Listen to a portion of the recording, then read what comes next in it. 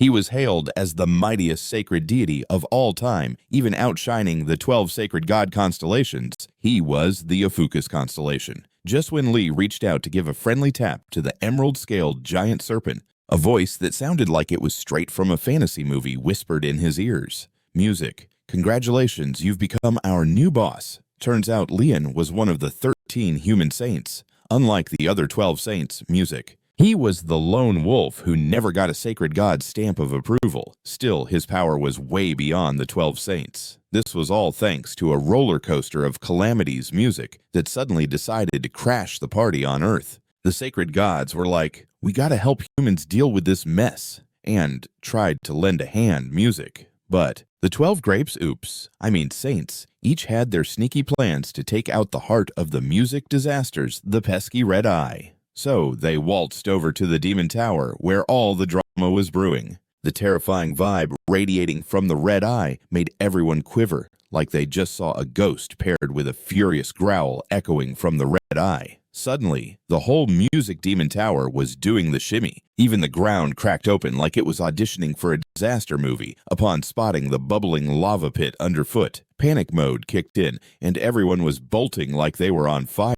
But Li Jian, well, he was prepped to Music go down swinging. After he took down the last catastrophic doomsday monster, the Red Eye, a blade decided to play peekaboo from behind and pierced right through his back. Before he could even turn around to see who was playing dirty, he got launched into the music abyss. Little did he know those chicken-hearted scoundrels had come back to sneak attack him. But hey, at least he stumbled upon the Red Eye's true hideout beneath the abyss music. And it was cranking out even more nightmarish disasters. Fueled by rage, Li Jian pushed. He never bowed down to fate, especially not to the backstabbers. Falling here was not an option. Meanwhile, in the outside world, the 12 saints were boasting about becoming the world's saviors. They even threw a press conference about Li Jian's grand sacrifice, but the truth was tucked away, only known by them until 20 years later.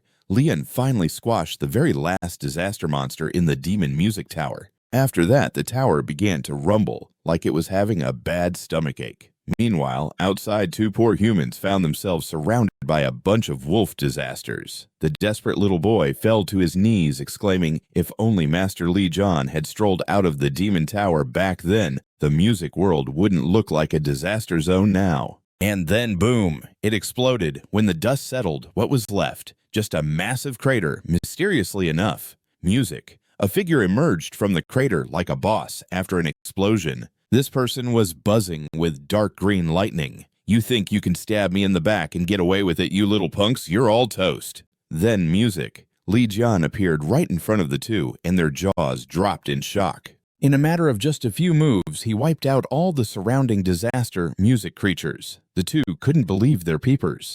Even those who were supposed to be superpowered struggled to handle those monsters. But for this guy, it was like swatting flies. Suddenly, the trio felt music. The sky darkened faster than a switch flipping. Looking up, they spotted a gargantuan wolf disaster sending its intense gaze toward Li Jian. As crackling noises erupted from the music magic wolf's mouth, a ridiculously powerful beam of light blasted straight from it. The force of that attack swept through the entire city like it was nothing. In an instant, Music. Half the city was reduced to literally nothing. Yet when the dust finally settled, there stood Li Jian unfazed and front and center, a whole lot of sass shining through. With a playful grin, he leapt into the air, yelling, "You can kiss my butt!" The two people next to him were so spooked they turned into statues. In their eyes, Li was now a scarier figure Music than all the disasters combined. He then spun around with a chuckle, saying, "Let's grab a bite to eat, and oh yeah, buy me some threads while we're at it." Hearing this music, the two stood there like deer caught in headlights. Moments later, they found themselves at a restaurant. In the blink of an eye, Li Jian managed to scarf down 60,000 yuan worth of food. He nonchalantly said, "I know you two are pinching pennies, so I tried to hold back." After gorging on food and drinks, Li Jian raised an eyebrow at the young man, puzzled. He said, "You look like a regular Joe, but I can sense some magic mojo from you." Music. The other explained, "This is the grace from the sacred god letting me level up to saint status. Aren't you in the same boat? Such a load of nonsense from those sacred gods." Just then, he caught a glimpse of his reflection in the spoon. Lian's heart skipped a beat as he thought, "Whoa, who's this dashing fellow?" He suddenly shot up and yelled, "Where's the nearest music mirror?" Then he sprinted over to check it out. To his shock, the ugly scars on his face vanished into thin air. Even music, his missing arm, had magically regrown. In his palm appeared a mark, and before he could process it, that mark morphed into a physical form glowing a soft green light. Then, a pain sharper than 1,000 little needles shot through his arm. The next thing he knew, his consciousness was catapulted into a vast and endless space. Right before him, an enormous emerald-scaled giant serpent awaited. When he stood before the giant serpent, the same mysterious voice echoed in his ears. "Music, you have danced with death, tackled the impossible. You are now the master of OPHIUCUS." A pain sharper than a pizza cutter jabbed through his arm. One blink later, he found himself floating in an endless void. Suddenly, an enormous emerald-scaled serpent popped up like it owned the place. When he laid eyes on the giant serpent, a mysterious voice floated through the air like a ghost wearing a funky hat. "Music, so you've tangoed with death and pulled off the impossible. Welcome to the Club Master of OPHIUCUS." Gaining the superpower of regeneration, stunned, he reached out to touch the massive serpent before him. The moment his fingers made contact, the dazzling giant emerald-scaled serpent burst into a brilliant light show. Just as he was about to process what was happening, Li Jian's mind snapped back to reality. Spotting the bewildered faces of those around him, he realized only he could see the enormous serpent. He wasn't quite sure what OPHIUCUS really was, but it definitely didn't radiate any divine vibe. Still, gaining this power, not too shabby. The thought of teaching his ambushers a lesson got his adrenaline pumping. Meanwhile, nearby, the demon tower was completely fenced off by concerned officials. Gazing at the wreckage, some folks suggested that it must have been vandalized. After all, the demon tower was the one landmark everyone associated with Lion. With the massive corpse of misfortune lying next to it, some brazenly speculated that Lian had made a dramatic comeback. When Aries' Saint Yang Wei caught wind of this, he immediately thought, "Wait a second, could Li Jian still be breathing?" After a moment, he chuckled at his own ridiculous thought. Surviving 2 decades in a nightmare filled with over 1,000,000 black disaster misfortunes, not likely, as Li Jian took a moment to inspect the phone in front of him. He was taken aback. Who would have guessed technology had sprinted ahead in these 20 years? Phones could now connect to the internet. Thanks to some tech-savvy youth, he quickly dug up news about himself. After reading comments from clueless keyboard warriors, he felt a surge of rage. They had all fled in terror when they spotted the red eye, yet they boldly claimed they had vanquished it. However, he regained his composure and dialed a number from his memory. At that very moment, on the flip side of things, Sagittarius, Saint Yugo Otis had just deplaned when he got the scoop about the demon tower collapsing. It took him back to 20 years ago, the day before their big mission kicked off. Yugo, blessed with prophetic visions, had warned Li ahead of time that he might not make it back from this mission. As a true friend, he really wanted Li Jian to drop the mission entirely, but Li Jian just brushed it off, joking that if he came back alive, Yugo would owe him 10 years' worth of fried chicken on mission day. He held down the fort outside the tower, battling misfortunes and keeping an eye on the exit at Li Jian's request. Then came the dreadful news about Li Jian's supposed demise. That group that entered the tower had actually ditched Li Jian at the last minute, returning only with the Red Eye's head. Thanks to this so-called achievement, including Yugo, the 12 saints were celebrated as heroes and granted supreme authority. He absolutely couldn't wrap his head around how Lian could just be gone like that. Countless times Yugo had tried convincing the other saints to join him in searching for Li Jian, but they flat out rejected him. Without their backing, he couldn't save Lian, and he reluctantly came to terms with the cruel truth. Now, 20 years later, no matter how formidable Li Jian was, he couldn't possibly still be kicking. Just then, Yugo received a voice call from the Prime Minister. The Prime Minister dropped the bomb that the Demon Tower had collapsed, and they'd found the corpses of black-level disaster misfortunes in the wreckage. Li Jian might still be alive. Hearing this, Yugo groaned in exasperation and cut off the Prime Minister, insisting he drop the subject. Li Jian had sacrificed himself in the Demon Tower 2 decades ago, but what the Prime Minister said next left him speechless. Just moments ago, Lian's special line had rang. Realizing this, he urgently urged the driver to pull over. He suddenly recalled his phone buzzing incessantly earlier. Could it be Li Jian? When he checked his phone, he discovered a voice message waiting for him. He held it to his ear and recognized a hauntingly familiar voice. Otis, I'll track you down and then take you out. Yugo stood there completely flabbergasted. This voice, this tone, it was undeniably Li. At that moment, a sudden news alert grabbed Li Jian's attention. It was about the re-examination of his will. Long ago, he had pledged that if he kicked the bucket, all his assets would go to orphanages. Lion also wanted to confirm if they'd honored his wishes, but to his shock, aside from the Sagittarius saint, the rest of the saints had split up his fortune. They even claimed it was to better save humanity. Music. Li couldn't hold back his fury anymore. He vowed to take them all down, including the so-called sacred gods backing them. Just at that moment, Li Jian found himself in a bit of a pickle. Even if he declared to the world that he was back, his current self looked way too different from 20 years ago. No one would believe him, and he'd probably be treated like he had lost his mind. But just then, a system prompt popped up in his mind. Someone, music, is watching you. Simultaneously, he sensed an all-too-familiar aura. He had been itching for a way to unleash his pent-up anger. Peering out from the restaurant, he spotted a swarm of Aries, tribute gods, floating in the sky, demanding he make sacrifices. Music. A bunch of shameless flatterers daring to provoke him. Just when Li Jian was about to lay down the law with them, he noticed a couple passing by, wearing Gemini saint badges who were giggling and whispering, "What era?"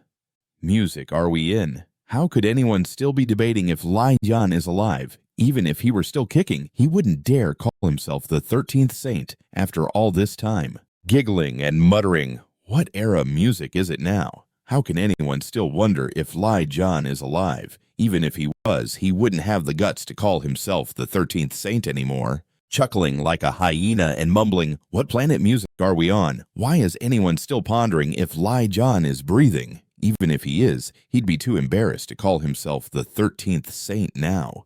Giggling away and muttering, what age? Music are we stuck in? Why are people still debating if Li Jian is alive? Even if he is, he'd be too red-faced to claim the title of 13th saint anymore. Li Jian watched the couple approach like they were the stars of a bad sitcom. The man sneered at Lian, telling him to scram, then puffed a cloud of smoke right in his face like it was one of those silly magic acts. Hey, loser, don't block the road. What are you staring at? Fight me if you're up for it. When Lian didn't budge an inch, the guy was instantly bored, muttering something about cowards before parading off with his date. As they walked away, they kept yapping about why anyone would ever like Lian, the so-called weakest link among the saints. Only an idiot would take a liking to him. That was the last straw for Li Jian. He hollered at the pair of pestering cockroaches, "Hey, you two over there!" The couple whipped around, eyebrows raised, staring at Lian like he'd just recited Shakespeare.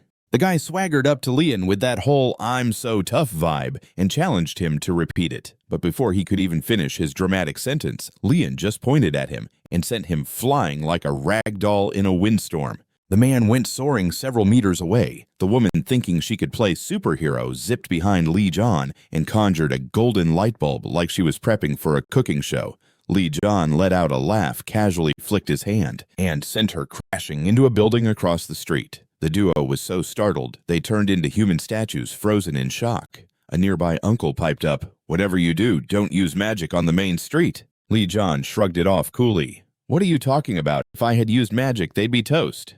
Then he casually ambled over to the fallen guy and yanked off his Gemini badge like it was a cheap souvenir. Curious why these wannabe saints had sacred objects. He scratched his head. The youth patiently filled him in.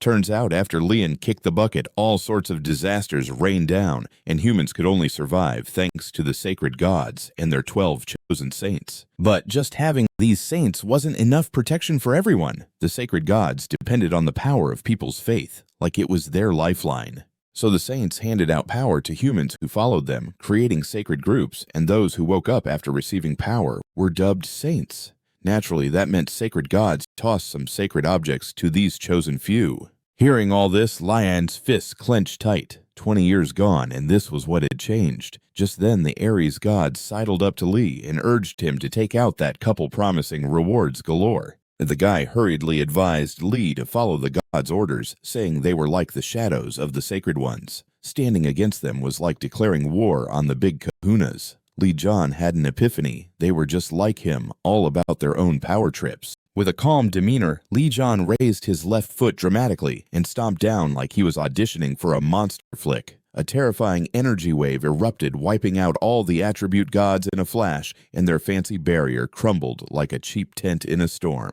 That night, Li Jian tagged along with the boy back home. After a steamy shower and a fresh haircut, he stepped out of the bathroom only to find his place swarming with ominous objects attracting misfortune like moths to a flame. The boy casually dropped the bomb that these were sacred objects blessed by saints. Just as he was explaining, Li Jian blasted those baddies to smithereens, not believing the audacity of those filthy saints to squat on his turf while pushing low-grade ominous junk. Right then, the boy's roommate kicked open the door, and when he took in the chaos, Shan Kai blew a gasket. After finding out Li Javed Hanji, Shan Kai barely kept his cool. When Shan Kai asked for Li Jian's name and what sacred group he belonged to, Li shot back, "The only ones serving sacred gods are those 12 numbskulls. I, Li Jian, don't need anyone." Hearing Li claim his name, Shan Kai's fury boiled over, striding right into his home, breaking stuff and pretending to be Master Li Jian. That was it. Shan Kai erupted in blue flames like a horror movie villain. Li Jian, seeing this, activated OPHIUCUS skill, the God's Eye, and boom, Shan Kai appeared on his screen like trading cards. Without breaking a sweat, Li Jian zipped behind him, flicked his fingers, and sent Shan Kai flying like an overcooked noodle. Hanji stood by, utterly bewildered. Li Jian grinned. "Shan Kai's okay, just knocked out. I'm hitting the hay first. He'll wake up soon." But when he opened another room, he was overwhelmed to discover it was stuffed wall to wall with his statue models. Li Jian's face dropped faster than a character in a bad dream. Hanji explained Shan Kai is Li Jian's *1 fan. Before Hanji could even finish, Li Jian casually snapped off a statue's head.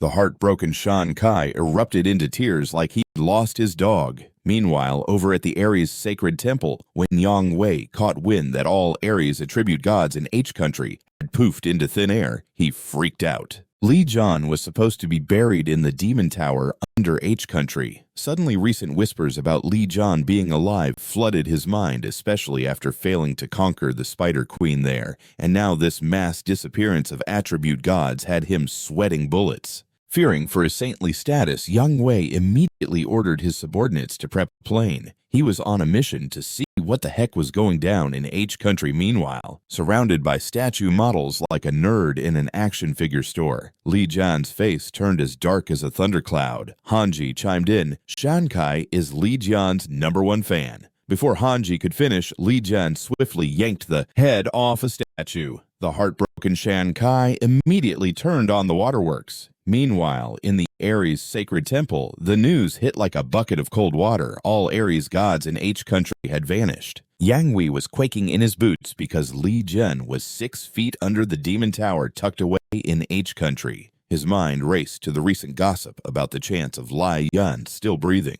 Following his epic fail against the Spider Queen, not to mention the mysterious disappearance of all the attribute gods. If this kept up, he might just lose his saintly gig. To calm his jitters, Yang Wei wasted no time barking orders to get a plane ready. He was determined to fly to H country and see for himself. Meanwhile, Shan Kai and Hanji were on a mission to stock up on the essentials in the supermarket. Hanji raised an eyebrow and asked, "Could that dude really be Master Li? I saw him strut out of the demon tower." Shan Kai shot back, "No way Master Li Jian is humanity's superhero. He can't be that kind of lowlife." But just then, a figure zipped past them while shouts erupted from behind. Stop that thief!" They quickly put 2 and 2 together. This dude must be a Scorpio saint. You see, Scorpio saints are way faster than your average Joe. But who knew they'd use their speed for some petty thievery? Just when that thief was feeling like a big shot, Li Jian swooped in and delivered a punch that made the thief's eyes almost pop right out of his head. As Hanji wondered why Li Jian was crashing the party, a bald guy suddenly appeared next to him and said, "By the looks of your vibe, you're just a regular saint. Next time you might want to ring the cops first." Li Jian was baffled. Who was this guy? Then out of nowhere, the whole mall started shaking like it was having a dance party. Noticing that no one was paying attention to him, the thief quickly got up and made a break for it. He thought his speedy moves would help him make a smooth getaway. But before he could say sticky fingers, a gigantic mouth swooped in and gobbled him up. Just then, a swarm of enormous insect misfortunes burst out from underground. Once the dust settled, folks finally got a good look at what they were dealing with.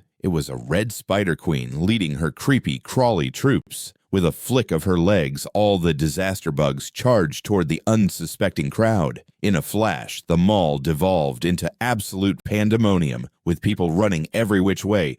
At that moment, Li Jian swooped down from the heavens, smashing the monstrous bug into the ground. He was about to check on the kid to see if he was okay, but the boy freaked out by Li Jian's sudden entrance and bolted. As horde of disaster bugs kept pouring in, Li Jian figured it was a good time to stretch those muscles. And behind him, the shadow of a giant snake began to take shape. Supposedly, he was the Aries saint chosen by the gods to save humanity. Yet here he was plotting to bury everyone in the mall instead. Turns out, after failing to take down the Spider Queen the last time, he had to keep that little secret under wraps by sealing her away. But who would have thought she'd break free so soon? If word got out that he dropped the ball on the Spider Queen, his Aries sacred temple's reputation would take a nosedive. To protect his image, he ordered his fellow saints to go ahead and bury the entire mall. Little did he know Li Jian, who he thought had kicked the bucket in the Demon Tower, was fighting like there was no tomorrow. Meanwhile, in the supermarket facing an army of disaster misfortunes, the bald Gemini guy was emanating icy vibes.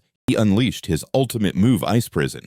He slammed the ground like he meant it. Ice spikes shot out forward. "You pesky bugs, it's your time to freeze." The icy blast immediately froze all the disaster critters in sight. But just as he was about to pat himself on the back for half a second, the ice shattered in a blink of an eye. Little did he know that as an S-rank saint, he couldn't hold back those disaster misfortunes for even a few ticks. Just then, Li Jian popped up right in front of Bald Man holding a bunch of fizzy drinks. With a quick flick, he hurled them at the disaster misfortunes, then charged straight in. Those misfortunes roared like beasts, but after a few swift moves, Li Jian had wiped out every single disaster critter standing in his way. Suddenly, a system notification pinged in his head. "You have eliminated disaster misfortunes gained. Godseed experience acquired crafting materials unlocking the forging function. You can now use materials to whip up skills and sacred objects." Seeing this, both were left speechless. But the bald guy was even more flabbergasted. Those disaster misfortunes he couldn't tackle were dispatched so effortlessly by this guy. He pointed at Li Jian, face riddled with astonishment, and said,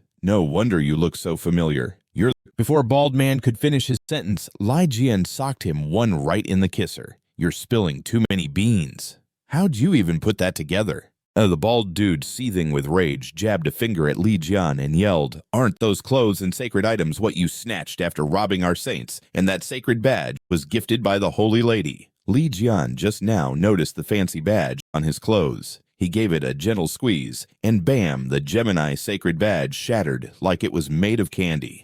The bald guy was fuming, but just then, a herd of survivors came rushing towards him, with the Spider Queen's massive form looming in the background. Without missing a beat, Li Jian charged ahead. His movements were slick and smooth, facing down the Spider Queen like it was second nature. After a few tussles, he managed to bring her down. The onlookers were in shock, witnessing someone capable of taking on the Spider Queen. Could this be a chosen one from the sacred gods come to rescue us? The bald man, however, wore a grave expression. Who exactly was this guy? Even without sacred objects, he could take on the beast. He finally spotted something on his threads. Giving it a light pinch, the Gemini sacred badge shattered like a cheap piñata.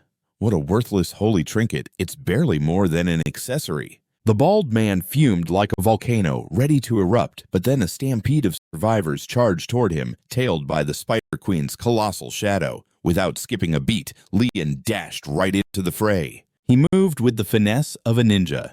Taking on the Spider Queen felt as easy as pie. After a few exchanges, he sent the Spider Queen tumbling down. People gasped someone could actually take her on. Could this be some divine intervention, they wondered, but the bald guy's expression turned as serious as a heart attack. Who did this guy think he was, fighting off major calamities without any holy gear? Just then, a familiar voice echoed in the heads of the bald man and Shanghai. "All Gemini saints clear out of the supermarket ASAP." Soon after, the Aries Saint music was ready to turn this entire mall into a pancake. Once the team leader issued the retreat order, Shan Kai and the bald man hit a snag, music. Shan Kai didn't want to ditch his buddy, and everyone else stuck in the supermarket to save his own skin. Watching Shan Kai stand his ground, the bald man realized he had to resort to drastic measures. He'd have to take out everyone Shan Kai cared about to make him, music, hightail it with him. Realizing this, Shan Kai went on high alert as blue flames ignited around him,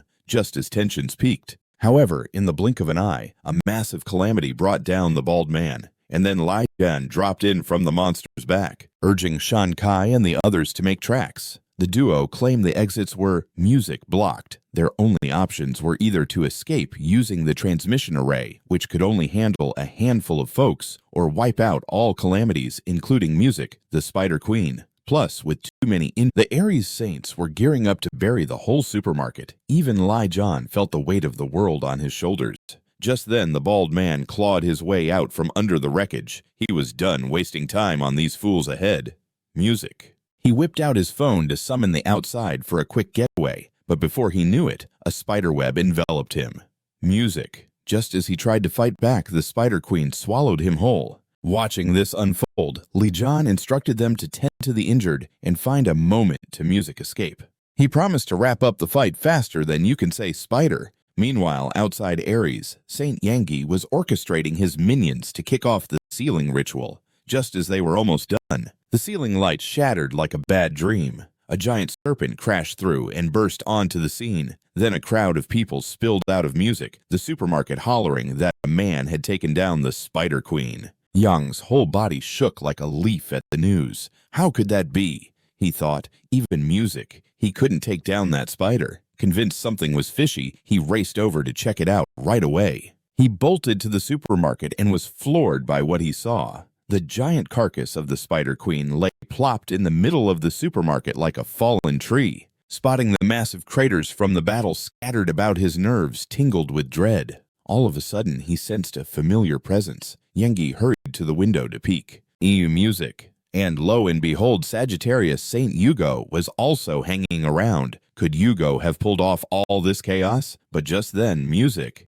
Yangi froze in his tracks. A voice that felt both familiar yet foreign tickled his ears as Li Jian, music, asked, "What's up? You look like you've seen a ghost." Yang Wei spun around and asked, "Are you Li Jian?" Just then, came out of nowhere. Li Jian, music, exclaimed, "What's up, feeling a bit under the weather?" Yang Wei spun around and asked, "Wait, are you Li Jian?" Just then, a massive explosion went off in the grocery store, and after dodging certain doom, music, Yang Wei found himself gasping for air, eyeing the figure cloaked in smoke. Li Jian burst out laughing. 20 years and the first thing you do is try to take me down. Come on, that's just rude." Yang Wei was taken aback that this guy was still packing a punch. Music, just like old times. But once he got a good look at Li Jian's face, he couldn't help but crack up. Yup, this dude looked and sounded just like Li Jian. But where was the scar? No way could Li Jian look this young. Realizing this blunder, Yang Wei clenched his fist, declaring, "How could you, music, trick me like this?" Li Jian's eyebrows knitted together. Then, quicker than a hiccup, he was right in Yang's face, delivering a punch that sent Yang flying to the ground. Li Jian smirked as he gazed down at Yang Wei sprawled amidst the chaos. Music. "You saintly bastards always need a good walloping to pay attention, don't you?" "No problem. Fact is, I plan to wipe you all out anyway. And I won't let those cushy sacred gods behind you off the hook either." At that moment, Yang Wei finally put two and two together. This was definitely Li Jian, though how he'd survived the Demon Tower was still a mystery. The fact that Li Jian, music, was alive couldn't get out, or the 12 Saints would be toast. So with a wicked sense of resolve, Yang Wei decided he had to finish Li Jian right here and now. Suddenly his body surged with magical energy, and a colossal figure emerged behind him. System alert, the doppelganger of Tong Gong, sacred god of Aries, has been summoned. Li Jian just chuckled at the sight. Yang Wei shot Li Jian a look full of disdain and pointed his finger. Huge chains appeared out of thin air, and music flew toward Li Jian, wrapping around him tighter than a parent during a family reunion. Then a slew of blades materialized in the air, empowered by the doppelganger. Yangi. In a flash, the blades transform music into icy projectiles floating in the air. They hurtled toward Li Jian like angry snowballs. Li Jian found himself pinned down by the icy barrage, seeing Li Jian buried beneath all those blades like a demon dessert. And music. Yang Wei laughed maniacally, shouting, "You dared to face me head on. Did you think we've just been twiddling our thumbs for the past 20 years? The disciples' faith isn't just for decoration." Hey, music. But in the next heartbeat, the whole mountain of swords started to tremble and shimmer. Then a gigantic fist came out of nowhere and whammed Yang Wei right in the face, sending him soaring a few meters away. Music. But in a flash, the entire sword mountain hit a major tremor and lit up like a Christmas tree. Then a colossal fist walloped Yang Wei right in the kisser, sending him flying a good few meters. Yang Wei was shaking in his boots. Meanwhile, Li Jian's injuries were playing the ultimate healing game. The Aries holy deity raised an eyebrow at Yang Wei's skills, couldn't care less if he lived or kicked the bucket. Music. Li Jian shot Yang Wei a look that said, "You took my stuff and tossed me into the music garbage. Now it's your turn to feel the pain I went through." Then Li Jian fired up his powers, unleashing the 13th music sense. Meanwhile, Sagittarius Saint Yugo tracked Li Jian's vibe all the way to the Aries temple. Upon seeing the wrecked temple, Yugo was left scratching his head. "Come on, Li. Music. John, cool it with the chaos." Suddenly, he spotted two figures dragging a giant bag of goodies from the temple. Yugo sprinted over, throwing his arms around a kid with hair that resembled Li Jian's, and exclaimed, "Since you survived, why didn't you come find me? You just got back and you're already stirring up music trouble." "Oh, what on earth happened to your leg? You shouldn't be lumbering around like that." Li Jian stood there looking all sorts of confused. Enraged, he music gave Yugo a swift kick and snapped, "You don't recognize your best bud."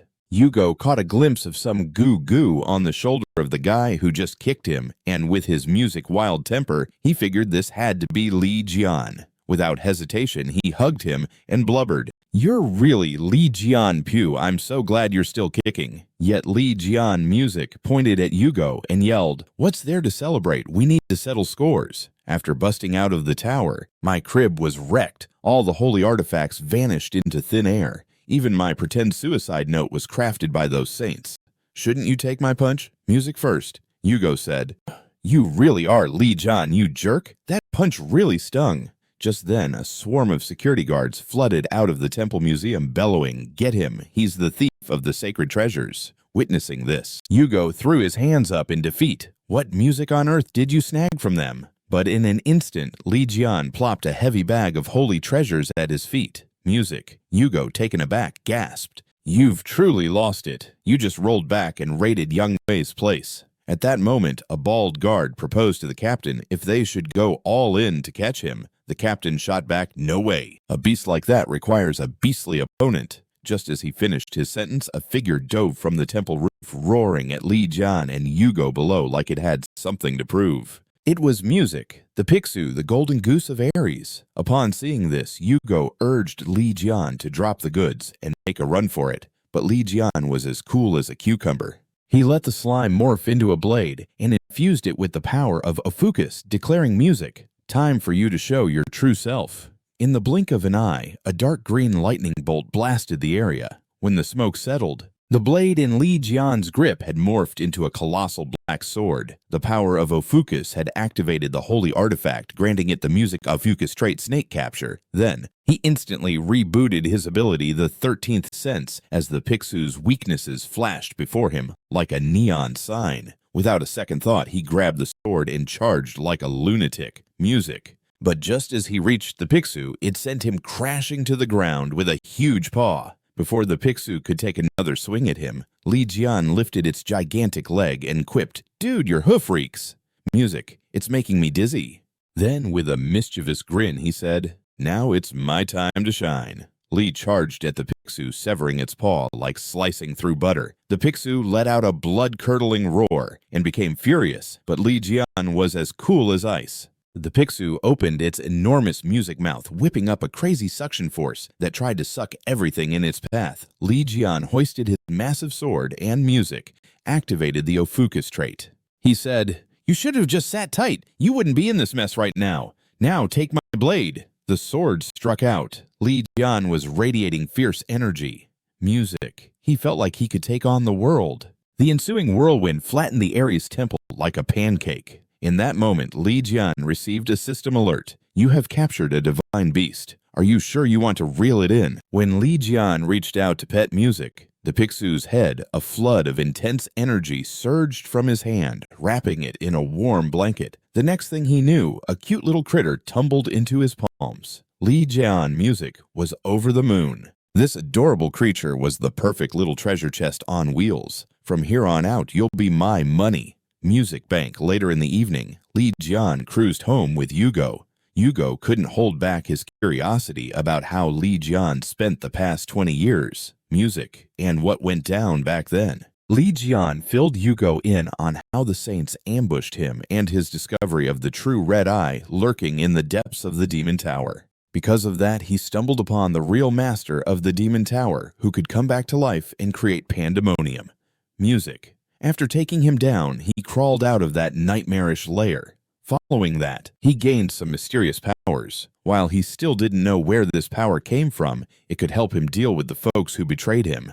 After saying all this, music. Li Jian summoned the Creation Workshop feature. He pulled out all the holy artifacts he snagged from Yang Wei, then fused music them with the Spider Queen's core of corruption. The next moment, a scarlet horse-like apparition appeared before Li Jian. System prompt sacred artifact, music creation complete. Self-awareness generated so you can name the red horse. It will gain the ability to absorb that individual's magical powers. Witnessing Li Jian conjure up this bizarre little horse, Yugo exclaimed, "That horse is hideous, furious." Li Jian snapped, "Do you have any idea how pricey the materials were for this thing? I was considering whipping one up for you too, but never mind that." Upon hearing this, Yugo immediately began to rave about Li Jian's brilliant and classy design. Li Jian wasn't fazed, responding, "We'll just have to see how you act from here on out." He then pulled out a box he snagged from the Aries temple, known as the Golden Fleece Vault, which could boost the level of any sacred artifact placed inside. Li Jian had his sights set on using it to forge even higher-level sacred artifacts, but Yugo grimly reminded him that this sacred tool was exclusively for the Aries saint. With that, Li Jian had to let go of that plan. When Yugo discovered that Li Jian intended to target other saints, his jaw dropped. Yugo exclaimed, "Catching Yangi is already a colossal headache." "What else are you after?" Li Jian produced a rabbit doll and declared Yang isn't dead. This doll is Yang Wei. Turns out his last tussle unexpectedly gifted him the power to trap other souls. He then pulled out a small dagger and handed it to Yugo, saying, "This is the very knife that was shoved into my back in the Demon Tower." Yugo examined the blade's intricate patterns, feeling that this was anything but ordinary. Li Jian mentioned he was off to the sacred artifact auction. Who knows? Maybe he'd stumble upon some unexpected clues there. Meanwhile, a gang of women in black swaggered into the ruins of the Aries temple. After doing some snooping, the leader sporting sunglasses made a mysterious call. On the other end was none other than the Aquarius Saint Sophie Marty. The woman in black reported, "Holy lady, the Aries temple is nothing but ruins now. No sign of Yang Wei." Sophie Marty shot back with a sarcastic grin, "Oh, really? Where could that bald tub of lard have scampered off to?" Just at that moment, a flunky burst in exclaiming, "We've got a situation here. Other saints have also gotten invites to the drama auction." Sophie Marty snapped, "What did you just say?" On the flip side, Leo Saint Stephen Mark had also gotten wind of the auction. He nonchalantly set down his $9,666,000 weight, confidently asserting that Li Jian's sacred artifacts were as good as theirs. Meanwhile, Li Jian and Shan Kai had already touched down at the Sacred Artifact Exchange. They were eager to sell the sacred artifacts Li Jian crafted and to dig up some info about the patterns on the short sword. The appraiser Qin Ming was sweating bullets as he scrutinized the statue before him. He was positive this masterpiece had to be the work of Master Li Jian. Cautiously, he asked Li Jian, "So, what's your connection with Master Li Jian?" Everyone knew Li Jian was a powerhouse in battle, but not many were aware he was also the original Forge Master. Li Jian's eyes lit up. "You really know him well. Are you a fan too?" Qin Ming, with his cheeks flushed, confessed that he was actually Master Li Jian's most cherished disciple. Li Jian was left scratching his head since he couldn't recall ever taking anyone under his wing. And why was this guy blushing so much? Just when he was about to give this fibber a reality check, Qin Ming whipped out a tiny booklet and claimed it was given to him when Li Jian chose him as a disciple. Upon seeing this item, Li Jian immediately recognized it as his long-lost notes. Li Jian thought to himself, could it be that this dude was the one trailing me like a shadow 20 years ago? I figured I had misplaced it, but turns out he swiped it awesome because it still has all the original sketches when he couldn't find it before. He was pretty bummed about losing it for a bit. Just then, the system chimed in. The dormant handbook had responded to its master's magic energy.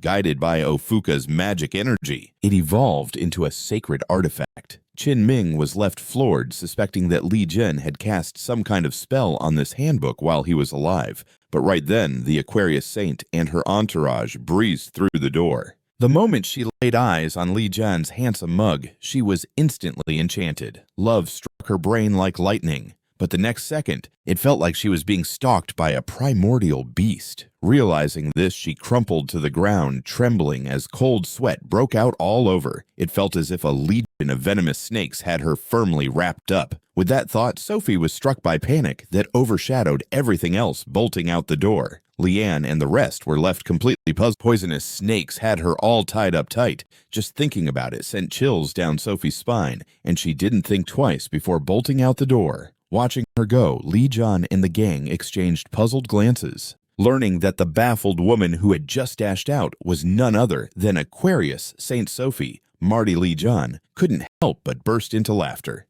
Even though her looks had changed slightly, her fundamentally ugly nature certainly hadn't.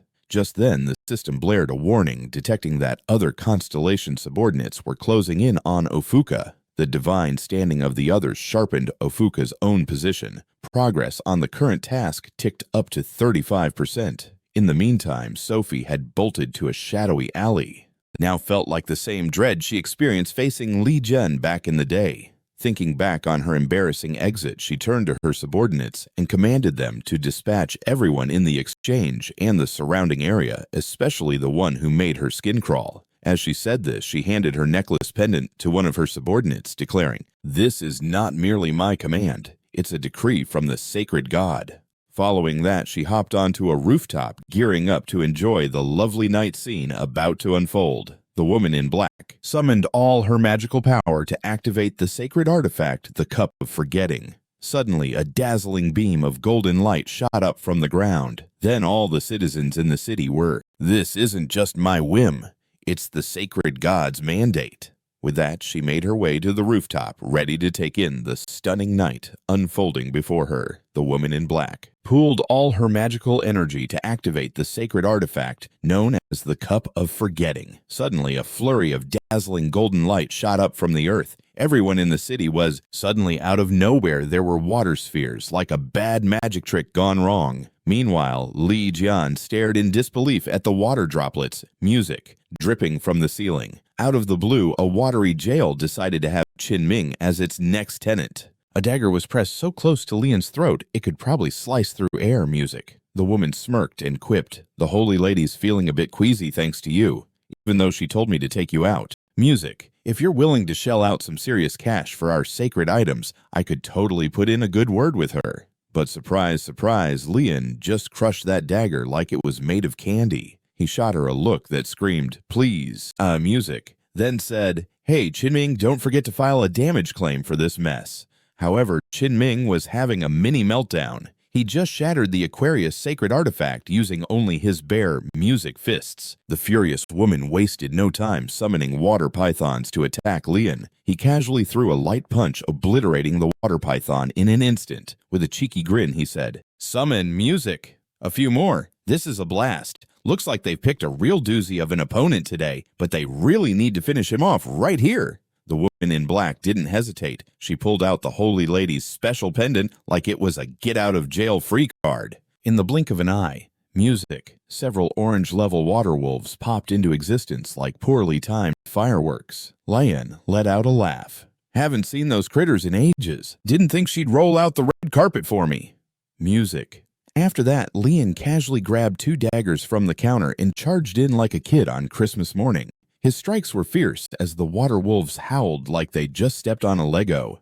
When the fighting started, Li Jian was practically bouncing off the walls with excitement. After a few impressive moves, he wiped out all the water wolves. The woman was left in utter disbelief that even the Holy Lady's summons could be music, crushed like a soda can by him. After the dust settled, Li Jian looked at the flabbergasted woman and said, "Was that over too soon? I'm still in the mood for a little more fun." The woman felt her heart race as if a massive python was eyeing her for dinner music. She exclaimed, "Just wait, you'll regret this," and bolted away faster than you can say water balloon fight. Without a glance back, Qinming watched Li Jian's figure, finding it growing increasingly familiar. His wild look and reckless fighting style were almost mirror images of LJ's. Could he actually be Li Jian just as he was piecing it together? And music. Li Jian made a shushing motion. He wanted Qinming to stash the water wolf materials for now.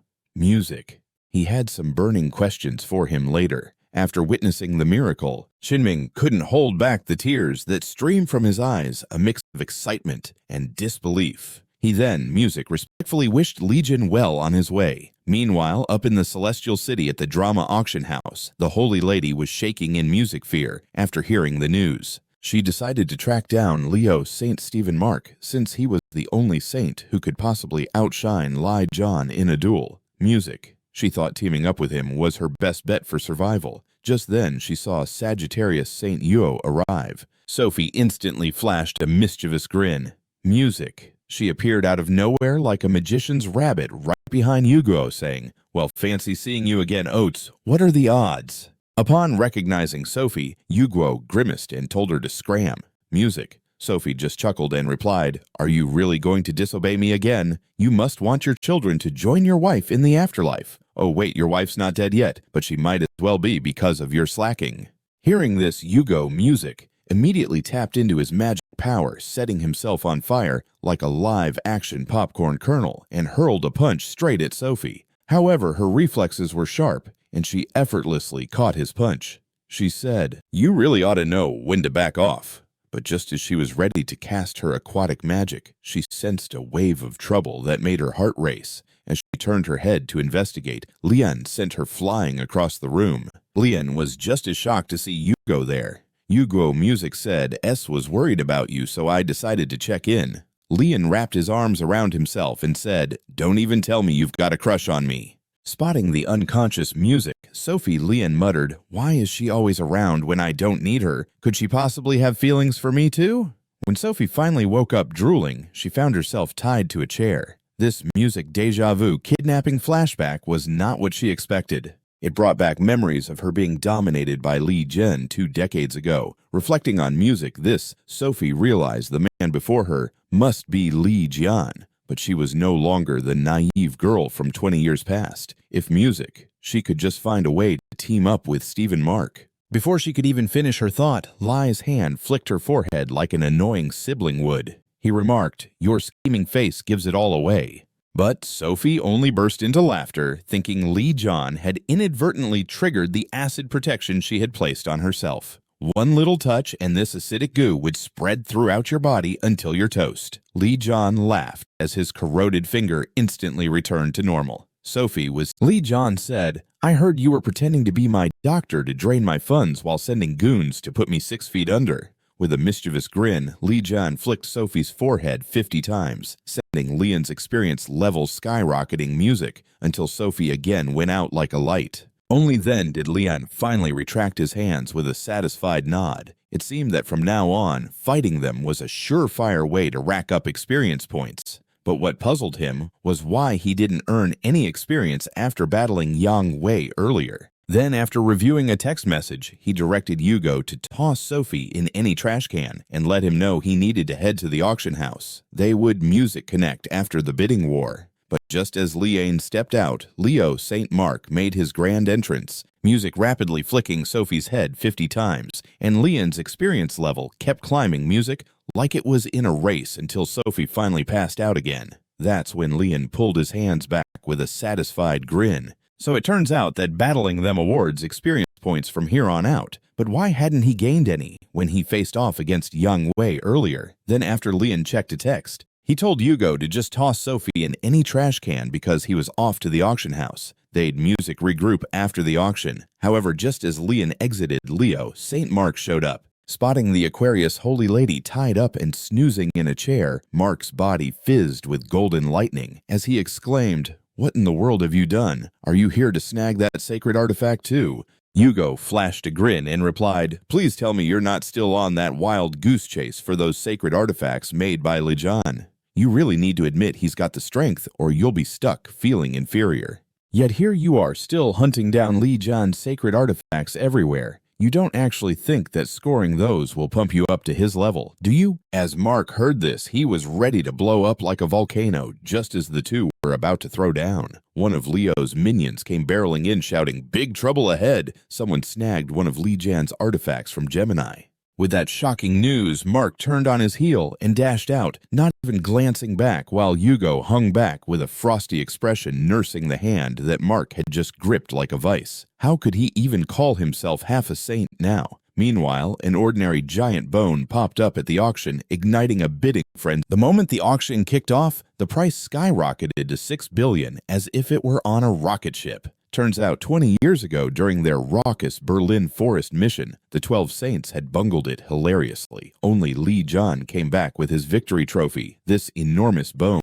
So naturally, however, Li Jian himself stared at the bone on stage in utter bewilderment. It was just a slightly oversized regular bone. Shan Kai chimed in, clearly miffed. "That's Master Li Jian's sacred artifact. How can you be so clueless?" Even though Li Jian Sama's artifact would end up in someone else's collection. Hearing this, Li Jian perked up at the thought of raking in cash from the comfort of his couch. Meanwhile, as his reputation kept rocketing higher, system data notifications flooded in like confetti. Over in the corner, the Leo Saint was on cloud 9, as this was the sacred artifact he'd been dreaming of forever. For 20 years, he'd been on the hunt for sacred artifacts linked to Li Jian dying to uncover the secret behind Li Jian's powerhouse status. So when he finally laid eyes on Li Jian's ultimate sacred artifact, he didn't hesitate to shout out an outrageous bid of $60 billion. Suddenly, the entire auction hall went dead silent. Everyone immediately shelved any thoughts of competing with his jaw-dropping offer. Even the auctioneer stood there, mouth agape, reeling from the astronomical price.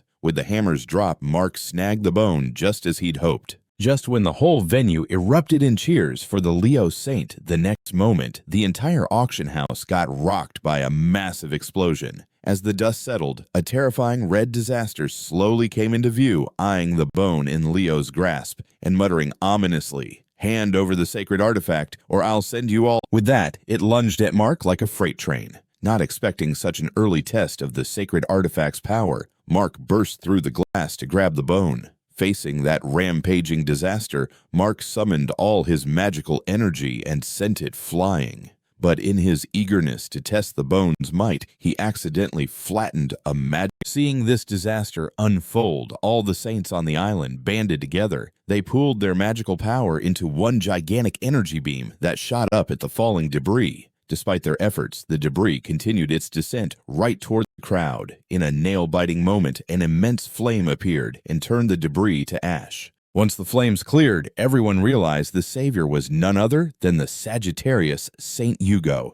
Just when they thought they were off the hook, a disaster misfortune, now looking like a walking bone pile, trudged toward them, dripping black goo from its teeth. That goo seemed to have a mind of its own, rushing toward the crowd like it was. Seeing the chaos, Yugo quickly nocked an arrow and took aim. Suddenly he felt a chilling sense of doom looming behind him. It was the disaster misfortune back from its rude fling, with Leo opening its gigantic maw to gobble him up. Just when it seemed Yugo was toast, Li Jian came through, delivering a... Li Jian chided Yugo for being too weak, leaving him feeling a bit anxious. Yugo defended himself, saying, "I gave it my all." Just then, Mark rushed into the scene, hollering, "You fools, you're ruining the moment for my new gadget. Don't cut into my grand entrance with a bone." He landed above everyone, looking both furious and fabulous. Just as Li Jian pondered Mark's questionable sanity, golden lightning crackled all over Mark's body. The very next moment, a golden light barrier enveloped Li Jian and the others, courtesy of Leo's royal technique. Then, with newfound confidence, Mark held the bone tightly and strutted toward the disaster misfortune, radiating such a... After blaring that out, it lunged at Mark like a raging bull. Mark, taken by surprise, busted through the glass to grab the bone. Who knew he'd get to test this sacred artifact's powers so soon? Facing off against the impending disaster, Mark channeled all his magical might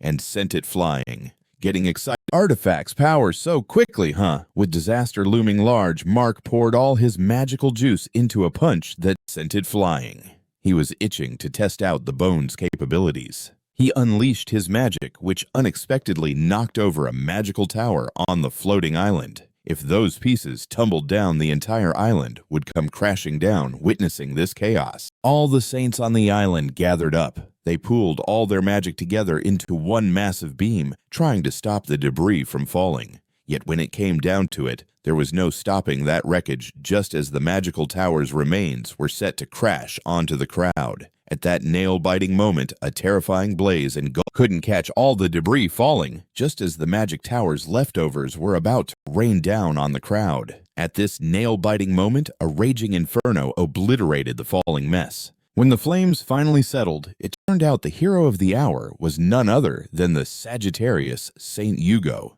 Just when people thought they might actually catch a break, a disaster creature caked in bone fragments lurched closer.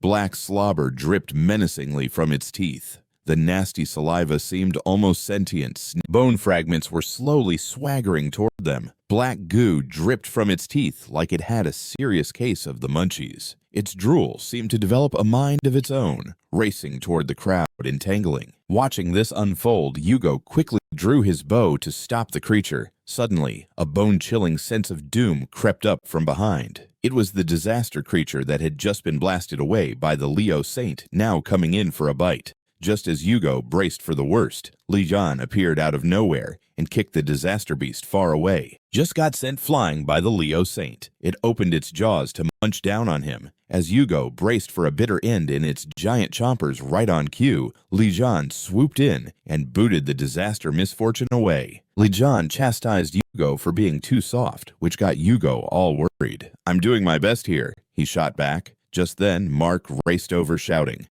"Hey, don't mess with my new gear. People are trying to wreck my debut with this bone," as he hovered above everyone. Just when Li Jian was questioning his own sanity, golden lightning danced all over Mark's body like he was auditioning for a superhero role. In the blink of an eye, a glowing golden barrier popped up around Li Jian and his pals like an unexpected party invite. This was Leo's royal jam. He confidently grabbed a bone and swaggered toward disaster like he just stepped off a movie set. His confidence was so over the top, even Chaos looked scared. After spinning that bone like a pro, he took a mighty swing. But guess what? The disaster misfortune barely flinched. They exchanged glances, and Mark was left completely baffled by the disaster misfortune's sneering look. Mark was starting to think maybe his swing was off, so he picked up the bone again and began a full-on frenzy of whacking at the disaster misfortune like a kid in a piñata party. With all that embarrassing whacking, the disaster misfortune got super annoyed. It raised its claw and swung at him like it was swatting a fly. Mark was stumped. He definitely hit it, so why was that bone just taking a vacation? Meanwhile, over yonder, all the saints who'd gotten hit by the disaster misfortune's goo were completely under its spell. Watching this unfold, Yugo was stuck in a pickle. But then Li strolled up to the saints like he was on a casual Sunday and yanked that goo off them like it was some sticky tape. Both the disaster misfortune and Yugo froze in disbelief. What kind of wizardry is this, Yugo thought, realizing he was dealing with someone who never played by the rules. Li Jian shot back at Yugo. "What are you babbling about? I'm the one handling all this. I didn't even expect you to lift a finger." Poor Yugo just sighed. Then, they both unleashed an aura so thick it could be cut with a knife. The dynamic duo was back in action. Li Jian kicked things off with the first hit, shaking everything around like an earthquake. The disaster misfortune's goo didn't bind him in the slightest. He freed the saints and charged straight at the disaster misfortune. The disaster misfortune roared, but Li Jian was like a freight train with no brakes. Yugo joined the fray too, tossing skills at the disaster misfortune. Flames erupted around it like a bad barbecue gone wrong. Li Jian grinned deviously, fist clenched, and sent a punch flying at the disaster misfortune. The force was so grand it launched the disaster misfortune into orbit. The thing howled in agony. Before anyone could blink, its head popped off like a champagne cork. Li Jian just smiled smugly. After they took care of the disaster misfortune, Lian's right hand started glowing like a disco ball. Suddenly, a flood of data appeared, and he unlocked a brand new skill, the instinct of a fighting god. Lian couldn't help but smirk, eager to test his newfound powers. With a ripping sound, Lian effortlessly tore through Leo's royal skill like it was wet tissue paper. Mark stood there in shock, watching this all unfold. Meanwhile, the blue disaster misfortune sensed an overwhelming aura and realized that taking down Li Jian was more pressing than snatching the sacred artifact. It lunged at Li Jian. All Li Jian did was glare with an unimpressed look. A primordial force crashed down from the heavens, smashing the disaster misfortune into the ground. Leo St. Mark was frozen like a deer in headlights. He thought only one person could wield such power. Li Jian remarked, "Seems like you've been quite busy using my name lately." Hearing that, Mark crumpled to the ground, shaking like a leaf. Mark desperately wanted to keep fighting, but suddenly there was a crack. What he thought was Lian's strongest sacred artifact got crushed like it was made of paper. Lian smirked. "This is just a regular dog bone, buddy. You've done your part too. Fair's fair, so it's my turn now, right?" He swung with a force that sent shockwaves everywhere. Debris flew like confetti. Mark was sent flying up into the sky. Seeing the huge crater left behind, Yugo was completely slack-jawed. Li Jian acted like it was just another day and pulled out his golden piggy bank. He told it to pack up everything here quick and then grabbed his phone to look for a number, mumbling Shan Kai. But Yugo hit the brakes when he heard that name. He didn't want his kids running into this guy. Yugo was always on high alert. Both of his kids were hardcore fans of Li Jian. If they found out he was still alive, his previously happy family life would take a nosedive. He wanted to hightail it out of there with Li Jian, but then he heard a voice behind him, bursting with excitement. "Dad, is that really Li Jian-sama?" After Shan Kai confirmed it, he dashed off to tell his sister to hurry up. Those siblings had been Li Jian's biggest fans since they were knee-high. They watched his battle highlights every single night. The image of him standing on a mountain of disaster misfortune corpses was etched in their minds. Shan Kai eagerly dragged his sister over to meet Li Jian. After hearing her brother's introduction, Lu's jaw dropped. She pinched herself to see if she was dreaming. This was unreal. How did Master Li Jian-sama turn out so handsome? In her memory, Li Jian was supposed to have hideous scars and looked rough around the edges after 20 years in the Demon Tower. Instead, he was a total heartthrob. Shocked. Shan Kai could read his sister's thoughts like a book.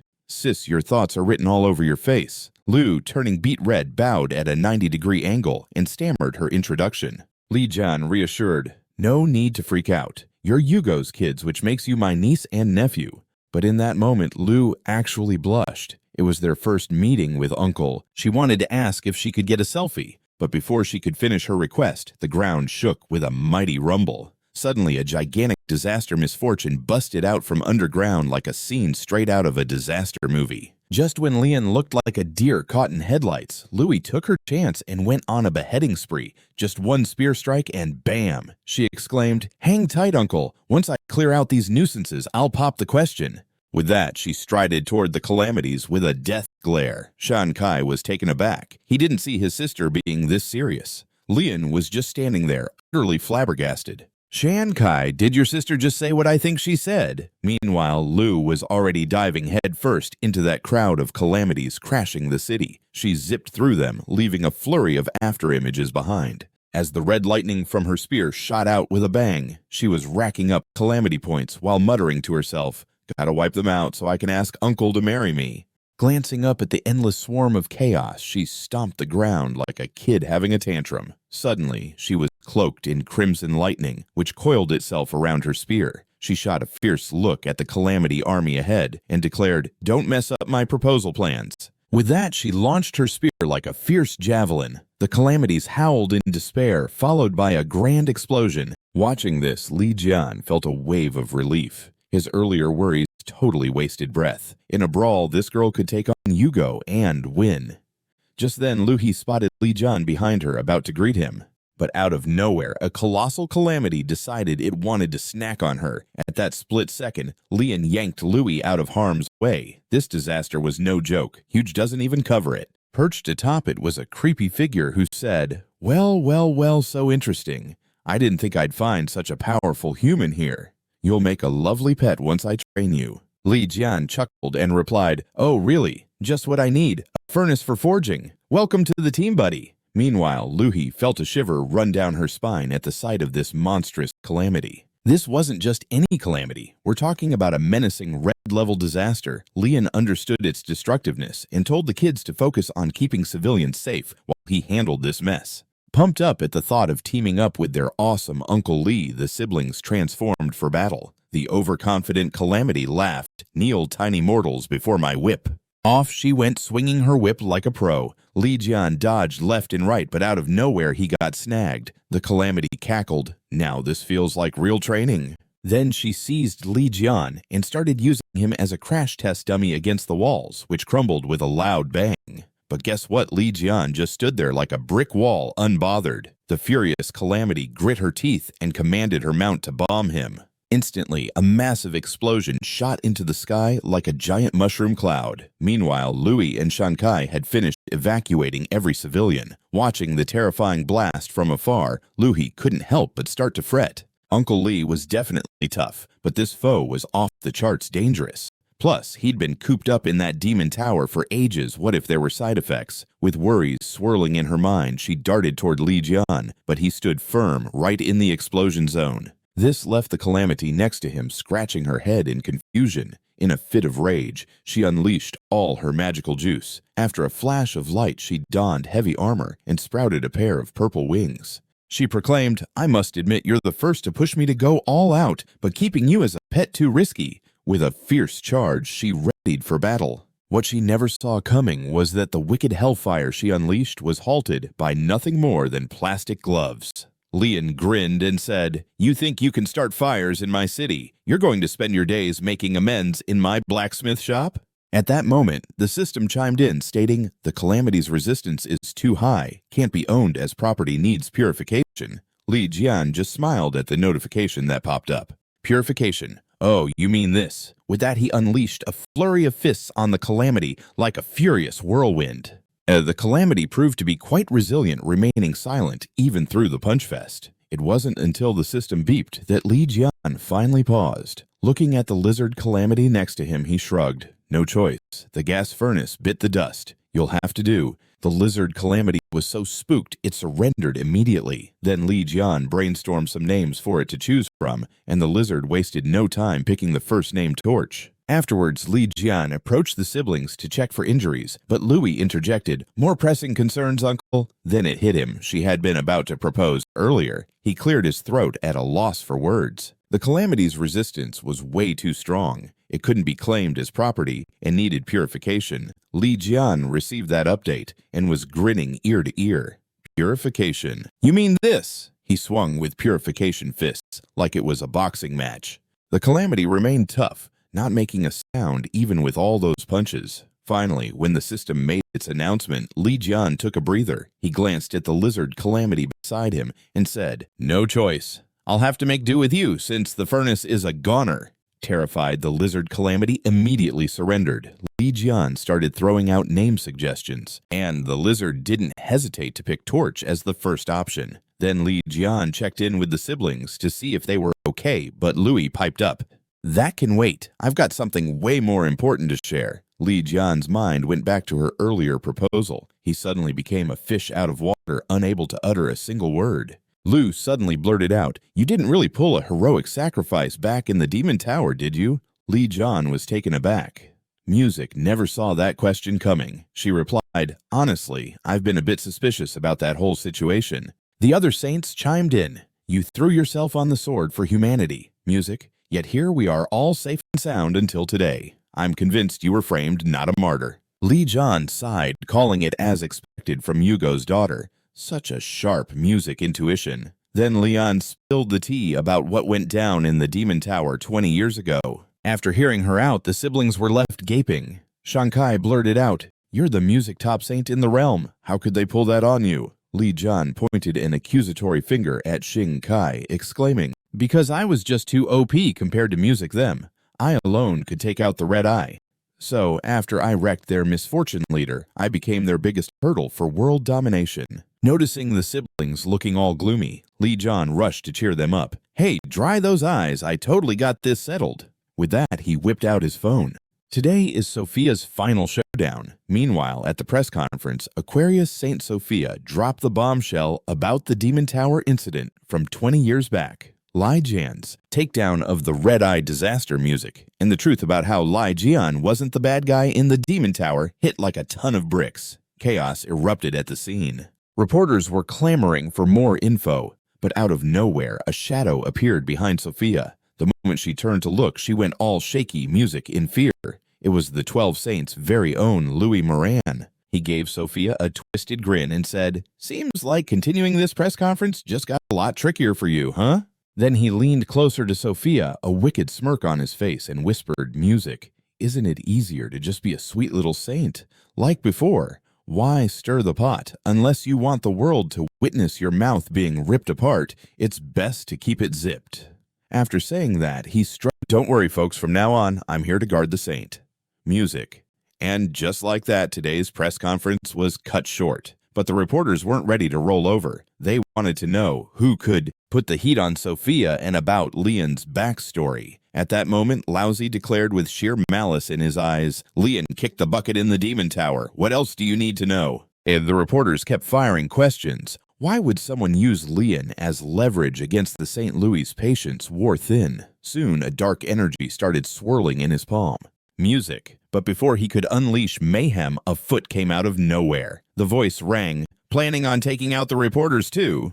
Music then kicked Louie straight into the wall. Sophia stood there utterly confused. Li Jian actually showed up. He rushed in front of Louie and said, "Long time no see, your wrinkle-filled music face looks just like I remember same old you, just with a dash of my gift." With that, he slammed him into the ground. But Louie didn't seem too fazed by Li Jian's assault. Li Jian quickly realized this was just Louie's music clone muttering, "Busted, you're still playing with clones, eh?" These words caught Louie off guard. Li Jian had seen through his clone trick immediately. "So, who exactly, music, are you?" Li Jian flashed a grin and said, "Who else could I possibly be? I'm Li Jian." With that statement, the entire room fell into stunned silence. Then it was a laughing riot. Music. People snickered. "He's calling himself Li Jian. Is he out of his mind? This is hilarious." Even Louie couldn't help but chuckle, muttering, "Enter music. You've got some chops, but if you're impersonating someone, at least pick a more believable option." But before he could finish his thought, Li Jian landed another blow. He then turned to the onlookers and shouted, "What music are you gawking at? Get over here, stat!" Then he charged toward the crowd. At that moment, Sophia tried to make her escape. Unexpectedly, a massive tail popped up, cutting off her escape route. Li said, "Where do you think you're going? You've got some truth-telling to do." But just then, a strange black haze swept through the hall. Simultaneously, a system prompt chimed in, "Beware of the dark aura." The creepy black mist billowed outward with Louie at the center as a massive shadow crept up behind him. "Ah, so it is you, but never mind. I'm curious how on earth you made it out of the Demon Tower, but since you're back, I'll kick off a little welcoming bash." He pounded music the ground and shouted, "AB spikes!" As he did, a torrent of dark energy ripped open a gaping chasm. Seeing this, music, Li Jian quickly darted aside. But Louie cackled, saying, "Gotcha!" Dark patches spread rapidly beneath Li Jian's feet. In a flash, a bunch of music, sharp spikes shot up from the darkness, launching at Li Jian. Just in the nick of time, Lian whipped out a blade to block, miraculously landing on his feet. Music, Li Jian's whole body crackled with lightning.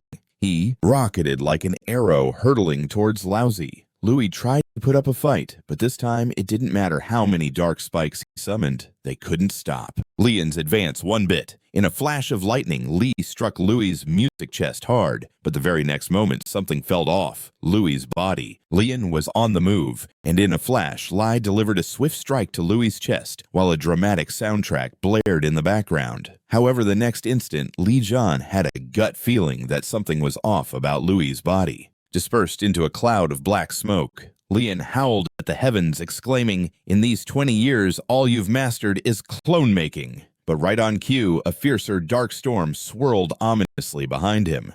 In the meantime, tendrils of black mist erupted from the storm, infiltrating all the reporters in sight, transforming them into Louie clones. Eyeing this chaos, Li Jian's eyes narrowed as he asked, "You've really messed things up here. Have you thought about how to clean it up?"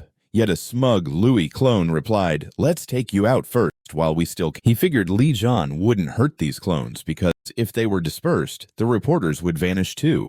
After he spoke, Louie commanded the clones to charge forward, but the very next second all clones froze like deer in headlights. It turned out the Li they were trying to attack had morphed into the misfortune Lizard's Tail's disaster. This nifty trick was something Li Jian picked up while tangling with Mark at the drama auction house. It let him call forth anything as Ophious's shield. Seizing the moment, Li jabbed right in front of Louie's clone. He sensed this was one of Louie's high-end clones. If he managed to zap it, the others would poof out of existence. With a mighty yank, Li Jian snatched a black crystal core out. When he tossed the core into OPHIUCUS' mouth, he got the system's alert cancer's crystal core fragment, holding 20% of the Saint God's divine juice. Absorbing the internal energy can unleash cancer's power. The Cancer Saint God looked a little rattled right about now. After Li Jian took down Louie, everyone started coming to their senses. Meanwhile, Louie's vanishing advanced clone was left scratching its head, wondering how Li Jian had gained the vibe of a deity. It decided it was best to hit the brakes for now. He had left a little surprise for Li Jian anyway. Just then, Li Jian's phone buzzed with a call from Yo. Turns out, Yugo had caught the entire showdown live on TV. Right then, he chewed out Li Jian. "What were you thinking destroying Louie's advanced clone? Now you've summoned Molmort, humanity's ultimate weapon, right to your doorstep." Li Jian frowned. This was a bit of a pickle, but he wasn't sweating it for himself. Still, hundreds of thousands of innocent bystanders were around. That's when he noticed Sophia shaking like a leaf beside him. He then cheerfully assured Yugo not to worry, claiming he had a plan. Grabbing Sophia, he blasted skyward 10,000 meters high. Then he cranked up the teleportation function of the Gemini Captain badge, popping right in front of Molmort. Feeling a wild surge of energy coursing through him, Li Jian cackled maniacally. "You're supposed to be able to liquefy anything. Right time to strut your stuff." With that, he flung Sophia right at Molmort. At that moment, Sophia just wanted to cry and unleash her frustration on Li Jian.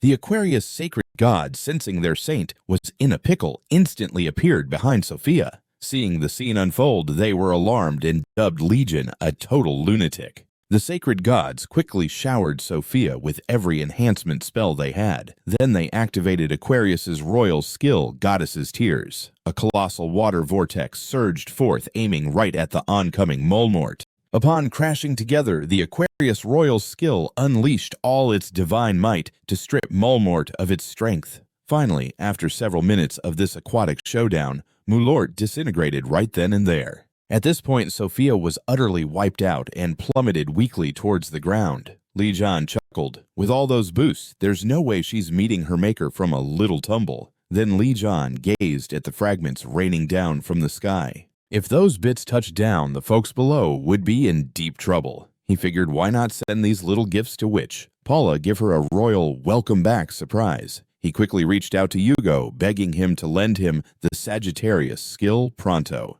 Absolute coordinates let you pluck specific objects and drop them anywhere you want. Picking up on Li Jian's urgency, Yugo sent the skill over without batting an eye. After snagging the skill, Li Jian activated the Gemini badge, teleporting once more, locking in on the Gemini Yin-Yang Palace. He used absolute coordinates to shift the falling debris onto the teleportation array. Back on the ground, folks having narrowly escaped doom erupted in cheers. Meanwhile, 100 miles away, bits of Molmort kept raining down on the Gemini Yin-Yang Palace. Over on the other side, once the leaders of H country got wind of everything that went down at the press conference, they scrambled for an emergency meeting. But just then, Li Jian made a grand entrance from the sky, Yugo and the Gemini captain tagging along. When they spotted everyone's jaw drops, Li Jian grinned and said, "Hey, how about you return my stuff?" The people, completely intimidated by Li Jian's presence, huddled in the corners like scolded housewives. Li Jian kept going. "I had Yugo set up as my authorized rep, but when I got back, I couldn't access my accounts using his authorization. Isn't that a bit odd?" Glancing at the trembling Li Jian, a counselor nervously explained, "After Lian vanished without a saint in every nation, we couldn't just trust any saint. And skill. Absolute coordinates. Absolute coordinates allow specific objects to be moved to designated locations." Hearing Lian's urgent tone, Yugo transmitted the skill without hesitation. After receiving music, the skill Lian activated the Gemini badge teleportation function again, locking onto the Gemini Yin-Yang Palace. He used absolute coordinates to transfer the falling debris onto the teleportation array. On the ground, having finally escaped danger, everyone cheered. Meanwhile, 100 miles away, fragments of Mulmort continuously fell upon the Gemini Yin-Yang Palace. On the music other side, upon learning of everything Li Jian had done at the press conference, each country's leaders hastily convened an emergency meeting. At music. But at that very moment, Li Jian descended from the sky, bringing Yugo and the Gemini captain with him. Seeing everyone's shocked faces, Lian smiled and said, "Hurry up and return my property." Music. The people intimidated by Lian's aura huddled in corners like scolded housewives. Lian continued, "I originally appointed Yugo as my authorized representative, but when I returned, I couldn't access my accounts using Yugo's authorization." Music. "Isn't that strange?" Looking at the demonic Li Jian, a counselor tremblingly explained, after Lian's disappearance, without a saint music in each country, they couldn't easily trust any saint. Moreover, Sagittarius had weakened due to various incidents. Given the circumstances, music. Without a saintly figure in each corner of the globe, trust issues ran wild. Plus, Sagittarius had taken a hit due to various hiccups. Given the situation, they were stuck between a rock and a hard place. Had kicked Yugo's trust to the curb and handed it over to someone way more dependable. Upon hearing this, Li Jian couldn't help but throw a punch. He never thought these buffoons would pick Paula as the go-to representative. Li Jian, fuming, shot back, "What gives you the right to brush Yugo off? Yugo's my property. I can overlook him, but you better not." At first, Yugo thought Li Jian was being a pal and felt a twinge of appreciation. But as Li Jian kept throwing shade, Yugo thought, "Could you please zip it, you lunatic? Don't I deserve a smidgen of dignity?" When he spotted Yugo tearing up, Li mistakenly believed he had struck an emotional chord and tried to give him a pep talk. Next, Li Jian gave them an ultimatum to bring back his belongings. Just then, a wild, magical storm burst into the meeting hall. The Gemini, Saint Hiki, made her grand entrance, declaring, "Thanks to you, our yin-yang holy palace is in ruins." "Do you even realize how much that cost? Forget about your stuff. I'm taking your cash to fix my yin-yang holy palace," she added. Li Jian scratched his chin, looking perplexed, and asked, "Hey lady, who are you supposed to be?" Hiki bit her lip, clearly annoyed at being called lady, and decided it was time to teach him a lesson. She spread her arms and an eye-popping purple magic circle appeared. The system chimed in that the Gemini saint was summoning a mighty spirit. Suddenly, a mysterious lady stepped out of the circle. It was none other than the fairy queen Ray Queen, called forth by Hiki. With an insane laugh, Hiki turned to Li Jian and exclaimed, "Meet the fairy queen who's almost as powerful as a sacred god." "Let's see how you handle this," she finished. But before she could complete her dramatic flair, Li Jian zipped right to Hiki, grabbed her, and sent her soaring up into the sky. The fairy queen could only watch, utterly speechless. Realizing she was way out of her league, the fairy queen nearly bolted back through the portal. But Li Jian snagged her and said, "Where do you think you're going? You think everyone's a moron." At that moment, Hiki, having finished her aerial tour, crashed down with a thud. Just then, as the purple mist cleared, Hiki morphed into a totally different look. Li Jian chuckled as if he had seen this coming all along. He shot a fierce glare at everyone present, barking, "All right, fork over my cash." After snagging his stuff back, Li Jian and Yugo exited the meeting room, but Yugo, puzzled, asked, "You wrecked her yin-yang holy palace, so why didn't the real Hiki show up? Normally she'd rain meteors on the city when she's ticked off." Li Jian smirked. "Oh, she definitely wouldn't just let that slide. She's probably stuck somewhere she can't get out of. I think I know where she is." Soon enough, Li Jian found himself at Shan Kai's house. He whipped out a box and said, "Time for the interrogation to begin." The box housed the fairy queen Ray Queen. Li Jian flashed a sly grin and said, "You better spill all the beans or else." The terrified fairy queen nodded like a bobblehead, signaling she'd come clean. Li Jian inquired, "So the witch hasn't shown up? Is she stuck somewhere and can't get out? And that somewhere is Shan Kai's place, right?" The fairy queen looked taken aback, her mouth opening and closing like a fish out of water. Noticing this, Li Jian donned his fiercest expression. The fairy queen was quaking in her boots and slowly gestured. Li Jian strutted over, picked up a statue, and wore a cheeky smirk. No wonder I caught a whiff of something funky from here. He activated his skill, the 13th sense, on the statue. As his mental energy seeped into the statue's soul world, he could hear Hickey's furious yelling. "Raken, how could you let him know I'm here?" Hickey, in her soul form, was nearly in tears. Everything had been planned to perfection. So why had it all gone sideways? Turns out the moment Li Jian stepped out of the demon tower, a wave of energy struck the Gemini saint like a thunderbolt. Hickey figured this spike must have come from Li Jian and zoomed in on Yugo's kid's home. Luckily, Shan Kai was a Gemini acolyte. To confirm this was indeed Li Jian, she took it upon herself to check it out. Panic-stricken, she might raise the alarm. She straight up used soul transfer to take over the statue, but unexpectedly, Li Jian smashed the statue she was in the second she showed up.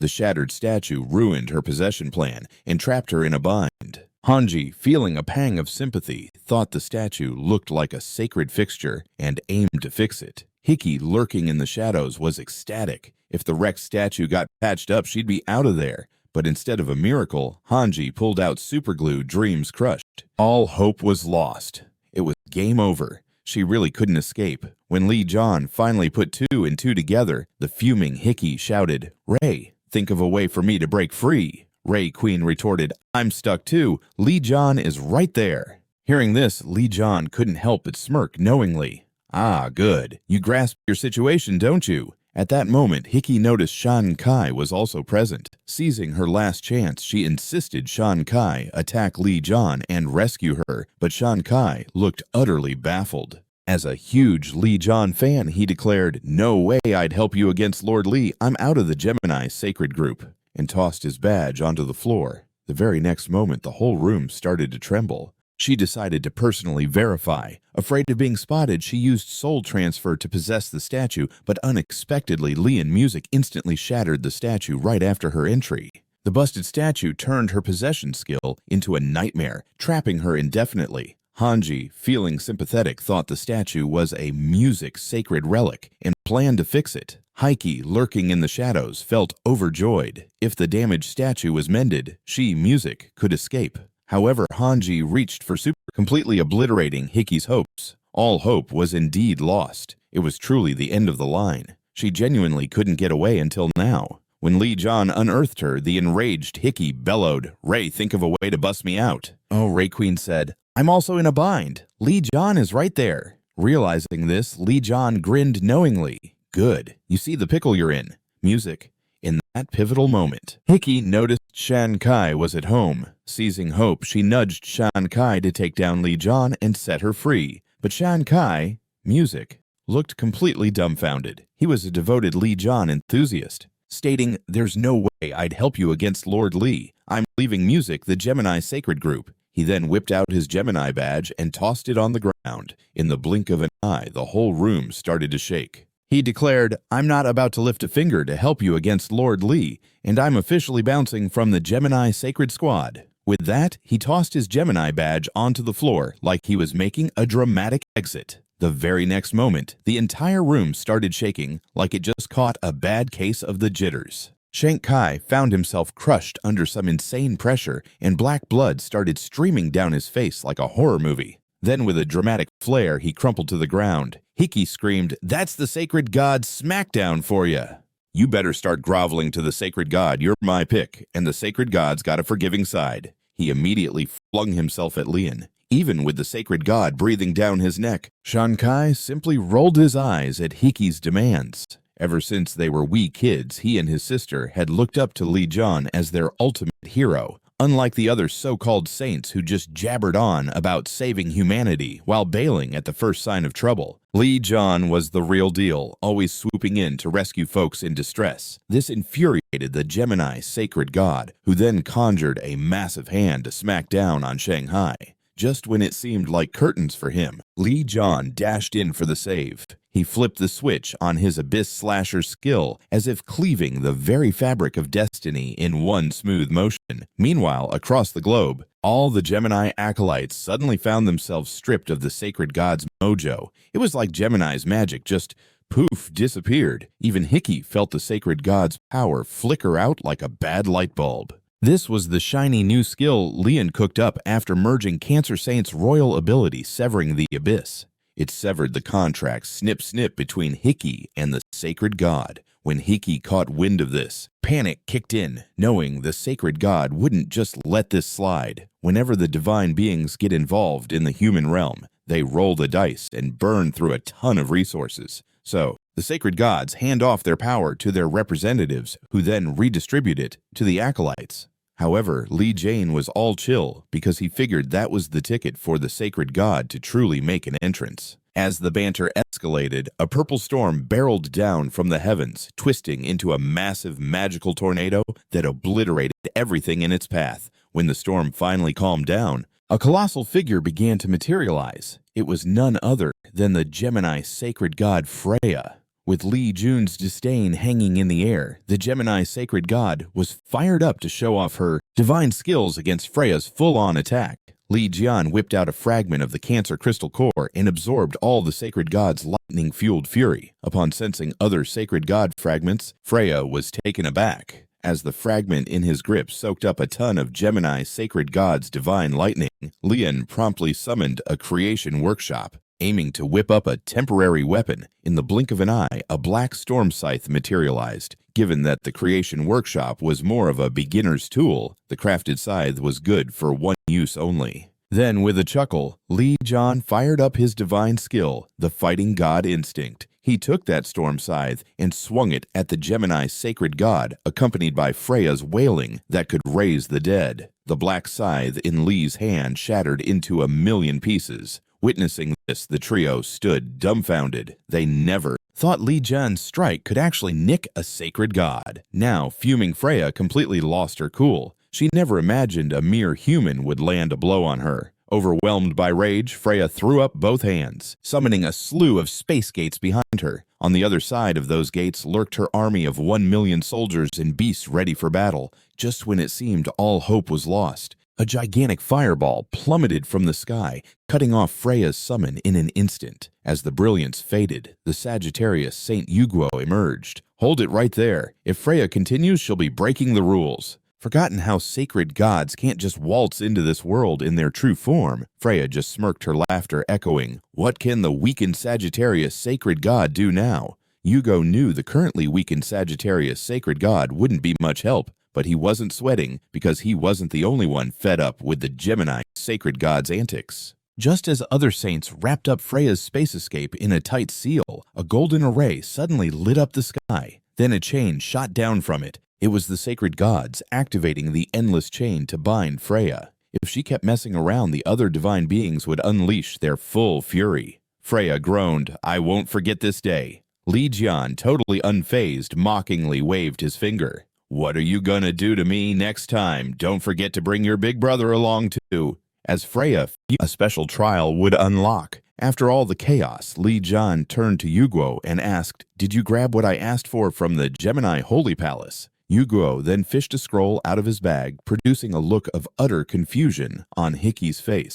She never envisioned Yugo as a saint pulling off such sneaky stuff. The scroll detailed the 4 legendary attribute gods, the one-eyed light warrior Belk, the white god's light warrior Wang Yar, and Jiaotan, the king of giants. The 3 attribute gods practically begged to pledge loyalty to Ophiucus. Even the Legion commander attribute locked up under the Yin Yang Palace deep in the ocean showed signs of surrender.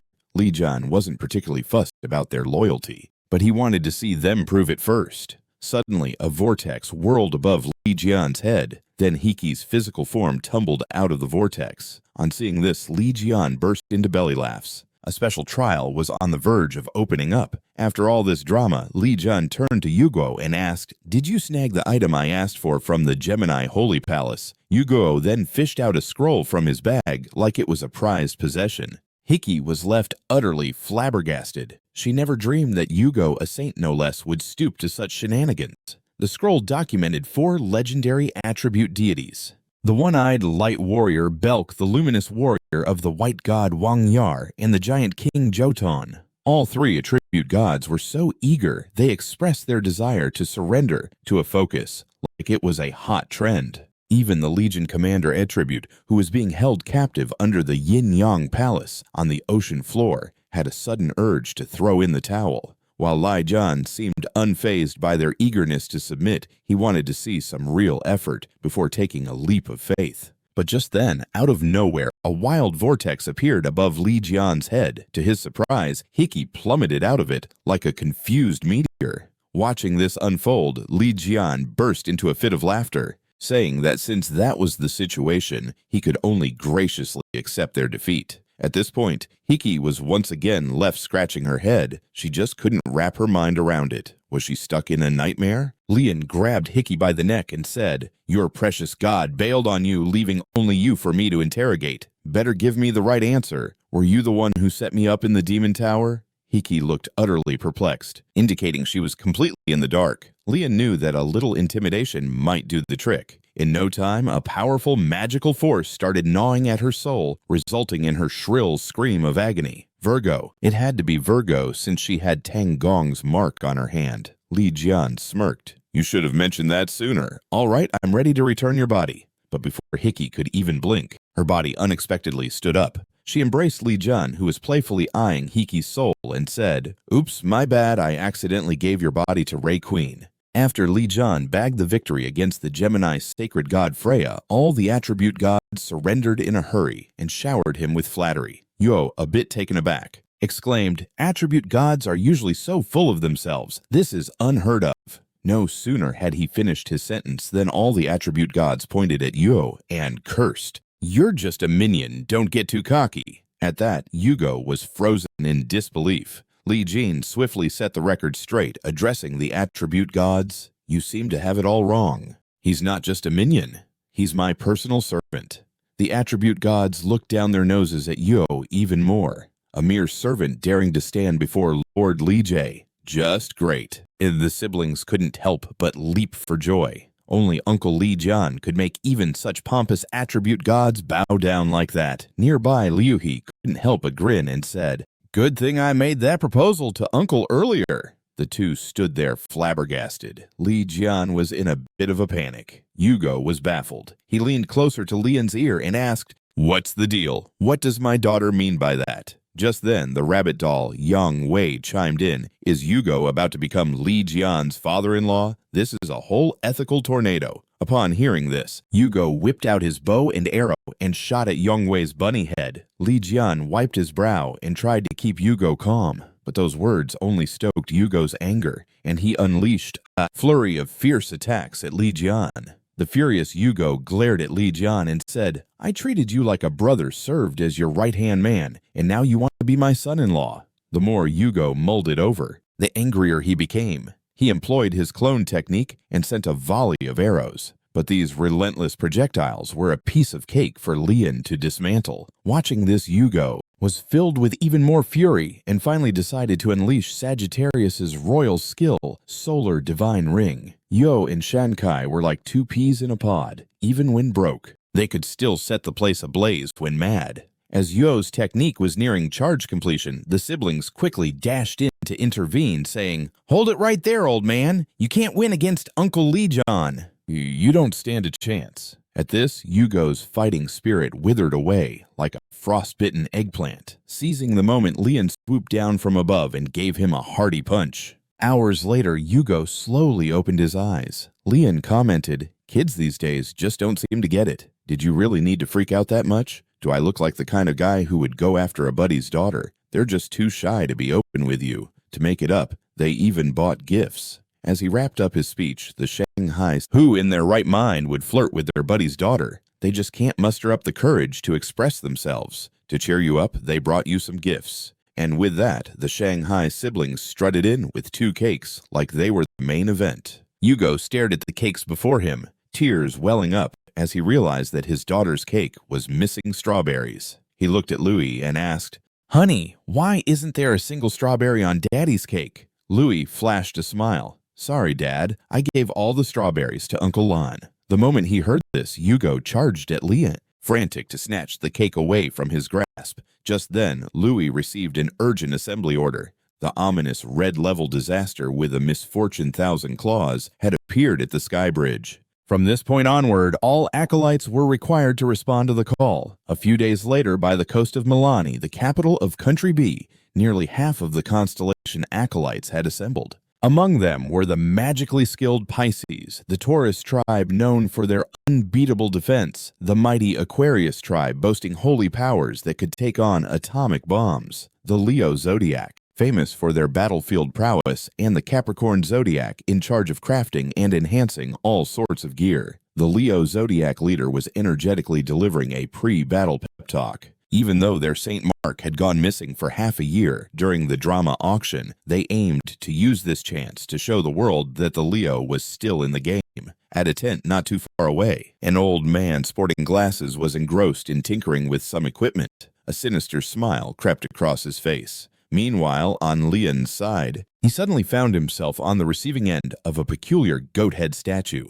Without a moment's hesitation, Li Jian hurled it up and smashed it to bits with a hammer. This statue was crafted by the Capricorn Saint Vladimir. He was also quite the blacksmith. Ever since Li Jian's went MIA, almost all top-notch gear in the world sprang from his own hands, though his forging skills paled in comparison to Li Jian's high standards. Yugo asked Li Jian, "Aren't you even a little curious about what the guy's got to say?" Li Jian shot back, "Nah, it's probably just a load of baloney." Meanwhile, Vladimir Music let out a stream of curse words. "Same old grouch, huh? Guess teamwork isn't in the cards." Just then, an acolyte popped up outside the tent and declared, "Holy Lord, it's showtime." Vladimir raised an eyebrow and said, "Really? It's time to unveil the true face of Thousand Claws." As Vladimir Music summoned a hammer, Li Jian, glued to the live stream, had his eyes go wide. This fossil not only snagged my stuff, but now he's flaunting it like a peacock. I'm out of here to give him a piece of my mind. Meanwhile, to keep the disaster at bay, Thousand Claws, the head honcho of the Leo Zodiac, issued the call, and everyone took off toward Thousand Claws like a bunch of kids on a school field trip. Music. But at that moment, Mark, still wrestling with Thousand Claws, yelled, "Hang tight until I get the bone out." Seeing this, music. Lou was just stunned. This guy was really a piece of work. In a flash, she was enveloped in red lightning, turning into a blazing red light that shot forward. Music. Other acolytes, seeing the Holy Lord in action, got all fired up and unleashed their best moves on Thousand Claws. But just when they thought it was all gravy, an even scarier supergiant red disaster, 10,000 Claws, suddenly showed up. Music just outside a tent. Vladimir chuckled, clutching a detonation device. But before Music, he could push the button, a blade jabbed straight through his palm, obliterating the device. Then, out of nowhere, some slime chomped him from a spatial rift that popped up behind him. A figure slowly. Music strolled out. It was Li Jian, who said, "Long time no see." Meanwhile, on the battlefield, Louie caught sight of the suddenly surfacing 10,000 Claws and knew she had to Music keep it from joining the brawl. She had to buy some time. Growing up, Louie had binge-watched countless videos of Li Jian handling disasters. She'd witnessed the 10,000 Claws strategy so many Music times, quick and nimble dodging through those tiny tentacles, slashing off any tentacles in the way with one clean stroke. When she got close enough, she would deliver the final blow. She soared above the disaster misfortune Music, channeled all her magic into her spear, and hurled it toward the disaster's eye. But to her utter shock, her strongest attack was swatted away. Music, like a fly. Before Louie could react, the disaster's furious attack was coming in hot. In the nick of time, Mark jumped in to shield her. Unfortunately, the disaster's force still sent both of them flying. As Lou was fading in and out of consciousness, she thought if it were Li, Music, Jan, he would have charged in, swinging his sword without a second thought. But just then, she was Music, jolted awake, because the newcomer was indeed Li Jian. He charged straight for the disaster and swung with a mighty slash. After some quick moves, the onlookers on the shore were frozen in disbelief. Music. But some saints grumbled about Li Jian, claiming they could have sent that disaster packing themselves. But before they could whine more, a tentacle snaked around Li Jian, dragging him off. The next moment, Music. It gulped him down whole. Everyone was in shock. Who could possibly take down this beast now? But suddenly, a wicked blade burst through Disaster Misfortune's music head. Disaster Misfortune let out a roar of agony. Lian wriggled out straight from Disaster Misfortune's belly and music. Disaster Misfortune met its end right then and there. Emerging, Lian smirked and said, "Come get a taste of this music scrumptious sea cucumber." The reporter brought as folks around the globe watched their hero triumph over Disaster Misfortune. They, music, erupted in applause, cheering louder than a football game. At that moment, a book materialized in Lian's hand. The Bible of OPHIUCUS had come into existence. The saints recited it aloud, eager to pump up OPHIUCUS' powers. Music. Leon approached Louie, checking if she was bruised. Louie responded with a charming smile. Li Jian said, "I might have broken your spear while using it. Don't worry, I'll whip up a new one for you." Hearing this, Louie practically sparkled with excitement. Just then, Mark, who appeared out of nowhere, chimed in, "Awesome!" Music. Li Jian's face twisted with annoyance. "Are you out of your mind? Why are you yelling?" Mark pointed at Louie and proclaimed, "She's the Vice Saint Lord of our Leo, my top lieutenant." Music. "If you're crafting a weapon for Louie, you've got to whip one up for me, the Leo Saint, too." Hearing this, Lian's anger simmered even more, and he was ready to blast Mark. Just then, music. Several kilometers behind them, there was a colossal bang.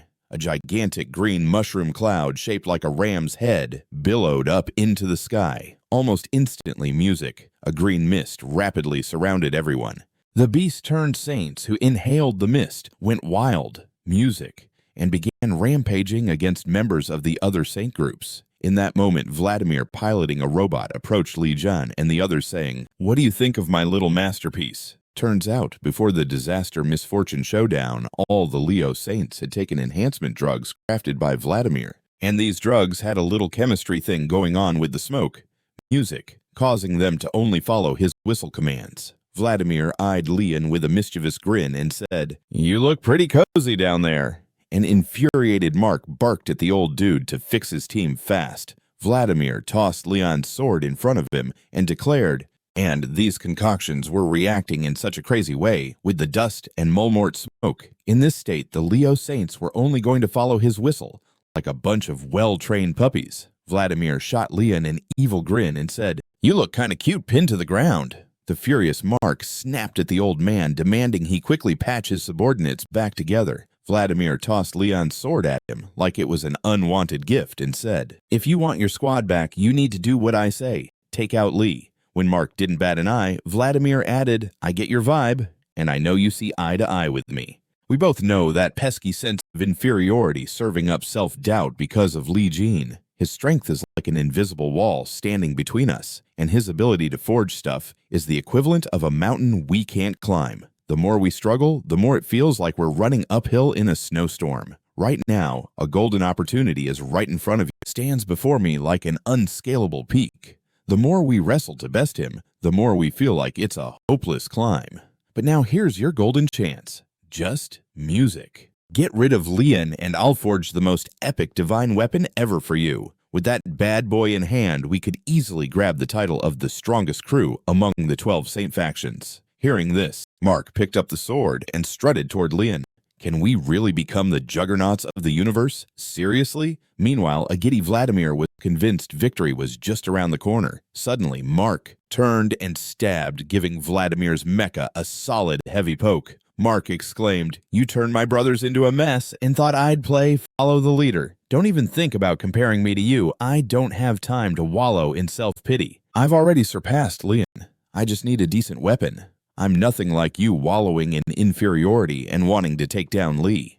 How could anything forged with your whiny mentality possibly outclass the stuff made by Li?" Upon hearing this, an infuriated Vladimir took control of his mecha and slammed it down toward Mark like a charging bull. His arm met Mark's counterattack, and boom, it was toast. Realizing the stakes were high, Vladimir quickly retreated into the unknown and launched a barrage of missiles at Mark. Explosions and smoke surrounded Mark like he was caught in an action flick. Just when Vladimir thought the Leo Saint was turning out to be a pushover, Mark underwent a monster transformation. He burst through the smoke, his beast form roaring with power. He channeled all his magical energy into his arms, instantly unleashing his skill, Caesar's Claw. Vladimir's mecha crumbled into tiny pieces. With no time to waste, Mark followed up with a monstrous stomp.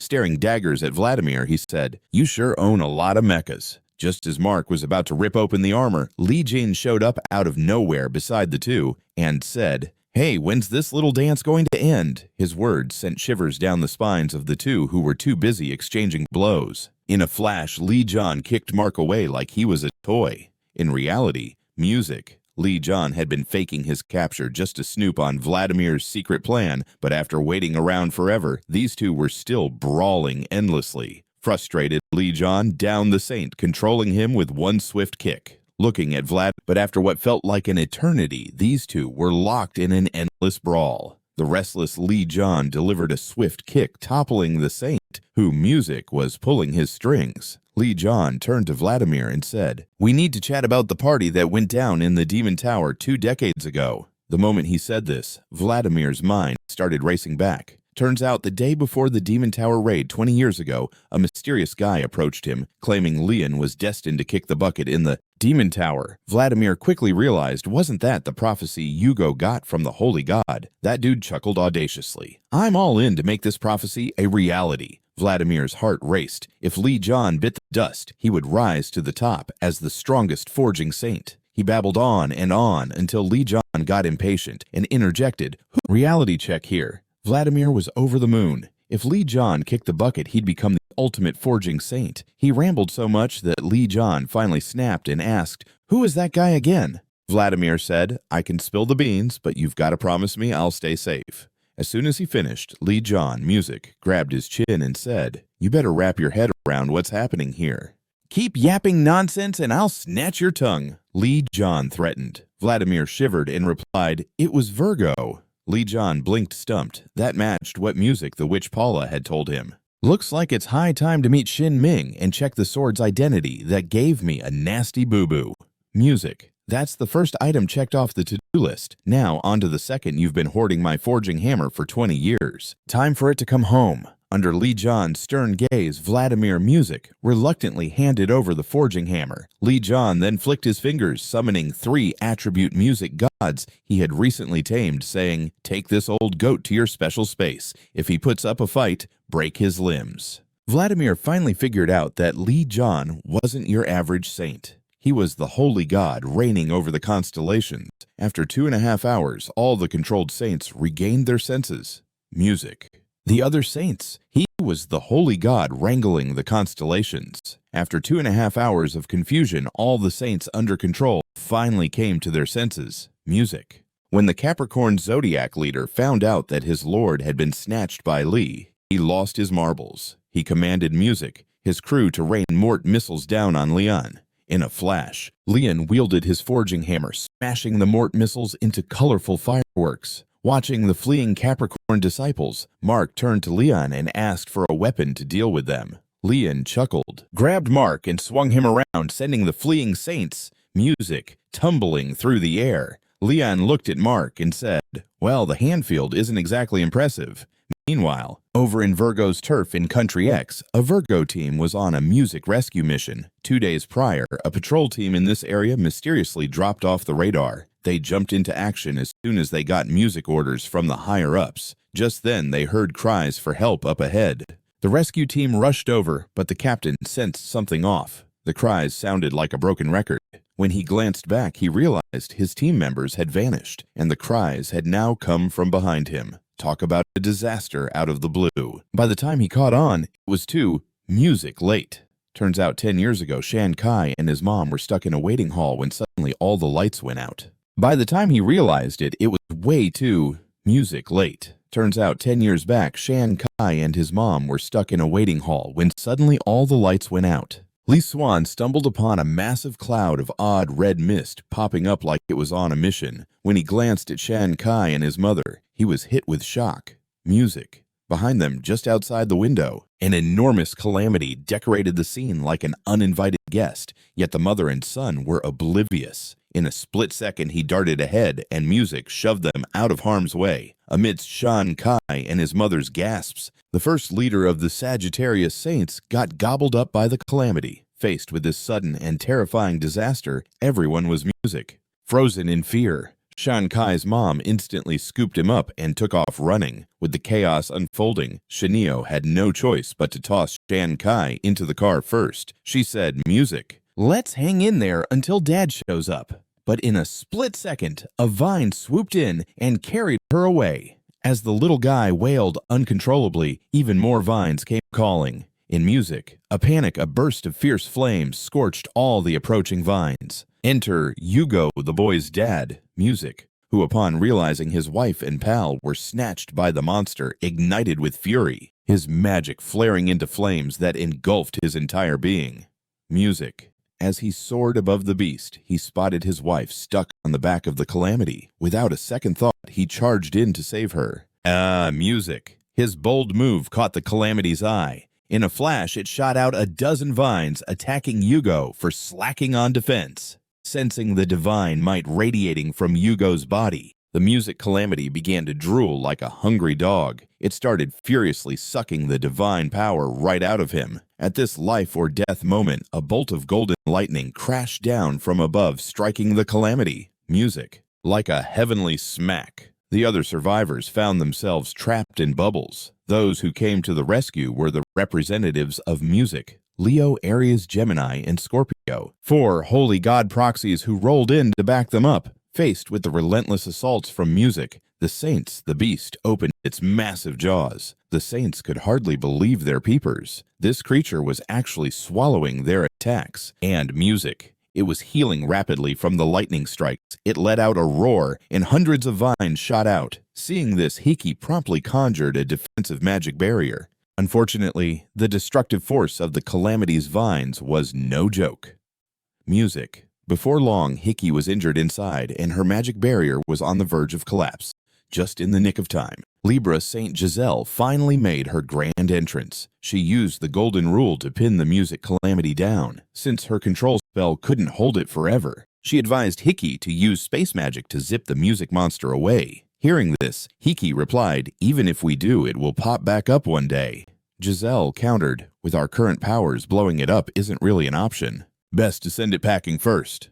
Right as the calamity broke free from the constraints, Hiki's teleport magic finally kicked in.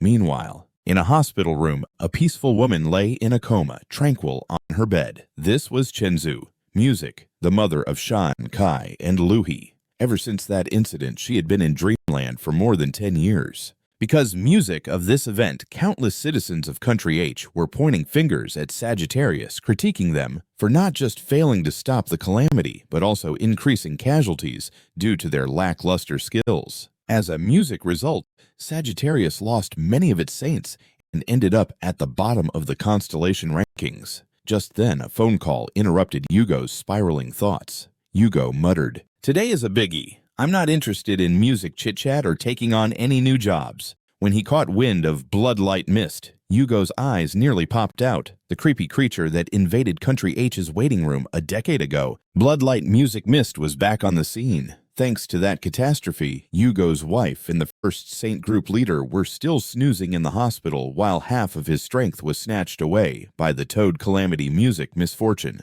Through Yugo's tale, Li Jian finally pieced it all together. Because of this, the property granted to Yugo had been yanked away by the other saints. Li Jian chimed, "Since we've crossed paths with Bloodlight Mist once again, let's wrap this up. Time for 10 years' worth of payback." Yugo vowed that this time he would cut this cursed cycle for good. Meanwhile, on the flip side, Shan Kai tracked down Ray Queen. He was counting on her to help him unlock the door to Gemini's magic library. Even though he had claimed he was leaving the Gemini Saint Group, he needed to stick around to learn the soul summoning skill to awaken his mother and those who lost their lives that day. Even if there was only a flicker of hope, he, music, wanted to give it his all. And just like that, Raken wielded the Fairy Queen's authority to crack open the teleport channel to the secret library. After Shan Kai dashed in, Raken filled Li Jian in on everything that just went down. Li Jian finally grasped why Shan Kai wasn't interested. He really wanted to give it his all.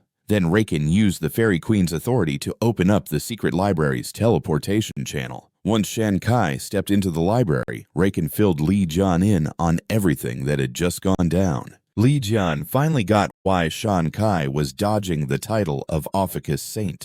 Music. Meanwhile, Shan Kai found the book he needed. The moment he cracked it open, magical formula runes burst out like fireworks from the pages. While he was immersed in reading, a shadow sneaked around behind the bookshelf. The music. Next moment, the book in Shan Kai's grip poofed out of existence. It instantly landed in the clutches of Yin Shu, the youngest music son of the Libra Saint. At this point, Shan Kai had no time to play games with him and immediately channeled every ounce of his magical energy. But Yin Shu just smirked mockingly, saying, "You can act all tough in front of me only because of Li Jian." Well, in that case, today I'm about to drop some real knowledge on what despair feels like. Then he whipped out Libra's shiny relic, the cross balance. Suddenly, a dazzling hologram popped up right in front of Shan Kai. It was like a live stream of the brawl between Bloodlight Mist and Li Jian's crew. Turns out, Yugo just hit that retreat button like it was a doorbell. While the Disaster Misfortune Search Squad was busy counting heads, they stumbled upon one group that had vanished into thin air. Yugo, upon hearing this, went from chill to furious, his body ablaze with anger like a fireworks show. Li chimed in, "Keep your cool, buddy. Just a sprinkle of rage will crank up your fighting spirit enough." Right after he said that, the ground started shaking like it was auditioning for a disaster movie, and a bunch of thick vines shot up from below. Then a behemoth of a monster sprang out of the ground like it was late to the party. Seeing this, Li Jian charged at it like he had something to prove, stomping on the creature's face. With just a nudge, the monster went barreling backward. Li Jian growled, "So you're the one who made my buddy and nephew's lives miserable." The Toad Disaster Misfortune fumed angrily at the newcomer, sensing this human was no walk in the park, and immediately sent roots to tie up Lian's legs. But Lian was as unfazed as a statue. In a split second, a wave of flames incinerated those vines. Yugo hollered, "Watch out! It can gobble up any magical attack." But Li Jian just laughed it off. The next thing you know, Li Jian was charging up his magic to unleash OPHIUCUS' super regeneration. His hurt leg was magically healed like he had just stepped out of a high-speed healing spa. He then switched gears to his sacred artifact, the hammer. "Since you're feeling so greedy today, I'm about to put a hole in your belly." Lian lifted his enormous hammer and charged, smashing it down on the Toad Disaster Misfortune's head. In that moment, Yugo saw his chance and barked for everyone to string their bows and fire away. Bullseye! A hail of arrows peppered the Toad Disaster Misfortune. It realized it was in deep trouble, so it sent its roots lunging at Yugo and the gang, forcing them to leap out of the way. Watching everyone dodge wildly, Li Jian couldn't help but spring into action. He conjured up some slime and transformed it into a giant pair of scissors. "Let me take care of those pesky branches." Li Jian soared through the air, coming down on the Toad Disaster Misfortune like he was on a mission. After a series of stylish maneuvers, the vines were left in tatters. The Toad Disaster Misfortune let out a howl of pain. Everyone was left staring at the Toad Disaster Misfortune, now lumped on the ground like a forgotten piece of mud, wondering, did that just happen? That was way too easy. Maybe Lord Li Jian is just too strong. Meanwhile, Yugo was in shock. This can't be happening. It can't be this straightforward. Over on Shanghai's end, Shan Kai remarked, "Yin Shu, no offense, but Lord Li Jian's powers blow your plans out of the water." Yin Shu cackled, "I totally misjudged them. You know why that disaster misfortune is obsessed with munching on everything, because everything it eats turns into its power. You've been through this too, haven't you?" Shan Kai's jaw dropped in disbelief. Yu said, "Let's keep the fun rolling," as he powered up the sacred artifact in his hand. Suddenly, thousands of miles away, the Toad Disaster Misfortune's heart started glowing like it was about to become a disco ball. Its body healed at lightning speed, and the city barrier nearby lit up with a bizarre glow. Li Jian felt energy surging from below, then sliced downward as he noticed the Toad Disaster Misfortune's roots creeping into the city through underground pipes. This was their buffet. In a heartbeat, its injuries vanished, and its presence was even more intimidating. Shan Kai recalled Yin Shu's words like a light bulb switching on in his head. Suddenly, a childhood memory flickered through his mind. It was you the one causing all that chaos in the waiting room back then." The smug Yin Shu was stifling laughter behind his hand. "Ah, bingo. You got it right. It's been a real test of patience keeping that under wraps for 10 years. Even if you're onto me, what are you gonna do? Tell on me. Maybe your dad already knows I'm the mastermind, but what will he do? Don't forget. My mom is Libra, the head honcho of the 12 constellations, the ultimate saint." Faced with such a nutcase, Shan Kai decided he'd had enough. He headbutted him with no hesitation. Yinu was taken by surprise and instantly knocked out cold. With that, Shan Kai made a beeline for the magic book before he had a chance to wake up. Spotting the Libra sacred artifact in Yin Shi's grip, it dawned on him that Yin Shu used it to bring back Bloodlight Mist. That could be the key to taking down Bloodlight Mist?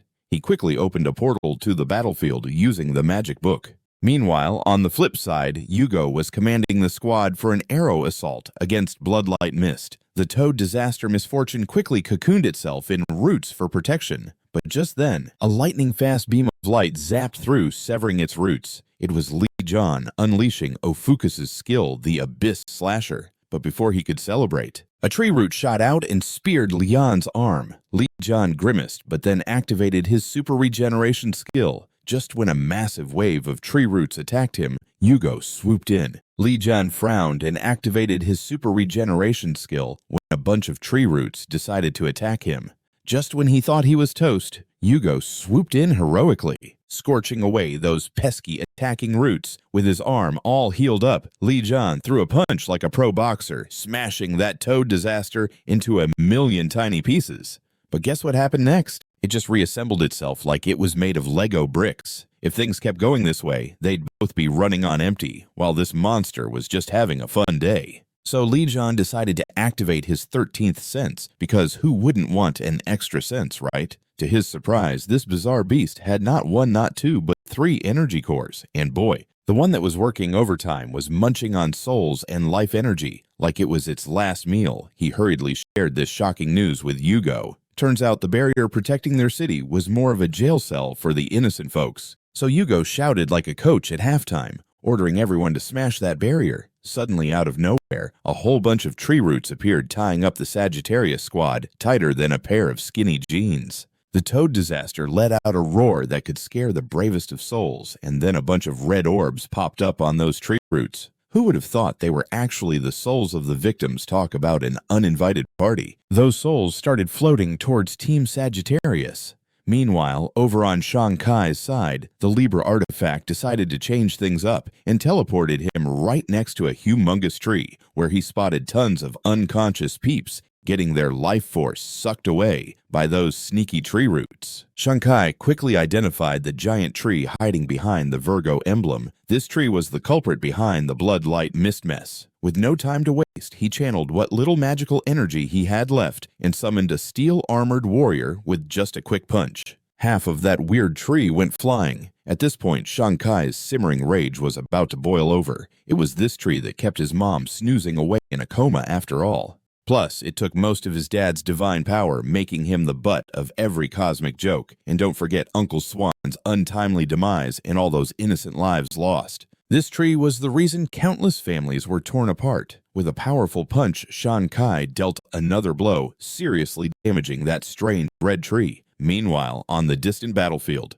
the Toad Disaster looked like it had just been hit by lightning. Realizing that the control hub in the city had taken a beating, it completely ditched everything else and sprinted towards the city barrier. Yugo, seeing its panic, figured something important must have gone wacky. He readied his bow and arrow, charging it up with some magical energy. Boom! The golden arrow went straight through the Toad Disaster's head before it could even blink. 3 more arrows followed suit, pinning it to the ground like a dart game gone haywire. Next, a bunch of golden ropes swooped in and wrapped it up tight. Meanwhile, Shan Kai took a breather after unleashing his mega attack, finally toppling the tree into oblivion. As that strange tree crumbled, the city's barrier started collapsing too.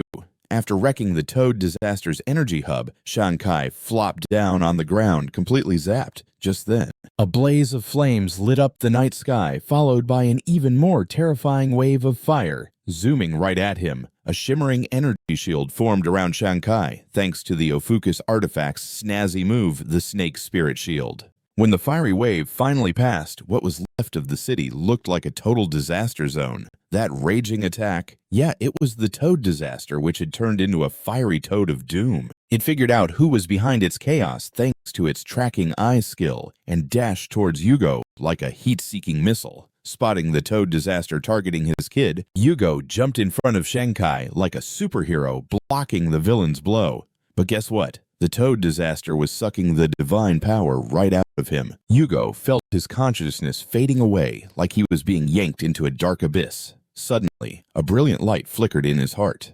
Memories rushed back. Hey babe, we haven't snapped a family photo in ages. Let's go do that. Wow, darling, you're rocking that outfit. Remembering this fanned the flames of determination in Yugo. He gritted his teeth and wouldn't take no for an answer. His family and Li Jian were so close. He could feel it just a little further, and he could reclaim it all. As Yugo stretched towards the energy core, a notification echoed in his ear. Great Lord of Light, you've touched fragments of the Sagittarius. Sacred God, the fragments want to get back to their power source on the other side. Suddenly Li Jian popped out from the rubble, brandishing his dual blades and lunging toward the toad disaster. One quick blade storm attack later, and he ripped a massive hole in its gut. Spotting Yugo in distress, he leaped in, exclaiming, "You doofus, how long are you planning to loaf around in here? There's a ton of stuff waiting for you." Seeing this, Li Jian activated. Unfortunately, the power was contaminated by the toad disaster, creating a bit of a rejection scene. Nothing too serious, just a minor hiccup. He instructed Shankai to prioritize taking care of Yugo while he kept the fight going, jumping in and saying, "You blockhead, how much longer are you going to lounge around in here? You've got tons of things waiting for you." But after popping back out, Yugo promptly passed out. Seeing this, Li Jian activated his 13th sense to check on him. Turns out the energy Yugo pulled in was merging with his body at a snail's pace. The power had absorbed some nasty toad disaster vibes, causing a little rejection hiccup, but it wasn't that serious. He told Shankai to look after Yugo first while he kept on brawling. The toad catastrophe started falling apart, seeing Li Jian's rather silly stance. Li Jian leaped right onto its head, then whipped out his hammer and gave a mighty wallop right at the toad catastrophe's energy crystal core. It realized it was curtains for it today, so it figured it might as well take a few down with it. Li Jian chuckled. Yugo might be a bit of a doofus, but he's no weakling. Just when several massive rocks were ready to flatten the father and son in a split second, a blazing fire tornado whipped up in the sky. It was the all-hyped-up Yugo showing off his Sagittarius royal move, the Sun God Ring.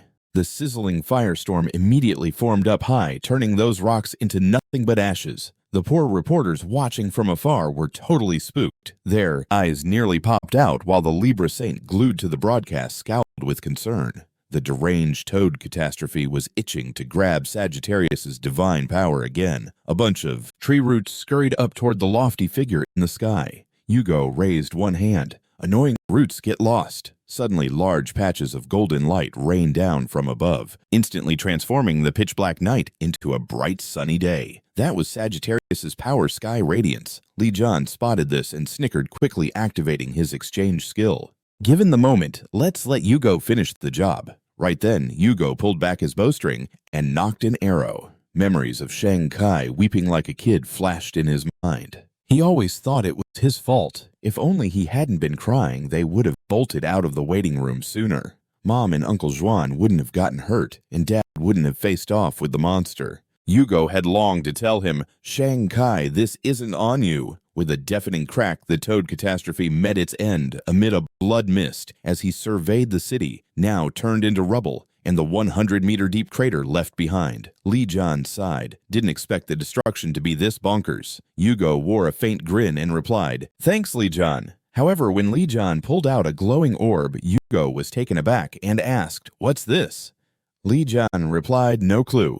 Found it nestled in the toad catastrophe's crystal core. Then opened his divine eye to take a gander, discovering tons of souls trapped inside.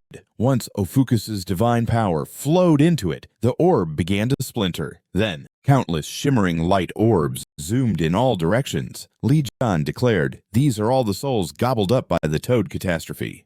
Now they'll return to their bodies and wake up." Upon hearing this, Shankai jumped with joy. "Will Mom and Uncle Juan wake up too?"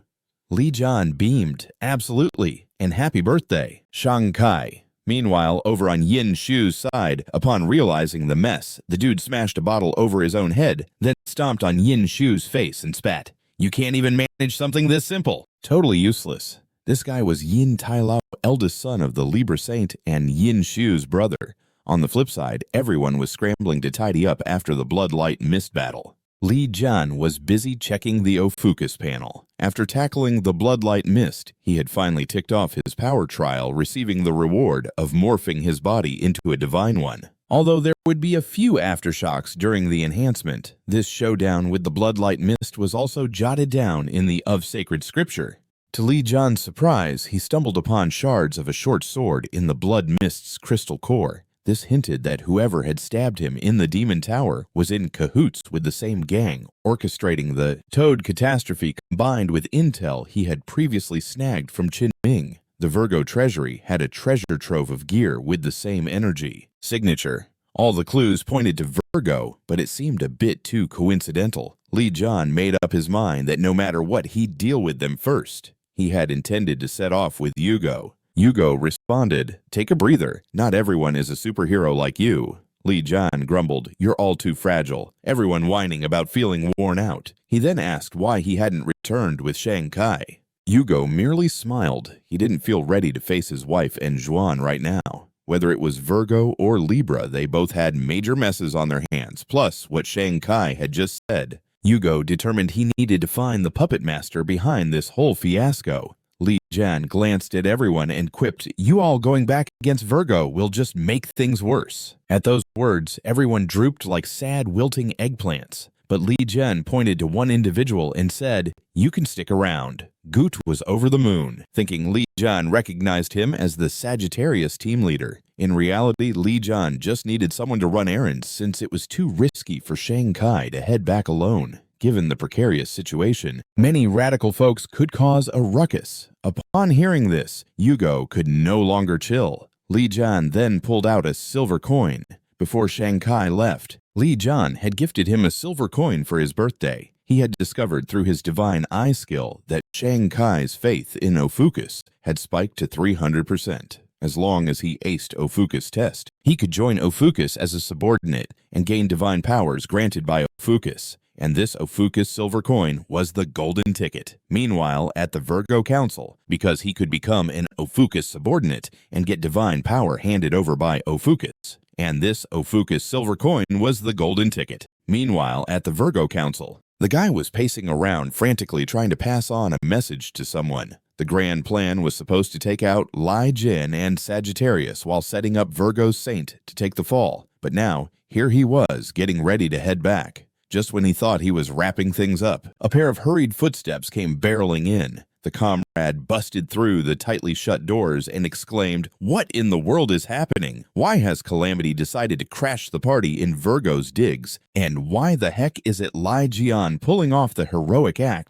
This new arrival was none other than the Virgo Saint Kevin R. He declared, "Since they've stomped into my backyard, let's throw down like there's no tomorrow." As a few folks were gearing up to storm out with murder on their minds, the bespectacled dude chimed in, "Holy algorithm, I'll take the lead. I've got a rough idea of Li Jian and his crew's path." He then produced a flashy pair of contact lenses. Meanwhile, on the other end of the line, the guy hadn't imagined Kevin would pop back so soon, or that he'd be this invested in Li Jian's fate. The next phase of the scheme needed to kick into gear immediately. At that moment, the man found Li Jian and hinted that he had a little favor to ask. He was the head honcho of the Virgo Inquisition Perio, and he said, "We need Lord Li Jian to take care of our little Virgo Saint problem." Virgo was in utter disarray. Now Kevin was acting like he was the boss with zero authority. The fed-up Inquisition had decided to cut short Kevin's reign of chaos. And that sacred artifact of yours, Tiangong's verdict. Yeah, Kevin's been hoarding it like a kid with the last cookie. That's why we're here seeking your assistance, Lord. Just as Li Jian was about to wipe out the Virgo Guardians and he was gearing up to stroll into the warehouse, Kevin finally showed up. He shouted, "At last, I've tracked you down, Li Jian. You and your band of traitors had a little tete-a-tete to take me down." Hearing this, Perio was taken aback, thinking, did he catch on to us? But when Kevin spotted the Virgo subordinate sprawled on the ground, his jaw dropped. and he fumed. Who did this? The next second, every finger in the room was pointing at Li Jian. Kevin growled, well, it looks like I've got another reason to take you out, Li Jian. With that, he whipped out his sword and lunged at Li Jian. Since Li Jian's physique was still in the middle of transforming into a divine body, most of his powers were in the no-fly zone. As Kevin's frosty sword appeared, Li Jian felt himself freezing up faster than a popsicle in a winter storm.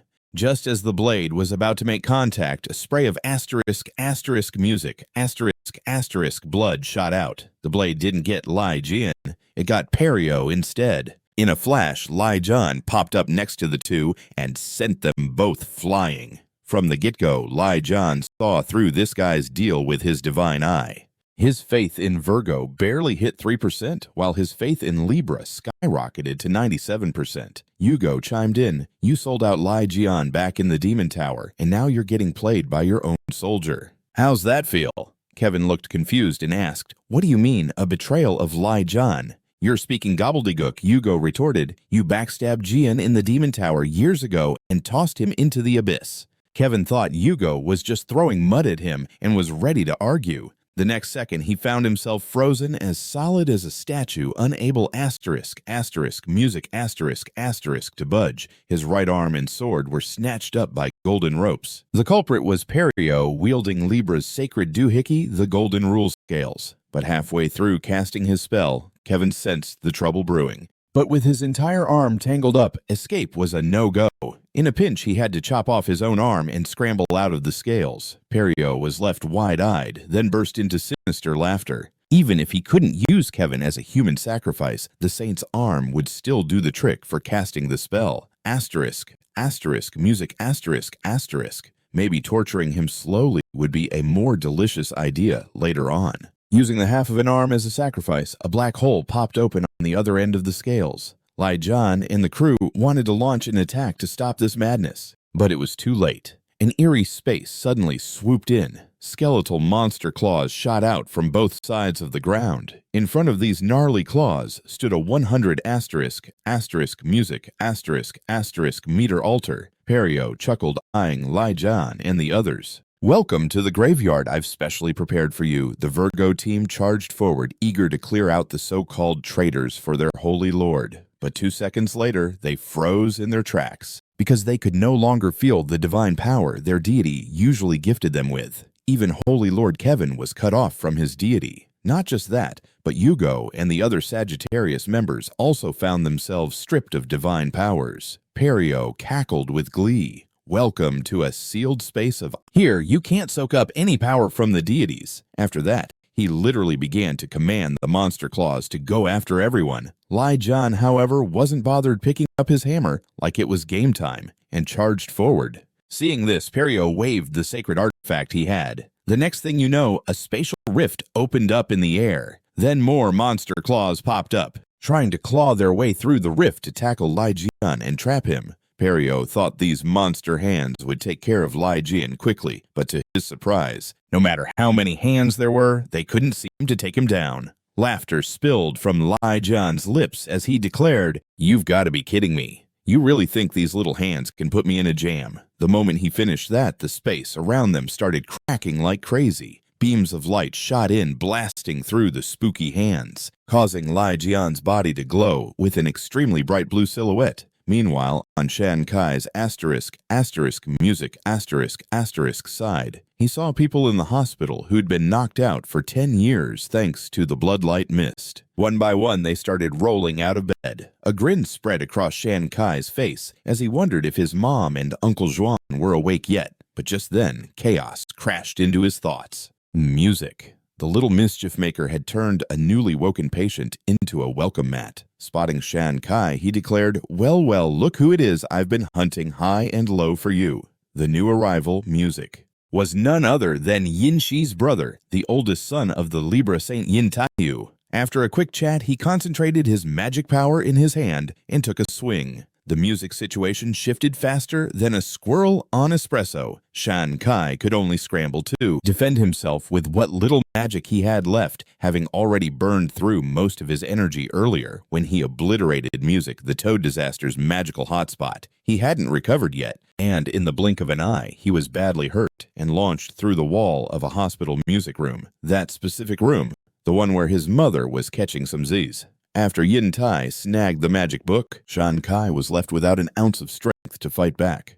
Music. Yin Tai Yu raised one hand, planning to send Shan Kai to the great beyond by saying, "Time to reunite with your mother in the underworld." With the floor crumbling, Shan Kai, Music, and his mom plummeted straight from the hospital building. Without any magic energy, escape was not an option. Thoughts raced like ants at a picnic. Music. Every time trouble knocked on his door, it was uncle, his sister, and dad who came to the rescue. Now, all alone, what could he possibly do? Spotting his mother, Shan Kai wrapped his arms around her tightly. He declared, "I can't throw in the towel. It's just me now. This time I, Music, will shield my mom." At that moment, an enigmatic voice echoed in Shan Kai's ear. Shan Kai clutched her tightly. "I can't throw in the towel. I've got to depend on myself now. This time I, Music, will keep my mother safe." Just then, a mysterious voice chimed in his ear. "Master of OPHIUCUS Music, we salute your unyielding spirit. Congratulations, you're now good to go for OPHIUCUS entry test. You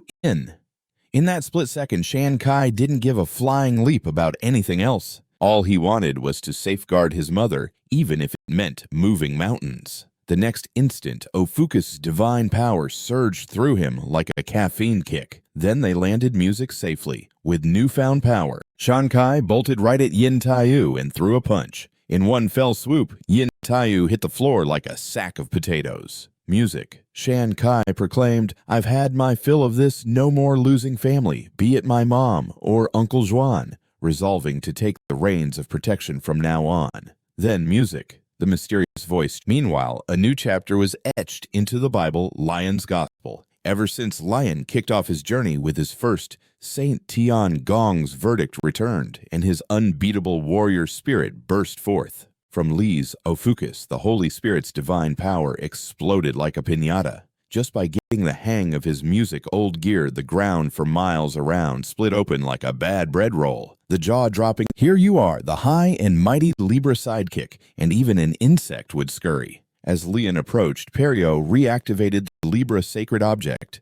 Music ordered. The beasts all charged at Lian. Li exclaimed with excitement, "Now that's the spirit." As Li Jian wiped out a big chunk of monsters, the music-sealed parallel space took a severe beating. Perio didn't see this coming. Just as he prepared to make a run for it, Kevin raised his sword to strike. But in a heartbeat, a bizarre black mist came out of nowhere and blocked Music, the sword. Then the odd black mist morphed into a human shape, none other than the Holy Lord of Cancer, Louis Moran. He glanced at Perio with a smirk and said, "Weren't you all about wiping them out playing hide and seek now?"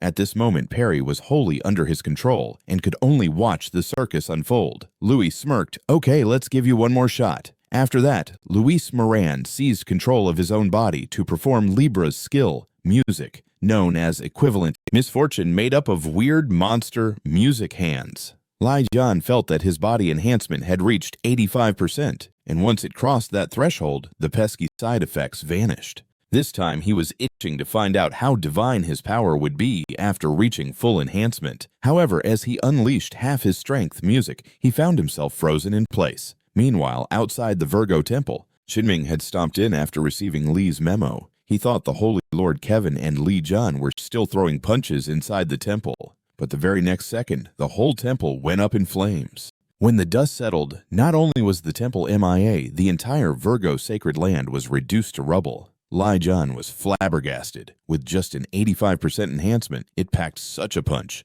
What sort of chaos would 100% unleash? Grasping this power looked like it was going to be an uphill battle. An irate Kevin nearby barked, "Leon, you lunatic, check out this mess." Meanwhile, the Holy Lord of Cancer was just chilling like an intern taking the reprimand. The higher-up Music said, "Not only did you drop the ball, but now they also saw your face." Louis Moran shot back, "Weren't you the one who ordered me to capture Leon? I was just doing my bit according to your orders." The other dude retorted, "You looking to challenge me?" Then several golden chains seized Louis Moran, forcing him to kneel on the ground. Music. Terrified, Louis Moran scrambled to explain, "I would never dare to show you any disrespect."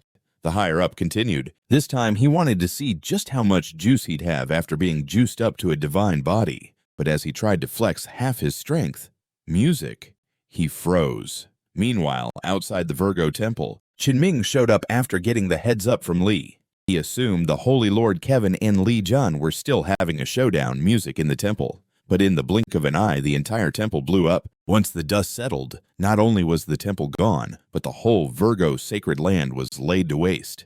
Li Jian was stunned. Just 85% boost, and it packs this much punch. What will happen at 100% looks like music. Mastering this power is going to be a workout. An irate Kevin fumed, "Leon, you lunatic, look at what you've wrecked." Meanwhile, the Holy Lord of Cancer stood there like a good little servant taking the heat. The person in charge, Music, declared, "Not only did you botch the mission, but now they've spotted you." Luis Moran replied, "Didn't you ask me to catch Leon? I did my utmost based on your request." The other person retorted, "Are you challenging me?" Then lifting a finger, Music. Several golden chains sprang up, binding Luis Moran and forcing him to kneel on the ground. Music. Terrified, Luis Moran quickly stammered, "How could I ever disrespect you?" The other person said, "I really hope your calm facade leads to some success next time." This sage was none other than Giselle Lawrence, the Libra saint, who was curious about Luis Moran's next move. Music. Luis Moran, slick with cold sweat, blurted out, "Kevin's gonna pull every trick to prove his innocence, so next up, we're headed for Scorpio."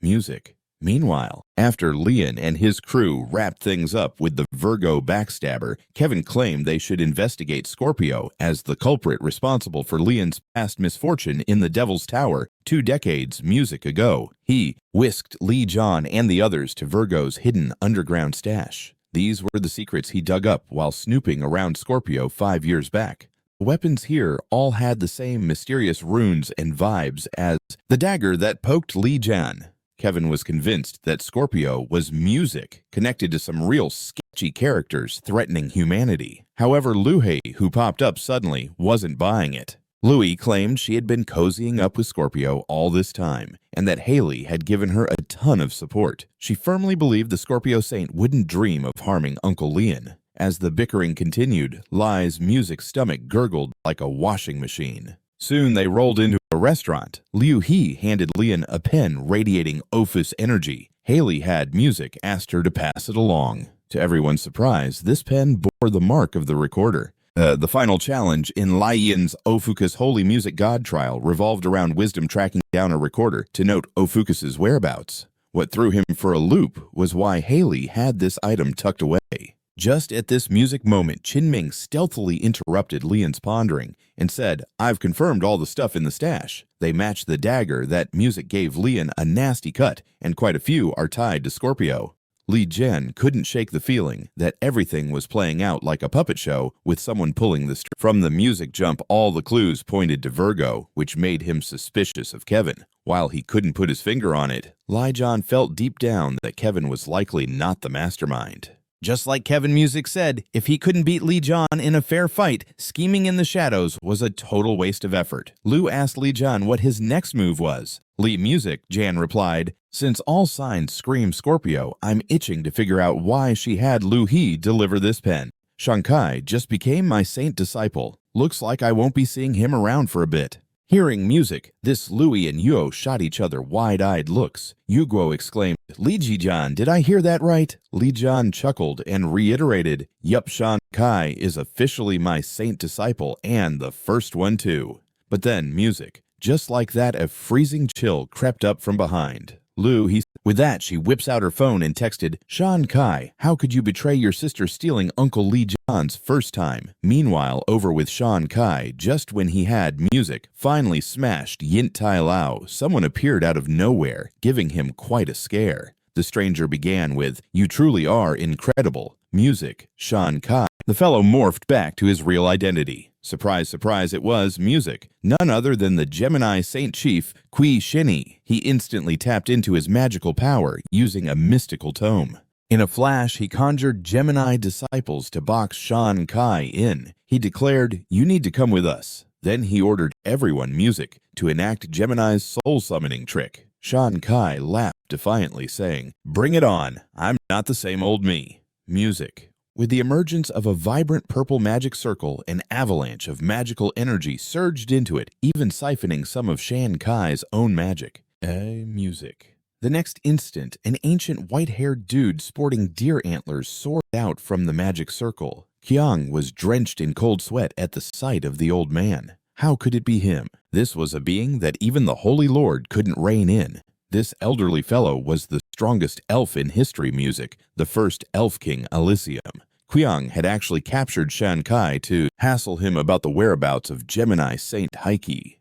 Music. But they sure didn't expect the combat elf summoned through everyone's magical energy to actually be Elysium. Qiang couldn't wrap his head around why this legendary being was summoned. Even pooling all their magical energy shouldn't have made summoning the original music elf king possible. The first elf king proclaimed, "I absolutely felt the Gemini summoning pulse, but what drew me here was the aura of this young man." He then turned to Shan Kai and asked, "Whose holy god's aura are you invoking? I've never encountered it before, but I can feel it's immensely powerful. I'm now music interested in joining your ranks." Shan Kai was taken aback because he currently belonged to OPHIUCUS, led by Li Jian. Hearing this music, Quish Shenkage was practically losing his marbles, utterly stunned. He quickly shouted, "First Elf King, how can this be? You're supposed to be Gemini's attribute deity." Elysium replied, "Why shouldn't I? The bond with the Gemini, holy god, has long been music severed. Your holy lord has vanished. What's the point of sticking with Gemini?" A single piercing glance made Qui Xian quake in his boots. Realizing the first music elf king was on his side, Shanghai felt a rush of excitement. "Your OPHIUCUS divine power has been depleted." Shan Music Kai was left dumbfounded. How could this happen? The Elf King stated, "The magical energy that guided me here couldn't have only come from your own strength. I now, music, want to join your side." Shankai was taken aback because he was currently with OPHIUCUS, led by Li Jian. Hearing this music, Quish Shenkage was profoundly alarmed and utterly flabbergasted. He shouted urgently, "First Elf King, how can you betray us? You're the deity of Gemini's attributes."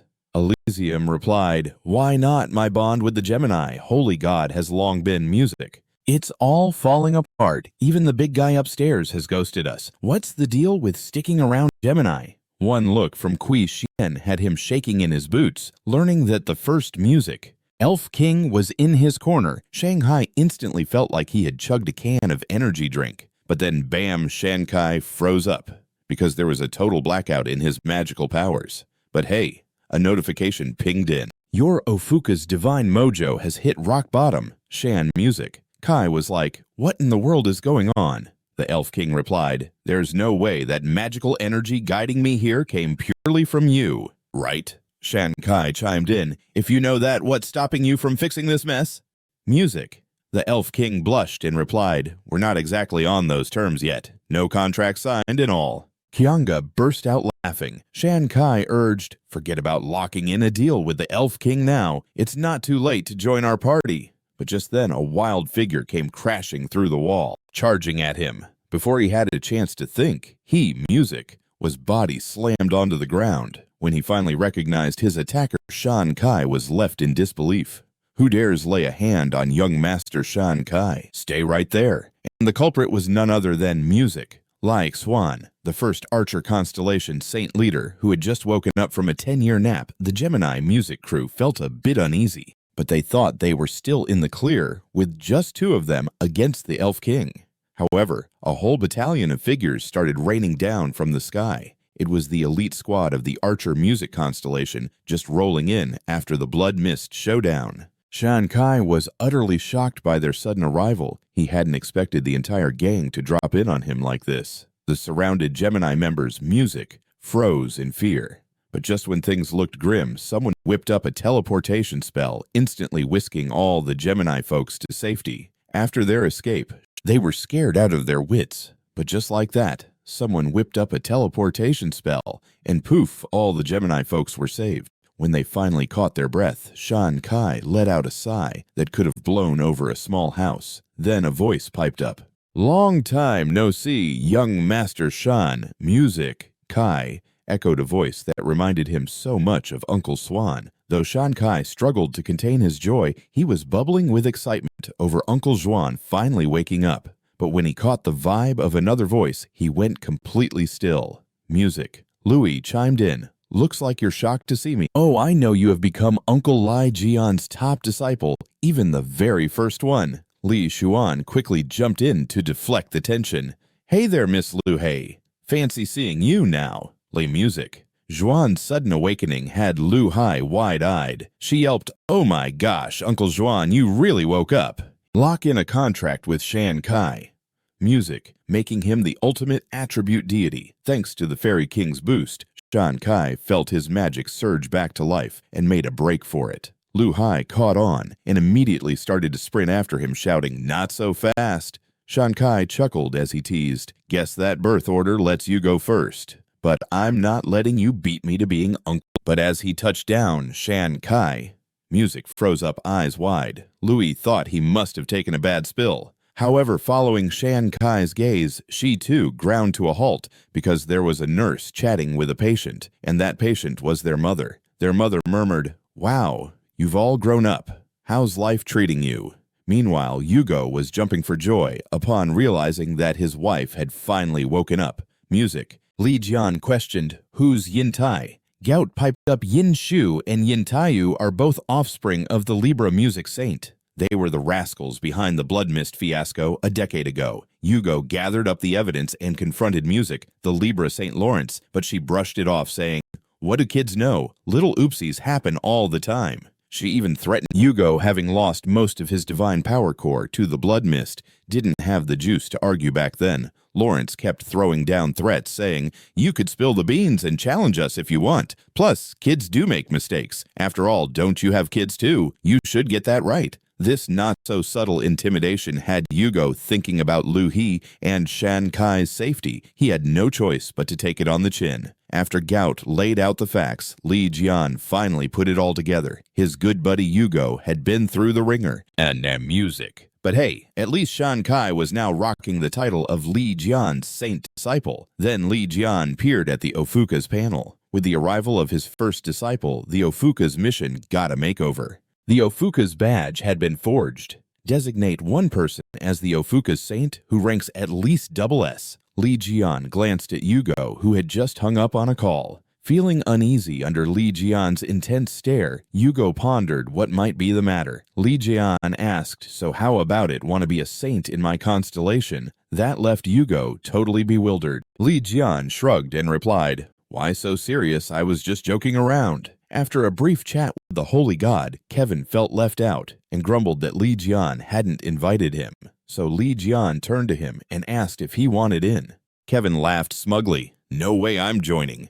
He even waved his left hand like he was brushing off Li Jian's invitation. Li Jian then launched into an epic playful brawl, throwing punches like they were confetti. As they were rolling around having a grand old time, the preparations for the teleportation array were wrapping up. Unfortunately, due to some music disaster drama involving monsters, they couldn't establish a direct route to Scorpio just yet. They would have to stop by Leo, music first, then hop over to Scorpio. When they stepped onto the teleportation array, was fessed up to the blood mist mess. Since most of Yugo's magical core was sucked dry by that fog, he was too weak to haggle with her then. Lawrence didn't hold back. "You could spill the beans and take us to war. And come on, kids make mistakes. Don't you know that you've got kids too, right?" Music. Yugo's mind flipped back to Lu He and Shan Kai. For their safety, Yugo had to bite his tongue and go with it. After hearing Gout's story, Li Jian music finally got the picture. Yugo had been taking so much heat for years. Because of that, Shan Kai and Louie got shoved into different saint groups. The once fearsome archer Constellation couldn't promise their safety anymore. Music. Thank goodness Shan Kai was now Li Jian's saint disciple. Li Jian checked out OPHIUCUS' panel and saw that with the first disciple appearing, OPHIUCUS' mission had had a glow-up. The OPHIUCUS badge has been made. Pick someone as the OPHIUCUS saint with at least a SS rank. Li Jian then glanced at Yugo, who just hung up the phone. Feeling the heat from Li Jian's gaze, Yugo started to sweat. Li Jian dropped the bombshell. "Hey, you want to be a saint in my constellation?" That caught Yugo totally off guard. "Excuse me, music. A saint." Then out of nowhere, the archer holy god popped on the scene, glaring daggers at Li Jian. You're not trying to steal my peeps, are you? Li Jian shot back. No need to be so serious, I was only Feeling jittery under that piercing gaze, Yugo wondered what the heck was up. Li Jian asked, "You looking to be a saint in my constellation?"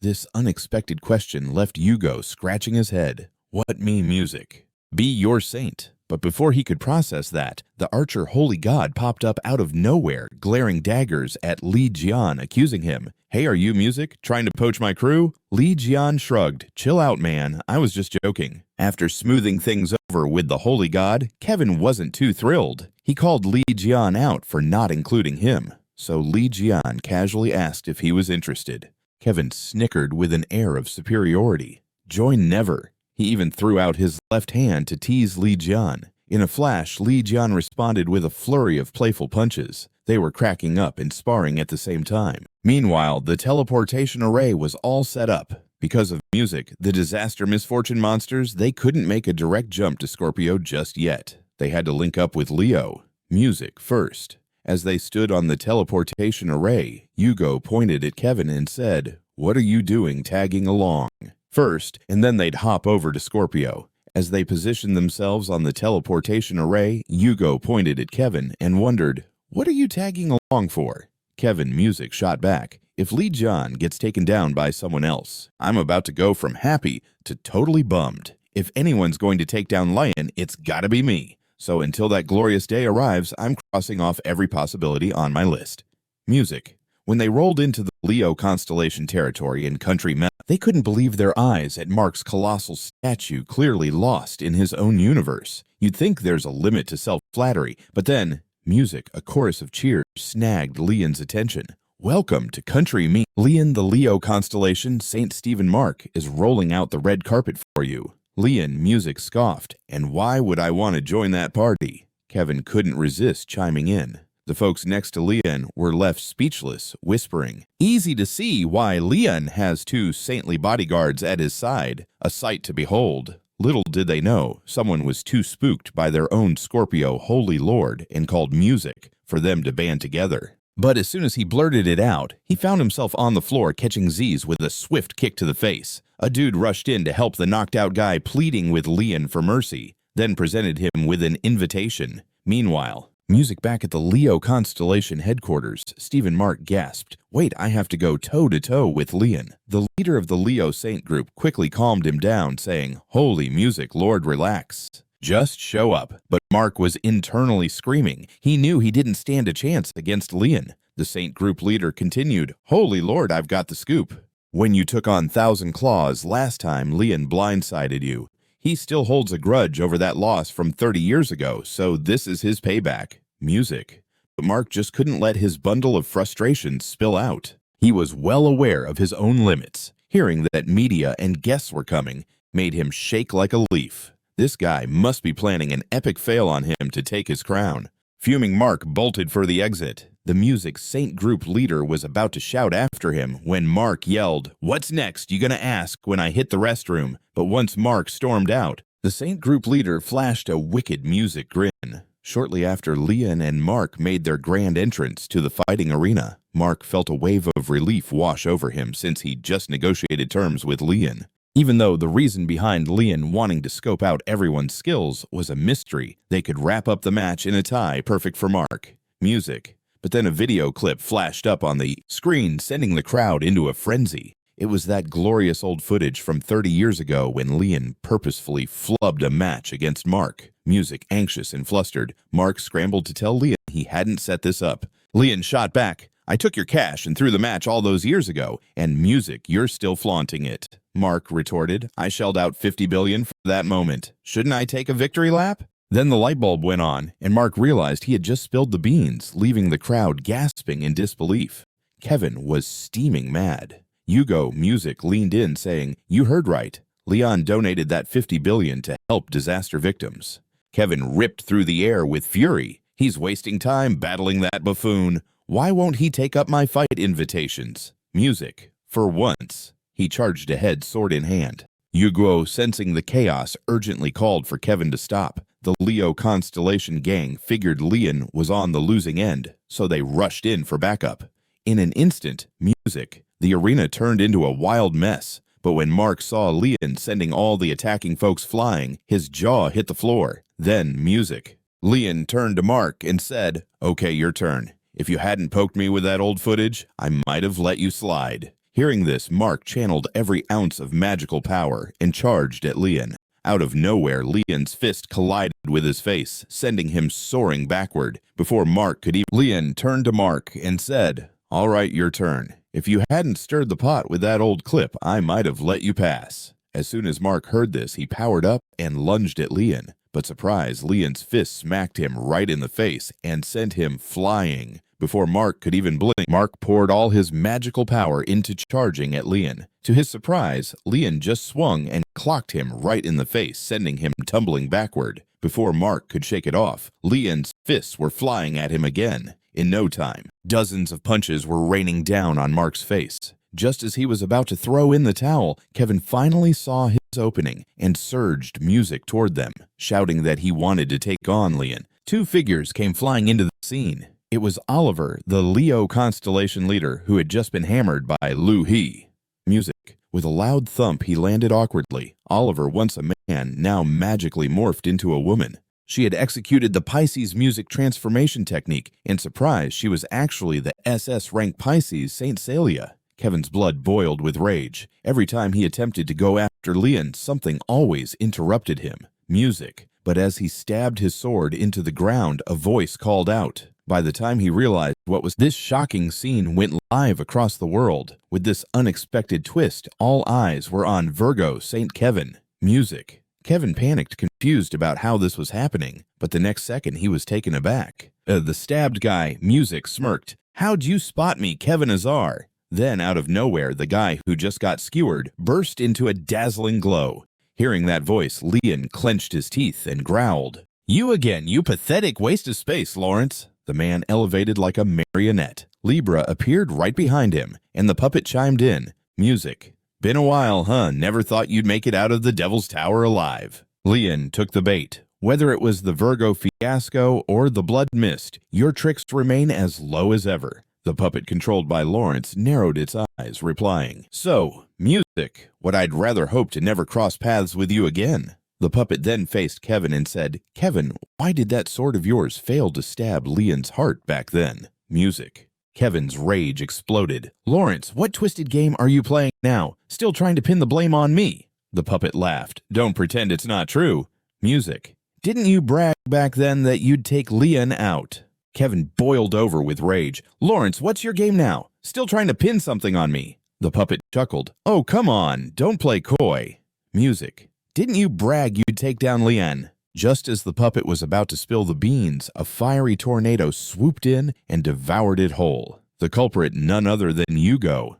He shouted, "Kevin, chill out. Don't buy into his nonsense. Haven't you figured out the ways of Libra's folks yet?" Music. The puppet waved a hand like it was swatting a fly, and poof, the flames vanished. Sensing his chance, Kevin charged in, but his sword felt more like a toothpick against a brick wall. The puppet laughed. "You go, even with your fancy powers, these little flames can't even singe me. And hey, Kevin, sharpen that blade of yours." Just then, everyone's eyes were glued to the sight of the puppet's forehead's shiny mark. Divine mark. That's like getting a VIP badge from the holy music gods to their chosen ones. Disciples bearing this mark could channel powers straight from the divine equal to what one would expect from a saint. At that moment, the puppet's strength was practically music, on par with Giselle Lawrence. As everyone pondered their next move, Li Jian swung down hard with his knife. The puppet quipped, "Unless you call on a holy god, you're out of luck." But before he could finish his sassy remark, his mark chain shattered instantly. Li Jian cleaved it in two like a hot knife through butter. Meanwhile, Lawrence was left dumbfounded that Li Jian could slice through the divine seat mark.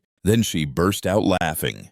Music. With Li Jian's power, the upcoming plan was bound to be a riot. Once Li Jian broke through the divine seat mark, he, Music, picked up that technique too. And since Mark was out cold, Louie, being Leo's vice-holy lord, proclaimed Li Jian the victor, while Li, Music, Jian soaked in the applause. Kevin couldn't help but turn to Yugo and ask, "So 20 years ago, Li Jian didn't have any holy gods backing, right? Yugo looked puzzled and said, "What are you trying to say?" Kevin explained, Li Jian smashed the divine seat mark all by himself without any holy god. Yet he's stronger than all the saints combined. Do you think he could actually be a new constellation holy god? Meanwhile, Shankai, hiding in the bushes, was caught red-handed by a kid and made a run for it in music terror because the other saint groups were hot on Li Jian's newly formed constellation's heels. As the first disciple, Shankai had become public enemy #1.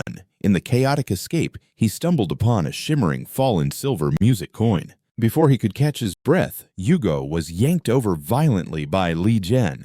Shankai dove behind his dad, stammering, "He must music be here to take me out too." The boy offered a defense. "I didn't do anything," but the father-son duo wasn't buying it. As the three bickered, the dark night sky lit up with stars. Suddenly, music. The archer holy god Apollo materialized, his sharp gaze locked onto the boy. He didn't think a holy god would show up since you started music. The ruckus first. "Don't blame me." He summoned the Archer Constellation Bible, scribbling furiously on it. The knight had pulled back music, its grace of light. That meant no blessings for folks under the night sky. But just like that, the Archer Holy God poofed out of existence above. Yugo fumed, glaring at the boy. "What did you do?" The boy chuckled. "How can the sun rise at night? I just sent the Holy God packing."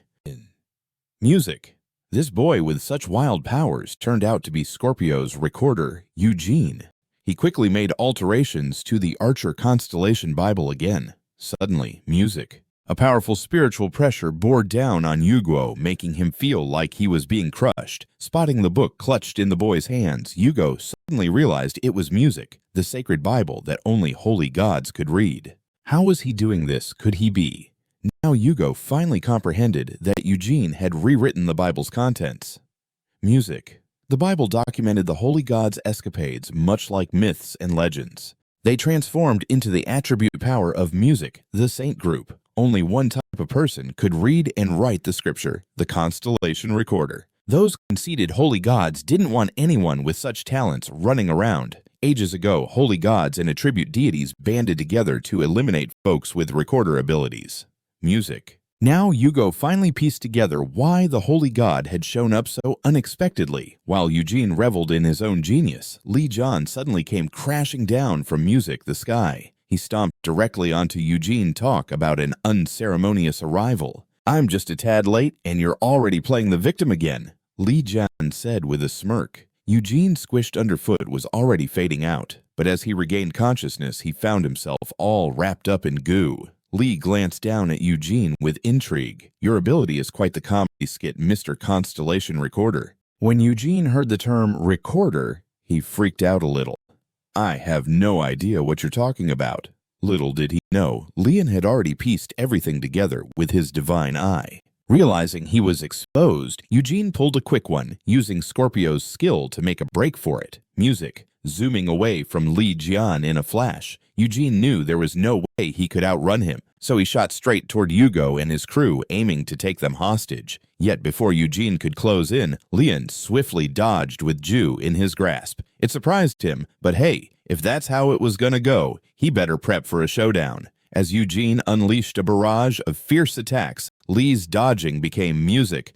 Li let out a big ol' yawn. This simple act sent Eugene into a fury. Li Jian even stuck his tongue out in a childish taunt, while Shu, comfortably held in Li Jian's arms, was over the moon. Shankai noted, "Mom looks super happy." Zhuan Music chimed in, explaining that she was just as much a die-hard fan of Master Li Jian. Yugo, observing from nearby, was far from pleased. He shouted for Li Jian to let go of his wife, like that was going to help him. Li let out a big ol' yawn. This simple act sent Eugene into a fury. Li Jian even stuck his tongue out in a childish taunt, while Shu, comfortably held in Li Jian's arms, was over the moon. Shankai noted, "Mom looks super happy." Zhuan Music chimed in, explaining that she was just as much a die-hard fan of Master Li Jian. Yugo, observing from nearby, was far from pleased. He shouted for Li Jian to let go of his wife, like that was going to help him. "Mom's looking pretty thrilled." Zhuan Music explains that's because she's a huge fan of Master Li Jian. Meanwhile, Yugo, standing nearby, isn't too impressed and tells Li Jian to let go of his wife pronto. One person is racing after the beat like it's a hot slice of pizza, while another is dodging like a pro while cuddling someone, and a third one is wailing like a banshee. Chenju shouts with all the urgency of a kid needing the bathroom. Honey, hold on. If I don't make my move now,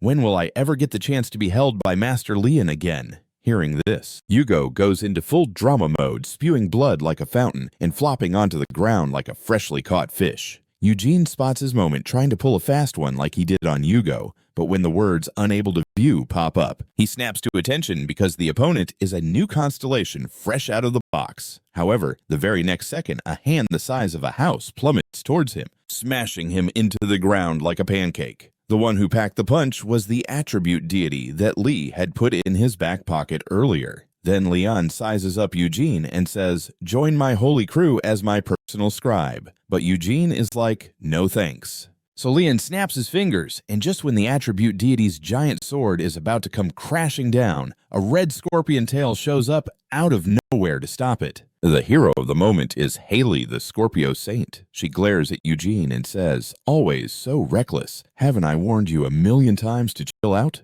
Don't you get how dangerous this craziness can be?" But before she can say more, a voice echoes, catching her off guard. "It's been a while." Turning around, she sees Li Jian just chilling right in front of her. Scorpio's authority god lays down the law on Li Jian for being so rude to his holy lord, while Haley's freaking out like she's seen a ghost. Music. She quickly looks away, but her cheeks are practically glowing. Then she trips and kneels like she's auditioning for a role as a hit-the-floor superstar. Shan Kai and Chenu blink at this bonkers scene. Eugene can't help but feel music, something's fishy. How did the Scorpio Saint go from tough to timid in the blink of an eye? Is this even the Haley they know? She tries to steady her fluttering heart. Li Jian should be over in Leo territory. What the heck is he doing here? Then she takes a sneaky glance at Li Jian behind her. He's always thought Haley couldn't stand him, just like 20 years ago when she darted away whenever they crossed paths. Li Jian, music, chimes in.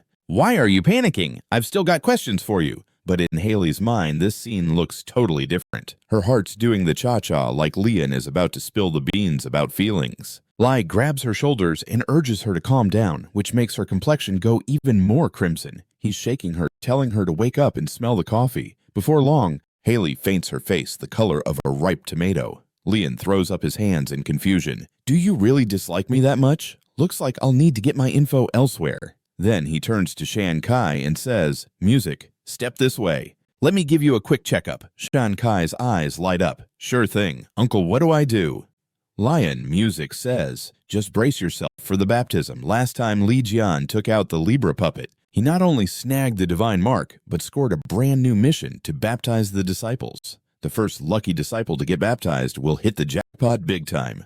Shan Kai says he's not quite ready. He thinks such a solemn ceremony calls for a shower and a wardrobe change. But in the blink of an eye, music, the baptism ceremony kicks off and a blinding light erupts like the 4th of July. When he finally opens his eyes, he's swimming in darkness, followed by a music, mysterious voice. "Are you the human keen to become OPHIUCUS #1 disciple?" Shan Kai nods enthusiastically. "Yes, music. I'm all set to roll with OPHIUCUS." Just as he says it, a sacred light flares up behind him. When Shan Kai looks back, he's greeted by stars twinkling into existence and connecting like they're doing the conga. As the starlight intertwines, an enormous shape slowly materializes. Music, sharp scales shimmer on its surface. A moment later, a colossal towering python shows up right in front of Shan Kai. As the giant python opens its mouth, the size of a small car, the dazzling light scatters much of the gloom. A human figure appears out of the light. Shan Kai, music, wants to get a better look at this person, but the brightness only lets him see a silhouette that looks a whole lot like music Uncle Li Jian. The figure gives him a quick glance and then sends bursts of divine energy soaring toward him. The divine energy music zips into Shan Kai's body. Suddenly, Shan Kai's eyes pop open. The baptism ceremony is a resounding success. Li, music John pulls his hand back and beams, "How was that?" Shan Kai is bouncing with excitement. Not only has he fully awakened as a top-tier OPHIUCUS vibe, he knows for a fact that Uncle Li Jian is now the sacred god Otis. Haley, music, who's back in the land of the living, wobbles to her feet and says, Lian, congrats on snagging your first disciple. In music. After wrapping up the baptism for his disciple, Lian feels his 13th sense skills getting a turbo boost. He looks over at Haley and asks, feeling better. Then he straight up music unleashes his 13th sense skill on Haley. The overwhelming holy pressure blankets the area. Lian lunges at Haley. Scorpio's attribute deity wants to intervene, but Lian's minions block the way. Lian sighs, why didn't you just dodge that? Haley replies, I'm not conceited enough to think I could dodge a holy music god's attack, and you wouldn't hurt me anyway. Lian raises an eyebrow. What's up with your powers? They radiate the stench of bad luck. Has the Scorpio music sacred god been kept in? God's attack can't touch me. Lian raises an eyebrow. Why does your power smell like a recipe for disaster? Has the Scorpio music sacred god been stashed away? The dark surprise from you too. After Lian unmasked her, Haley fesses up that she's actually from a mysterious civilization. But hey, she considers herself human and claims she's Team Lian. Upon hearing this, Lian gets on board without any doubts. But when he asks how she can back that up, Haley's brain goes blank like a buffering screen. Li Jian chuckles and tells Slime to whip up a little quiz. Once Haley sees the questions, she thinks they're a walk in the park. She whips out her pencil and starts cranking out answers faster than a kid on a sugar rush. Meanwhile, Li Jian and Slime are sharing sly grins that could rival a pair of mischievous cats. After going through the questionnaire, Li Jian inspects Haley's answers with the precision of a hawk. Though she's confused about why he made her take this test, she's dying to know how he'll determine her true intent. Li Jian smirked and had Slime whip up a questionnaire. After checking out the questions, Haley thought they were a walk in the park. She quickly scribbled down her answers as Li, Music, Jian, and Slime exchanged cheeky grins. Once Li Jian got his hands on Haley's questionnaire, he pored over it like it was a bestseller. Jian and Slime wore cheeky grins. After checking out Haley's questionnaire, Li Jian scrutinized it closely. Though he couldn't figure out why he asked her to fill this out, she was curious to see what it was all about. As the pen transforms back, Haley's face lights up like a traffic light turning beet red. Question 1. What are your thoughts on Li and Haley's answer, comrade? But the truth pen reveals something juicier. He's super handsome, and she's totally crushing on him. That's why she ditched her unknown civilization and came to his squad. The pen snaps back to its original shape. Haley suddenly panicked, her face turning crimson. Question music. 1. What's your opinion on Li and Haley? Answered, comrade. Question 2. What type of relationship do you envision with Li Jian? As Lian starts to read her answer, the blushing. Haley jolts forward to stop him.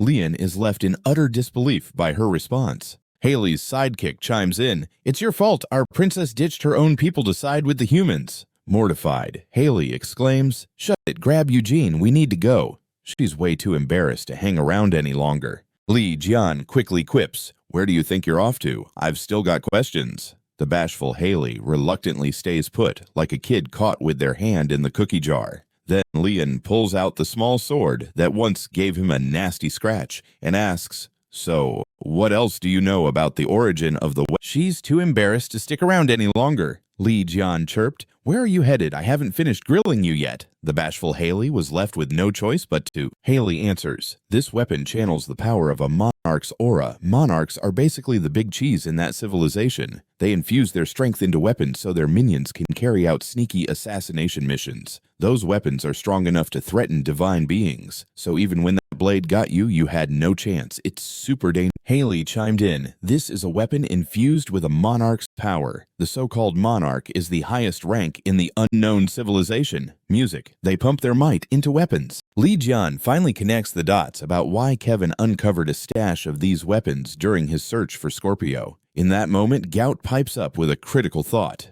20 years ago, could there be more leaders in that unknown civilization?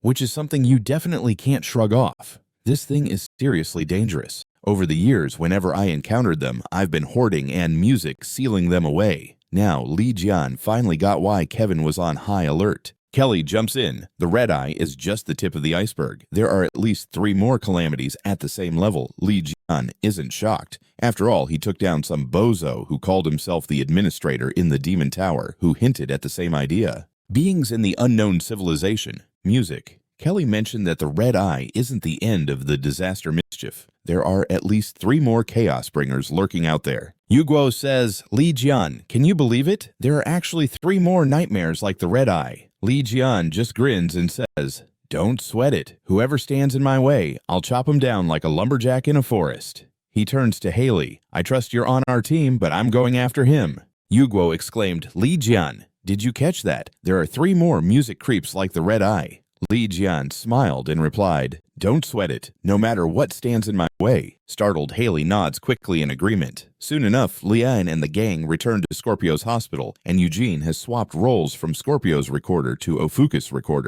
Now part of OPHIUCUS, Li Jian tells him to get serious. Let's head back to Scorpio's hospital. And Eugene has switched from Scorpio's recorder to OPHIUCUS recorder. Now part of OPHIUCUS, Li Jian told him it's time to get serious about his work. Eugene music. Eugene still thinks that once he finishes recording for the Constellation, he's going to make Li Jian regret giving him that Bible. When the Bible recording wraps up the sacred god's deed, number 5 pops up. The recorder who dissed the sacred seat gets drafted as a servant to OPHIUCUS. Eugene smirks. The sacred god's 5th act also makes an appearance. The recorder who turned down the divine throne ends up serving OPHIUCUS. Eugene chuckles and says, let me tweak this a bit. He takes the 5th act and rewrites it right there to the recorder who denied him.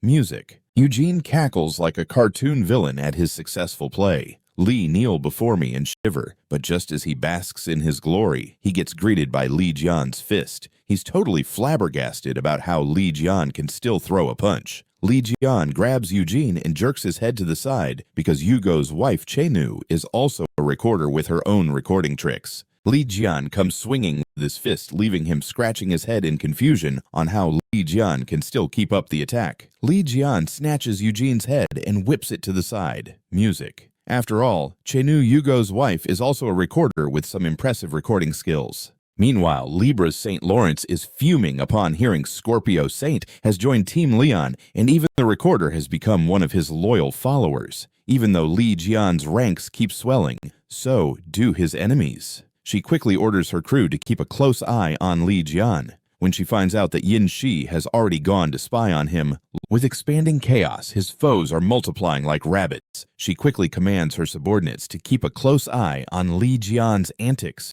Turns out Yin Shu went off to monitor the situation too. Back at Lian's headquarters, Eugene is flat out exhausted from cranking out OPHIUCUS's Bible and collapses to the floor, but somehow the pen in his hand is still going strong on its own. Thanks to Li Jian's enhancement and Eugene's essence, the pen has developed a mind of its own. Even if Eugene throws a tantrum and refuses to, Eugene is wiped out from churning out OPHIUCUS Bible and just flops onto the ground. But wouldn't you know it, the pen in his hand keeps scribbling away like a caffeinated chef. All thanks to Li Jian's power-up and Eugene's blood, of course, music. Just then, as Yin Shu, who's been lurking behind the door, is about to spring into action, Kevin kicks the door open like a scene from an action movie and bursts in. He yells, Li Jian, get out here and explain. Why did you ditch me back in Leo territory as Lian and the crew make their entrance? Just when he's ready to make a move, Kevin bursts through the door like a tornado and exclaims, Li Jian, get out here and explain yourself. Music. Why'd you bail on me in Leo territory? Right then, Leon and the rest show up.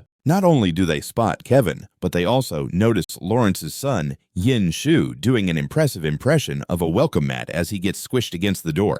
Leon assumes Kevin brought this little squashed cupcake along, but Kevin's all, nope, never seen him before in my life. As soon as Yugo lays eyes on Yin Shu, all that pent-up anger bubbles up like a shaken soda can. And when Kevin connects the dots and realizes he's the mastermind behind the blood mist situation, he whips out his sword faster than a kid in a candy store itching for a little payback for his lost limb. Haley's convinced that Lawrence must have sent Yin Shu to play hitman on the recorder. Li Jian steps on Yin Shu's face like it's just another Tuesday, and chuckles, well, kiddo, looks like your luck has officially run out. Not surprisingly, Yin Shu's feeling like a deer in the headlights with this intimidating crew around. Poor Yin Shu is shaking in his boots and can't think straight. He promptly calls on his attribute deity for a rescue party. But as Li Jian stands there arms crossed, he just smirks like he's watching a bad sitcom. In the blink of an eye, Yin Shu manages to pull off a Houdini and escapes with the help of his deity. Yugo's ready to chase, but Lian's like, nah, catching just him is too easy.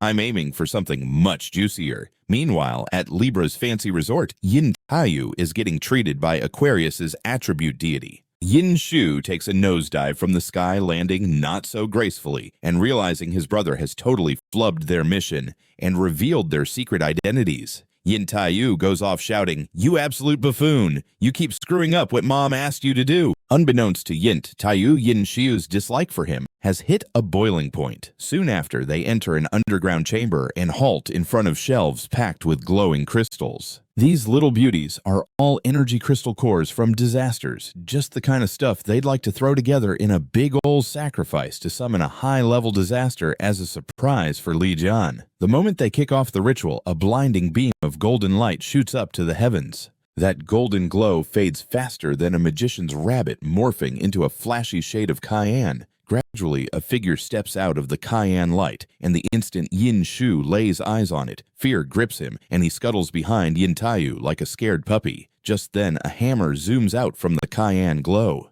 A brief encounter with that hammer sends Yin Taiyu into La La Land, so you two are hiding out. Lian chimes in while lifting a little bird triumphantly. Found this little guy on my way here. It's that little feathered friend you used to escape, isn't it? Watching the attribute deity squirm in Lian's grip, Yinshi's totally confused. They toss so many offerings at the table expecting a monstrous disaster summon, so why did they end up with Lian instead? As Li Jian steps closer, Yin Shu's panic levels hit the roof shouting, "Wait, we know we've messed up. We're ready to say. We can even grovel to the Sagittarius crew." But Li Jian's not having any of it. Suddenly, a loud boom thunders down from above as Tian Gong's verdict comes crashing in. Li Jian retorts, "Did you forget the crucial bit?" Guilt seeing Li Jian transform into an abyss demon slowly raising his knife, Yin Shu is doused in cold sweat. As Libra's saint's son, he never pictured himself paying the price for his blunders. Yet in the next instant, he spots the sacred artifact, the cross balance, lying at his feet. Meanwhile, Yin Taiyu shakes off the cobwebs thinking there was just a minor glitch in the summoning process. Unexpectedly, Yin Shu wields the sacred artifact against him using the equivalent return skill. Chains come out of nowhere and wrap around him tightly, his body starting to turn into a disaster misfortune. Lian chuckles to himself. Look at Libra's son getting his brother to do the dirty work. Then Li Jian stomps down. The sacred ground crashes down, causing Libra's golden scales to shatter like glass. This is officially OPHIUCUS turf now, and Libra's power, or without Libra's backup, Yin Taiyu's a goner during the transformation fiasco. Watching the chaos unfold, Yin Shu spirals into despair. As he witnesses Yin Shi's downfall, Lian grins. What do you think? Isn't this a little dramatic? Then Li Jian activates Sagittarius's skill, Observer's Eye. All right, let's hear your last words. He's hoping Yin Shi will confess and apologize like a good little boy before meeting his end. To everyone's surprise, the frantic Yin Shi shows zero remorse, spouting excuses like a broken record. The blood mist issue. Solved. It's all over. Why are you still on my case? I am the son of Libra St. Lawrence. If you touch me, my mom's gonna unleash the hounds on you. Before he can finish his dramatic monologue, he catches Li Jian sporting a massive yawn. Yin Shu thinks great, he's tuning me out. But Li Jian's not done. He opens his eyes and, "I heard everything you said. And guess what? So did everyone else." Turns out, Li Jian put his Observer's Eye skill to work broadcasting the latest drama for the whole world to see. Once the public figures it out, they flock to demand justice from Libra. What do you mean it's all over? Can you even say that as a human? If not for Li Jian, faced with the tirade of world's anger, Yinshi loses his cool. Even if Mommy is the saint of Libra, she won't be able to calm everyone down. Li Jian grins. Congrats on becoming a worldwide pariah as Lian's sword glints ominously before it swings down. But just then a golden light appears behind him. "Enough, Li Jian. I won't just sit back anymore." Lawrence's voice echoes from afar. Hearing his mother's voice makes Yin Shi's eyes water, and Lian gushes with a chuckle. Total waste, Lawrence scoffs. Yin Shu's panic levels reach new heights. Staring at Yin Shi slowly crumbling, Lian can't help but smirk. "How about we wrap this up now, huh?"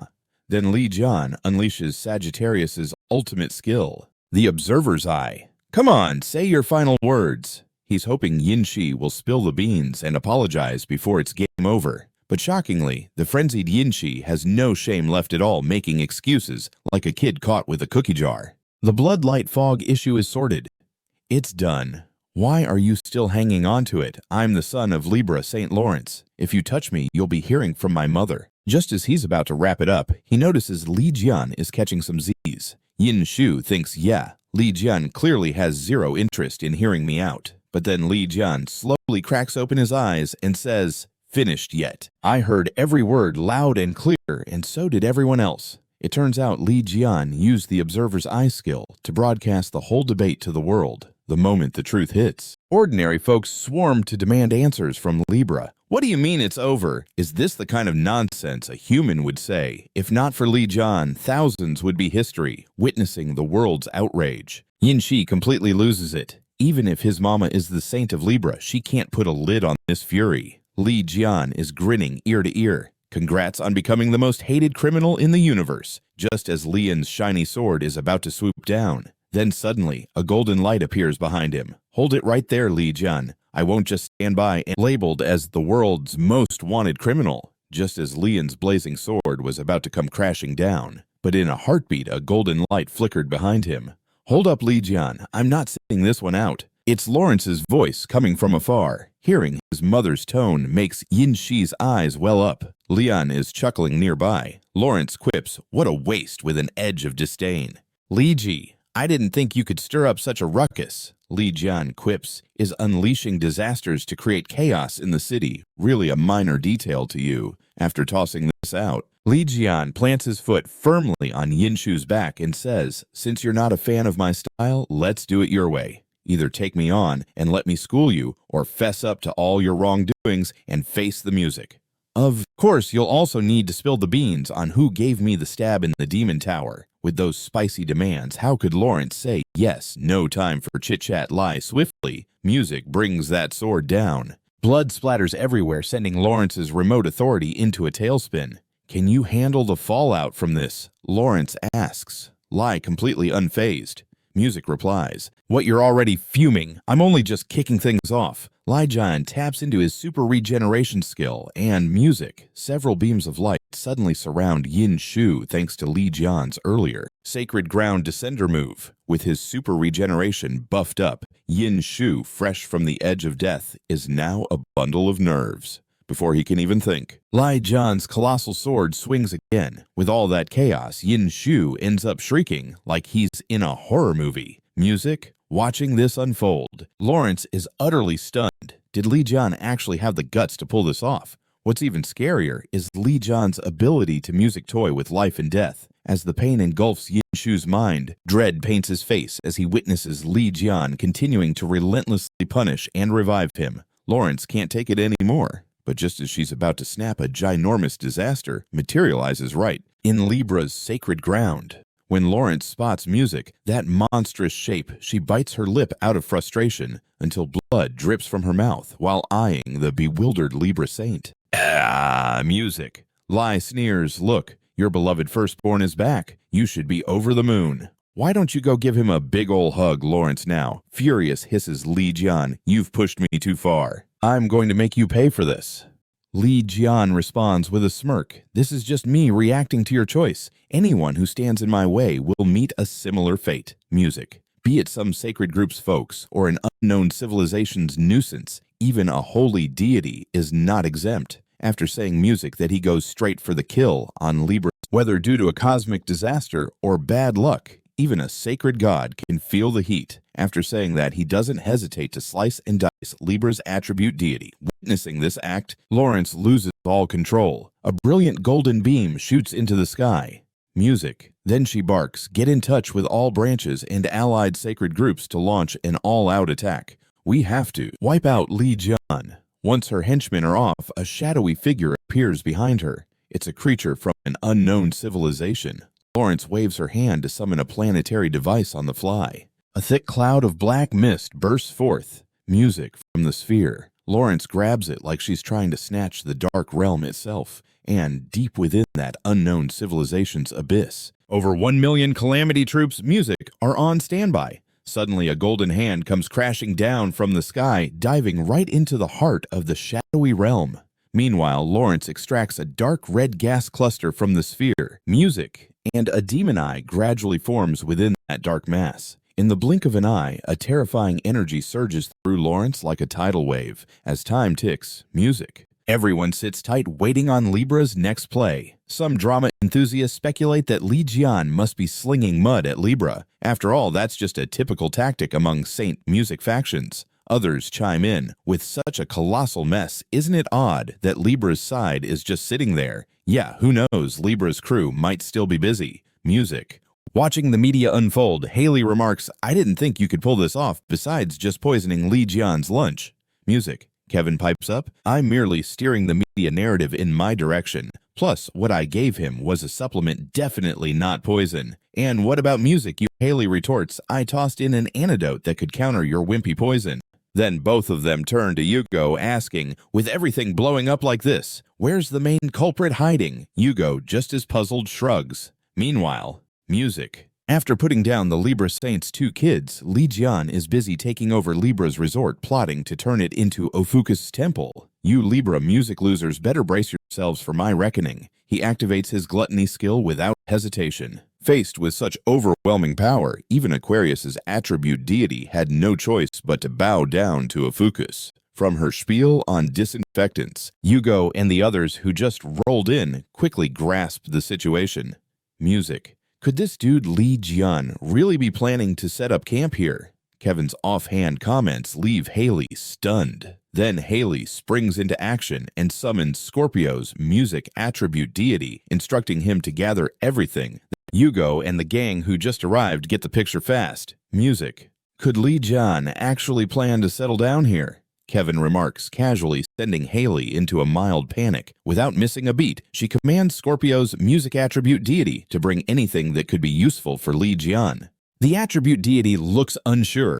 Haley snaps, move it. Hurry up already. I can't let anyone else one-up me in this regard. When the gates of the OPHIUCUS temple, music swing open, waves of scorching heat blast forward. In the center of that hall stands an enormous lava furnace. The molten magma swirling inside instantly takes everyone by surprise. Music. So this is Li Jian's handiwork after wrecking Libra's resort. He can't genuinely be thinking about turning this place into a foundry can. Music. He, as Yugo and the others inch closer, the sound of metal clanging gets... As Yugo and company get closer, the sound of metal banging grows louder. When they finally spot Li Jian, he's drenched in sweat, taking a breather from his task. She said, so you made it. But when Li Jian turned around, Haley was having a total nosebleed moment, blood shooting out like a fountain. Everyone was left gaping like fish. Then, just like that, Haley fainted like someone flipped a switch. Yugo piped up, didn't you just crash here? How on earth did you whip all of this up so fast?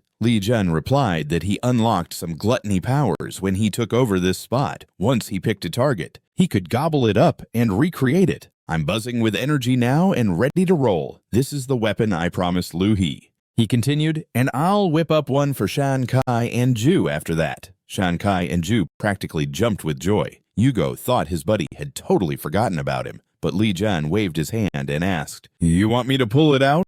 Yugo looked puzzled. Pull what out? Li Jian said, what else could it be? The busted royal sacred artifacts of Sagittarius, duh. But just then, the whole hall began to shake like it was in an earthquake. Shan Kai and the gang realized Haley had suddenly pulled a disappearing act. When they all rushed outside there, she was standing all alone, surrounded by boxes. The moment she caught Li Jian's gaze, she got all jittery. She declared, since you're settling down here, consider these my housewarming gifts. Haley thought she sounded like a pro and was super pleased with her delivery. Little did she know she looked more like a deer caught in headlights to Lian and the others. Yugo looked over at Li Jian and said, she's totally being sincere. Why not get hitched? When Haley cracked open one of the boxes, she was in for a shock. These weren't her goodies. They were all envelopes addressed to Lian, and one of them had the Leo Saint Group's seal on it. Lian's brow furrowed. Why would someone from Leo be writing to me? Yugo joked, maybe it's from one of your fans. Haley chimed in that it was a resume. Li Jian was even more confused. Why would Leo send me a resume? Shan Kai thought it might be from his sister, since just yesterday in the arena, Liu Hai dropped the bomb that she was quitting Leo. Meanwhile, at the Leo Saint Group headquarters, an irate Mark slammed. his fist on the table like it owed him money. "What on earth are you dissatisfied about? Spill the beans." Louie shot back, "I just want to leave the Saint group and hop into another." Mark retorted, "That's not what I'm getting at. I'm talking about contract terms or how you're treated. Are you really okay to leave now?" Mark was worried that once she bounced, she wouldn't be able to tame that evil god's power in her arm. A few days after that blood mist fiasco 10 years ago, because their mom was in a coma, the brother and sister hadn't left her side. Louie, dozing off, suddenly perked up at the sound of the elevator. She figured Dad was back. But when she peeked out just as the door closed, no one was there. Then from behind, a weird voice went, "Hey there, are you, Louie?" That voice shot her right awake. Startled, Louie turned around. The figure removed their hat and said, "Oops, did I freak you out?" It was the Libra Saint, the one who appeared on TV all the time. They both plopped down on a seat. Lawrence said, "I was worried about you after that whole blood mist thing." A voice calls from behind, "Hey, are you Louie?" Music. The unexpected voice jolts her awake. Startled, Louie spins around. The person lifts their hat and says, "Oh dear, so I came to check in." Louie said, feeling touched, "Everyone's given it their all. I know you folks have tried your best." Lawrence responded, "You are so calm during all this chaos. No wonder you're always bragging about your kiddos." But then, Lawrence said something that sent chills down Louie's spine. "My kids aren't like you. They're always into trouble, and guess what? They did it again. They're grounded. Wouldn't it be great if you were my kid?" Louie felt a wave of terror at Lawrence's creepy grin. Then Lawrence laughed and added, "Just kidding, I got you good to make it up to you." He snapped his fingers and conjured 2 sparkling ruby earrings. Staring at those glimmering beauties, Louie protested, "I can't accept such lavish gifts." Lawrence waved his hand, saying, "No need to be formal. These are specially for you." A little welcome gesture. Yo, who just sauntered back. Louie protests, "I can't accept such extravagant gifts." Lawrence insists, "Don't be shy. These are specially for you." A little welcome surprise. Yo returns just in time. Caught sight of his daughter, nearly taking Lawrence's gift. Never thought Libra would come seeking out his kid. Yugo rushed to stop Louie from accepting.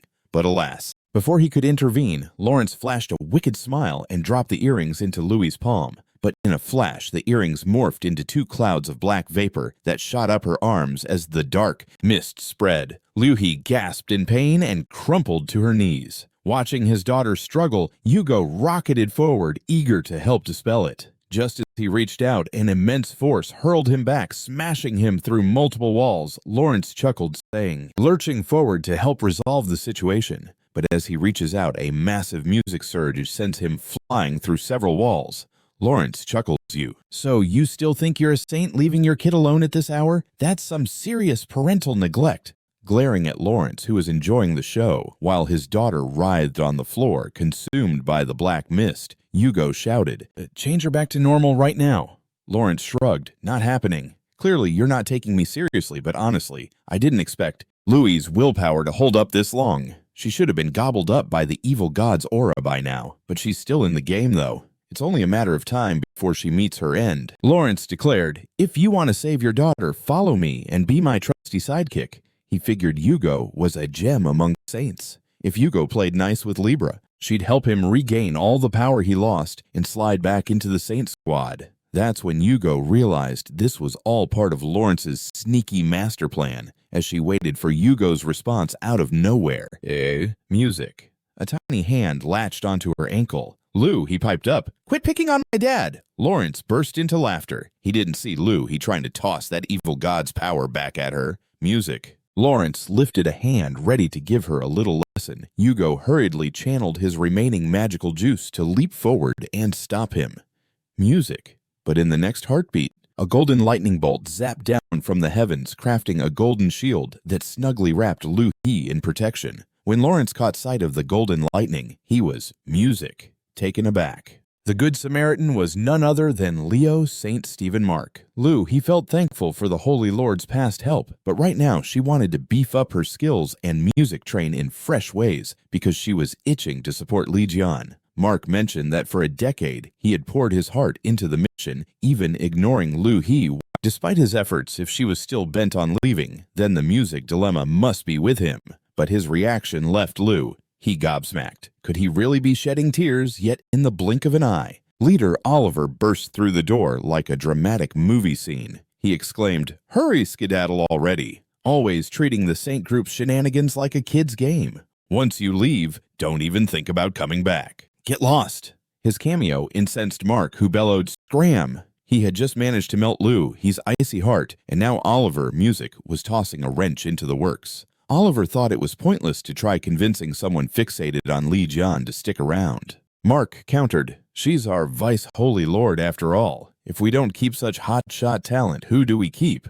"What if I leave instead?" Oliver, music, shot back. Mark asked, "Why would you want to leave?" Oliver replied, "Just answer me." Mark said, "Fine, everyone can leave then. You leave, music, too." But Mark's fiery words hit Oliver hard. Suddenly, an enormous aura surged from him. Mark was taken aback by this aura. Music, it belonged to Libra. As Oliver's power continued to swell, his appearance morphed completely.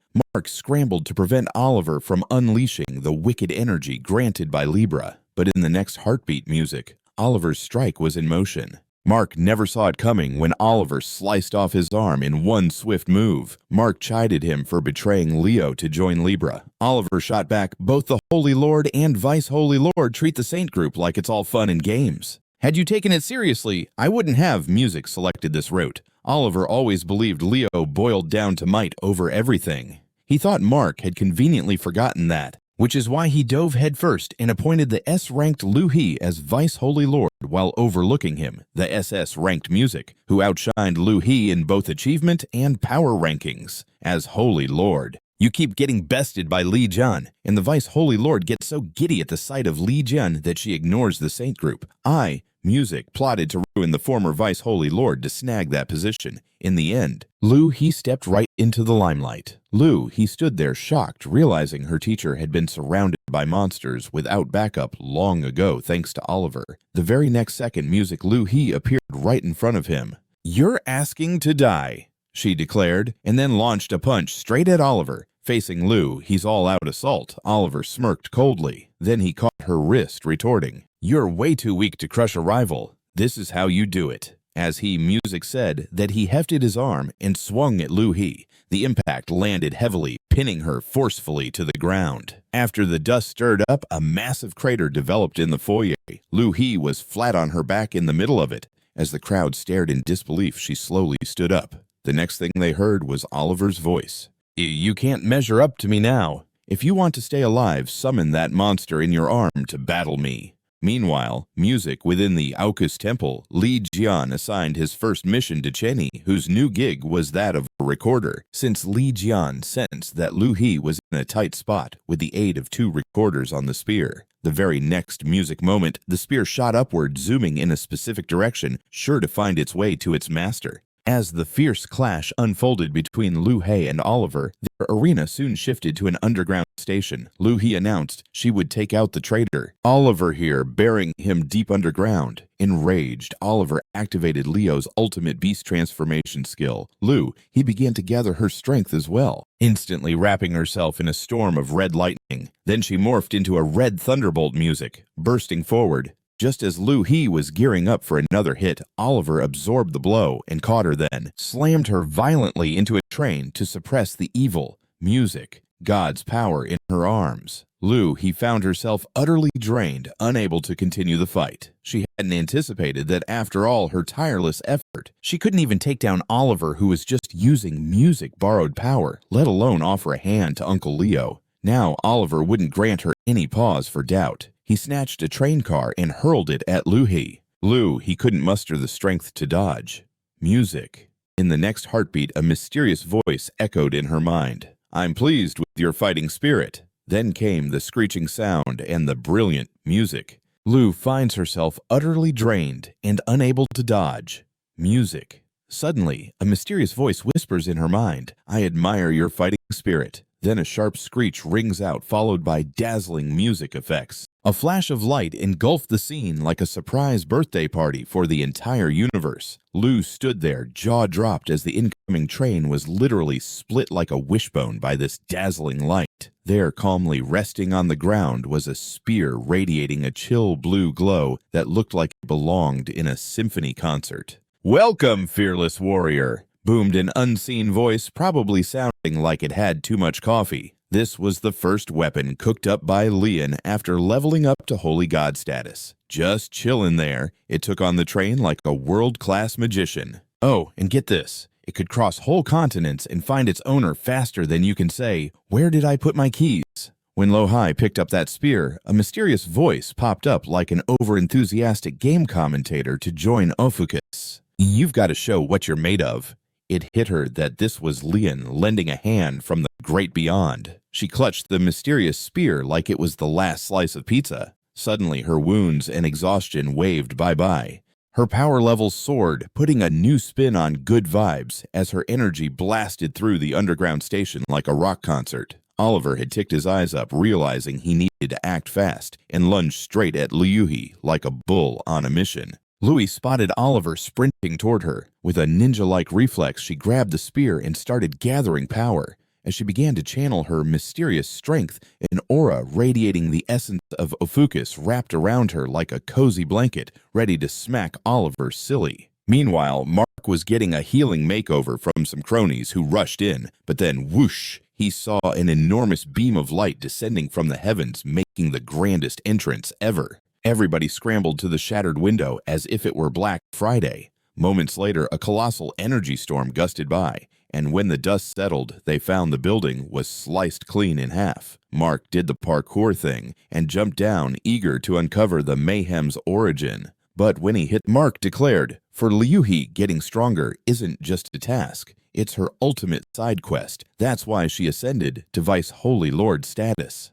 Oliver, ever so charming, turned away. "You still yappin' even after I lopped off your arm." But when Louie made her grand entrance, Mark's jaw hit the floor. Louie replied, "I said I want to hook up with mysterious Uncle Li Jian's holy crew." Mark shot back, "You haven't gotten my thumbs up yet, and the holy god definitely won't get on board either. If you really plan to dip, you'll have to get through my cold, lifeless body." Just then, mysterious Louie got tagged with a quest from OPHIUCUS take down Mark. But then Oliver's roar echoed ominously, "Don't you dare think this is the finale. This is just the tip of the iceberg. You have no clue what Libra really packs." As he spoke, Oliver's wounded form lit up like a Christmas tree. Under the astonished gaze of Mark and Louie, the glowing orb shot up into the sky with a life of its own.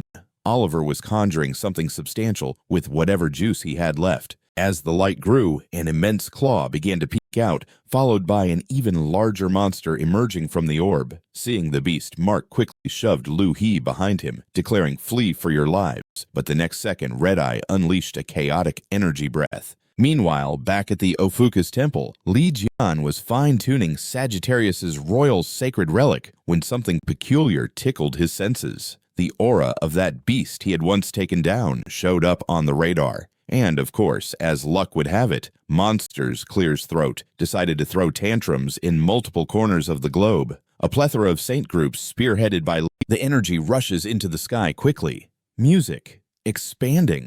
Oliver is using what little power he has left to pull off a summoning. As the glowing orb enlarges, a monstrous claw starts to take form. Then an even bigger figure starts emerging from the light. Once everyone sees this terrifying beast, Mark instinctively shields Louie behind Music Hymn. When the creature fully materializes, everyone realizes it's none other than the disaster misfortune leader Li Jian had taken down. Mark urges everyone to run without delay. Just then, Red-Eye releases a powerful breath of energy. Meanwhile, in the OPHIUCUS temple, Li Jian, busy mending Sagittarius's sacred artifact, senses something is off. The aura of the being he once conquered has resurfaced. Not only that, but monstrous creatures, Clear's Throat, are attacking various locations all over the globe. Yet the Saint factions led by Libra quickly step up to say they will join forces with Li Jian, and his team were taken aback. Who knew Libra would spin getting rid of disaster misfortunes into a rallying cry for action? Yugo's jaw dropped at the sight of Red-Eye returning. Haley piped up, explaining that Li Jian hadn't been able to make an appearance out of the Demon Tower back when this happened. Yugo, being the out-of-the-loop character he was, had lost touch with the other saints and had no clue what was brewing behind the scenes. The discussion over who had rights to Red-Eye caused more sparks than a fireworks show in July. Ultimately, the Saints agreed to seal Red-Eye's noggin and toss it into the ocean, a suggestion courtesy of Libra. Yugo raised an eyebrow, suspecting Libra had fished it back in, and Li Jian wasn't surprised. It sounded right up her alley. Regardless, he was dying to find out if it was the one he had previously squared off against. Li Jian asked Haley to set some protective barriers at the OPHIUCUS temple, as she was quite the whiz in that arena, so he could set out and tackle the monster stress-free. As he approached, Haley's cheeks turned crimson, her profit-seeking expression filtered through hearts and stars, becoming ruthlessly adorable. She started rummaging through boxes, desperately searching for any sacred goodies that could help. The attribute deity cautiously reminded her to chill. Otherwise, she'd put Scorpio in the poorhouse, but Haley was too busy daydreaming. She thought that if Li Jian could only rely on her emptying Scorpio's sacred stash, wouldn't even break her stride. Giddy with affection, Haley mused to herself, isn't this kind of like sharing a life together? Like, is this marriage? This daydream sent her heart fluttering like a freshly freed butterfly. Yugo was under the impression Li Jian would ask him to tag along to take out Red Eye, but to his surprise, Li Jian ordered him to return home immediately. But with Red Eye crashing the party where Lu was, Yugo couldn't just bail. Li Jian reassured him, I can sense Lu He's aura and will keep her safe, especially since Libra's forces have also crashed into H country, and the Sagittarius troops can't handle this nonsense. Li Jian urges him to head back home at once. But alas, Red Eye shows up right where Lu He is, making it impossible for him to leave. Li Jian declares he can tap into Lu He's essence and promises to keep her safe because he detected that Libra had also dispatched forces to Music H country, and the remaining members of Sagittarius can't possibly handle this on their own. Meanwhile, in H country music, the city under Sagittarius's watch was getting hammered by monsters left and right. With everyone dog-tired from the never-ending brawl, it was only a matter of time before the whole place went belly up. But then, out of nowhere, a figure swooped into music, launching a wild attack straight at the disaster misfortune. Everyone's jaws dropped at the sight. The once fearsome disaster misfortune was now just a heap on the ground. As the townsfolk took in the newcomer, they were in total shock. Music. It was the tourist Saint Ivan Kruger. Ivan grinned like a Cheshire cat. Seriously, a rookie saint crew freaked out over this little shindig. Where's Guo Goot knew the visitor wasn't there to play nice, but still said, thanks for stepping in. The Holy Lord's not around. If Lord Ivan's got something to say, we'll pass it along. Ivan replied, no worries. I'm just going to hang out here for a sec. Then he grabbed Li Xuan by the shoulder and said, didn't you know I can't stand folks in my way before delivering a solid punch? When Goot let out an angry roar, Ivan just rolled his eyes. Li Xuan, powered up by OPHIUCUS, said I was curious why someone like you, who usually has a rocky relationship with our Holy Lord, would chip in. Your real aim isn't the disaster misfortune at all, is it? It's us, right? Ivan chuckled. What a shame that you serve such a second-rate Holy Lord. Liz Xian chimed in. You've been throwing shade at our Holy Lord since day one. Don't go calling Lord Yugo that. Ivan shook, music his head. What kind of training does that guy give his team? No discipline whatsoever. Anyway, Libra has ordered that none of you should live to tell the tale. The next music moment, his saintly aura erupted. Meanwhile, inside of OPHIUCUS's temple, once Li Jian wrapped up his story, Yugo started to head out. Just as Yugo was making his exit, Li Jian said, all right, it's time for us to gear up too. Chenju Music asked, scratching his head. Are we leaving right now? Li Jian replied, not quite. First, we need to tackle the disaster misfortune that's crashed our sanctuary. On the flip side, music, the sacred item propping up the magic formation, shattered simultaneously. In a flash, the ocean waves surged with fury. An army riding the waves sprang into view. Hey humans, where's your master? Eugene tried to give them a piece of his mind, but got zapped instead by a swinging attack from a skeletal music knight. Lowly humans should keep their noses out of things. The Scorpio attribute deity managed to block the earlier strike, but his armor got toasted in the process. Haley was stunned that a casual hit from their opponent breezed through the Scorpio deity's defenses. She started to suspect an army was sent from the headquarters of some unknown civilization. The skeletal knight couldn't help but sense the familiar aura from the recent music clash. Could they be the traitors Libra mentioned? Since you're the shame of our race, it's time to vanish. Music. As the Knight Commander declared this, the skeletal warriors charged forward. The Scorpio attribute deity attempted to use his tailhook, music, for defense, but his line of defense crumbled like a house of cards against the oncoming skeletal warriors, and the sword kept coming. aiming straight for Haley. Just as the sword was about to make contact, Haley hit battle mode, swatting the sword away with one hand in a shower of sparks. Music. Haley zipped to the side and unleashed her whip. As her energy picked up speed, her saintly aura spread out wide. Music. In a blink. Suddenly, blue light erupted behind her, transforming into arrows that struck at the Ghost Legion. In a flash, countless ghost soldiers were taken down by the arrows, but the Ghost Knight commander caught one of the incoming arrows. A figure strolled out of the building. What a mountain of garbage. You must be Libra's pets, huh? When Haley saw Li Jian come to back her up, she couldn't hide her excitement. The Knight commander realized music. This was the master Libra had mentioned. He sighed. How disappointing. I heard you were a holy god. But you're so tiny. Li Jian quipped. Do I need to meet your standards? Just answer me. Are you with Libra? The other guy shot back. Shut it. How dare you talk down to me? But before he could finish, he was shot down right there. Leon said, you think you can tell me to shut up? What gave you the guts, music? Seeing the fallen skeletal warrior. But you're so tiny.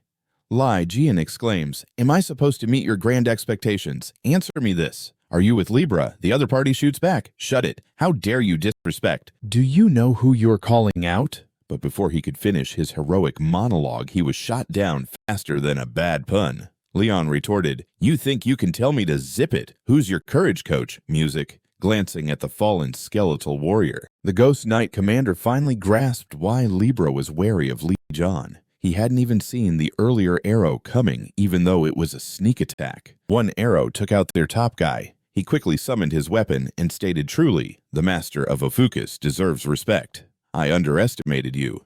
We're the front line of the great unknown civilization's army. Servants, music of Lord Helmet Baron the Ghost Knight Order. We've come to teach you humans a lesson for following the deceitful holy gods. After the Ghost Knight music commander finished, all his soldiers charged at Lian. Li roared in frustration. Let me show you what knowing your place means. The music. Next moment, a lightning-fast blade shadow shot out from the building.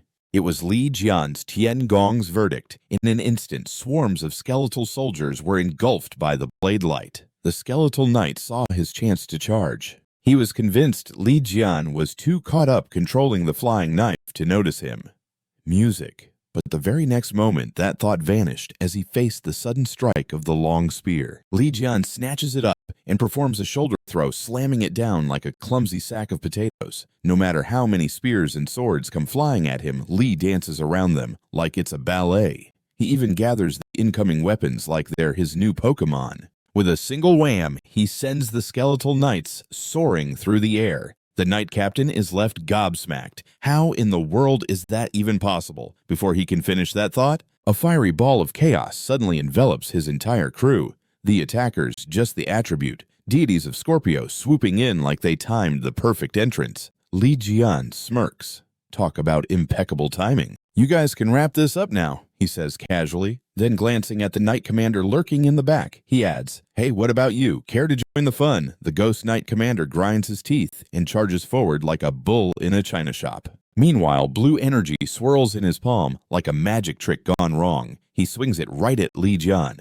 As the sharp edge flies at him, Li Jian doesn't budge an inch, lazily slicing right through it as if he's cutting through butter. With a booming clang, the Knight Commander's fierce light charge is effortlessly stopped. The Ghost Knight Commander's jaw drops in disbelief. Li Jian chuckles, then gives the Ghost Knight Commander's mount a swift kick that sends its head flying, followed by a slice that splits it in half. The Ghost Knight Commander ignores the chaos and leaps up, exclaiming, okay, you've got some moves. Check this out. He conjures a ghost storm in his palm like he's about to cook up a dark cloud.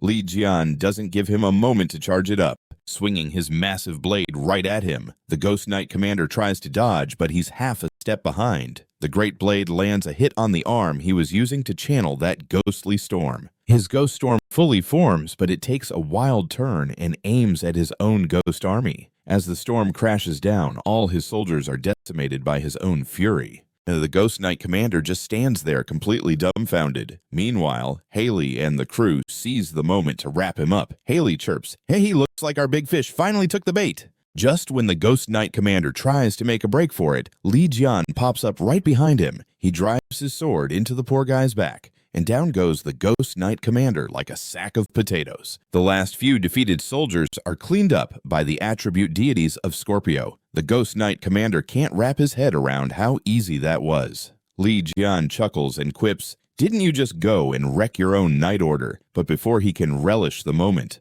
suddenly a transfer portal starts forming right behind Li Jian. Before he can react, the Ghost Knight Commander yanks him in as everyone watches in shock.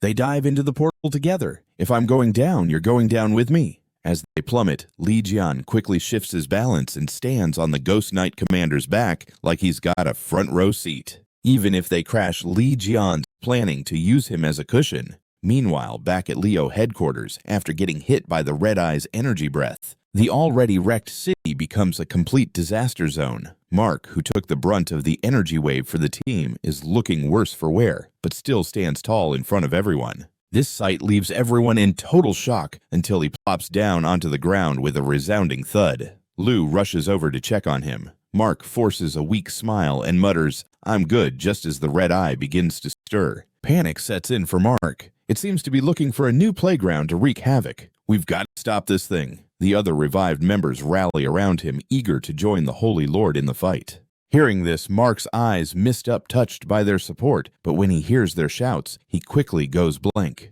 "Wait, didn't the Holy Lord beat the Red Eye before? With our help, we can totally do this." Louie chimes in, "The Red Eye's way too powerful. Charging in like this is just asking for a bloodbath. We've got to think smart. You need to help evacuate the stragglers. I'll handle the Holy Lord here," he says. Hearing this, everyone jumps into action. Appreciating Louie's cool head in the chaos, Mark expresses his gratitude heartfeltly. Louie replies with a smirk, "No worries, I need you alive until after I take you down, Holy Lord." The two then set their sights on the Red Eye, trying to make its escape. Louie asks Mark, "You ready to unleash your true power now?" But Mark's eyes widen. "Haven't you heard the backstory? Li Jian took down the Red Eye ages ago." When Louie hears this firsthand from Mark, his jaw nearly hits the floor.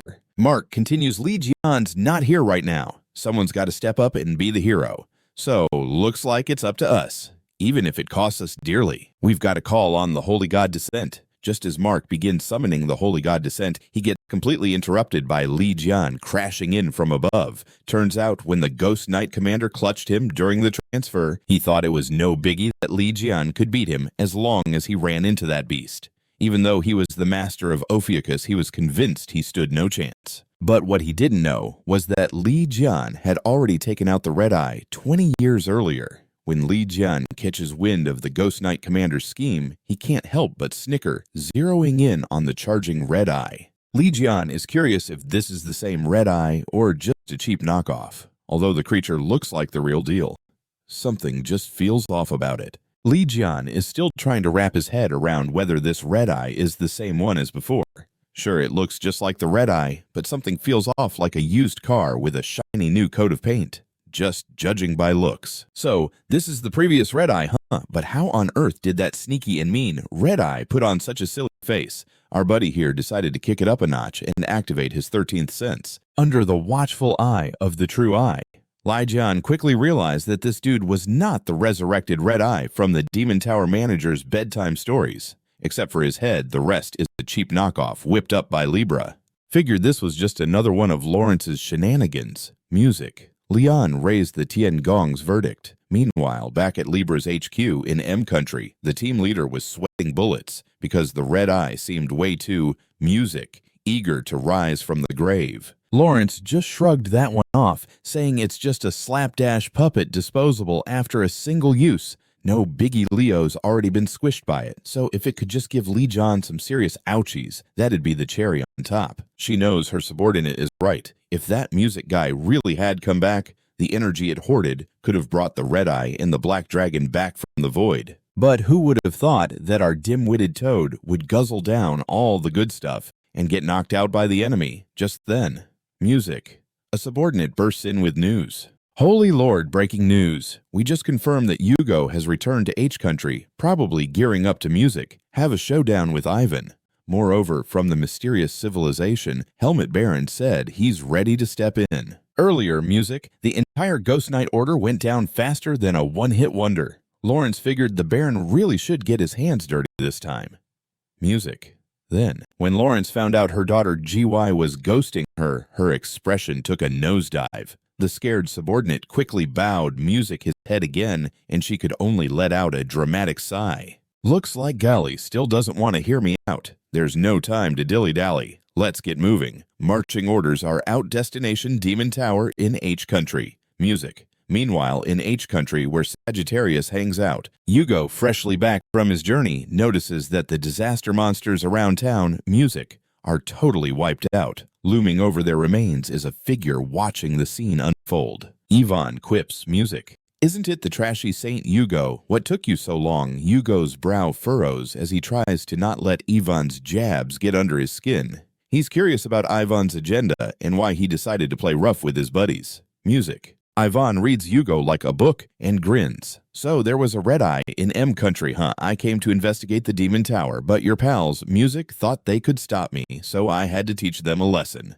Yugo snickers, then directly roasts Ivan. You're gonna investigate the Demon Tower. Why haven't you gone in yet? Maybe you're scared or trying to flee like 20 years ago. Yvonne's expression freezes, and the memory sparks anger as their shared history comes rushing back. Music. Yvonne barks back. You think you're the same old you just because you've recovered your strength. You're still just a wannabe saint. If you're itching for a fight, I'm game. He powers up, activating Taurus's skill. Music.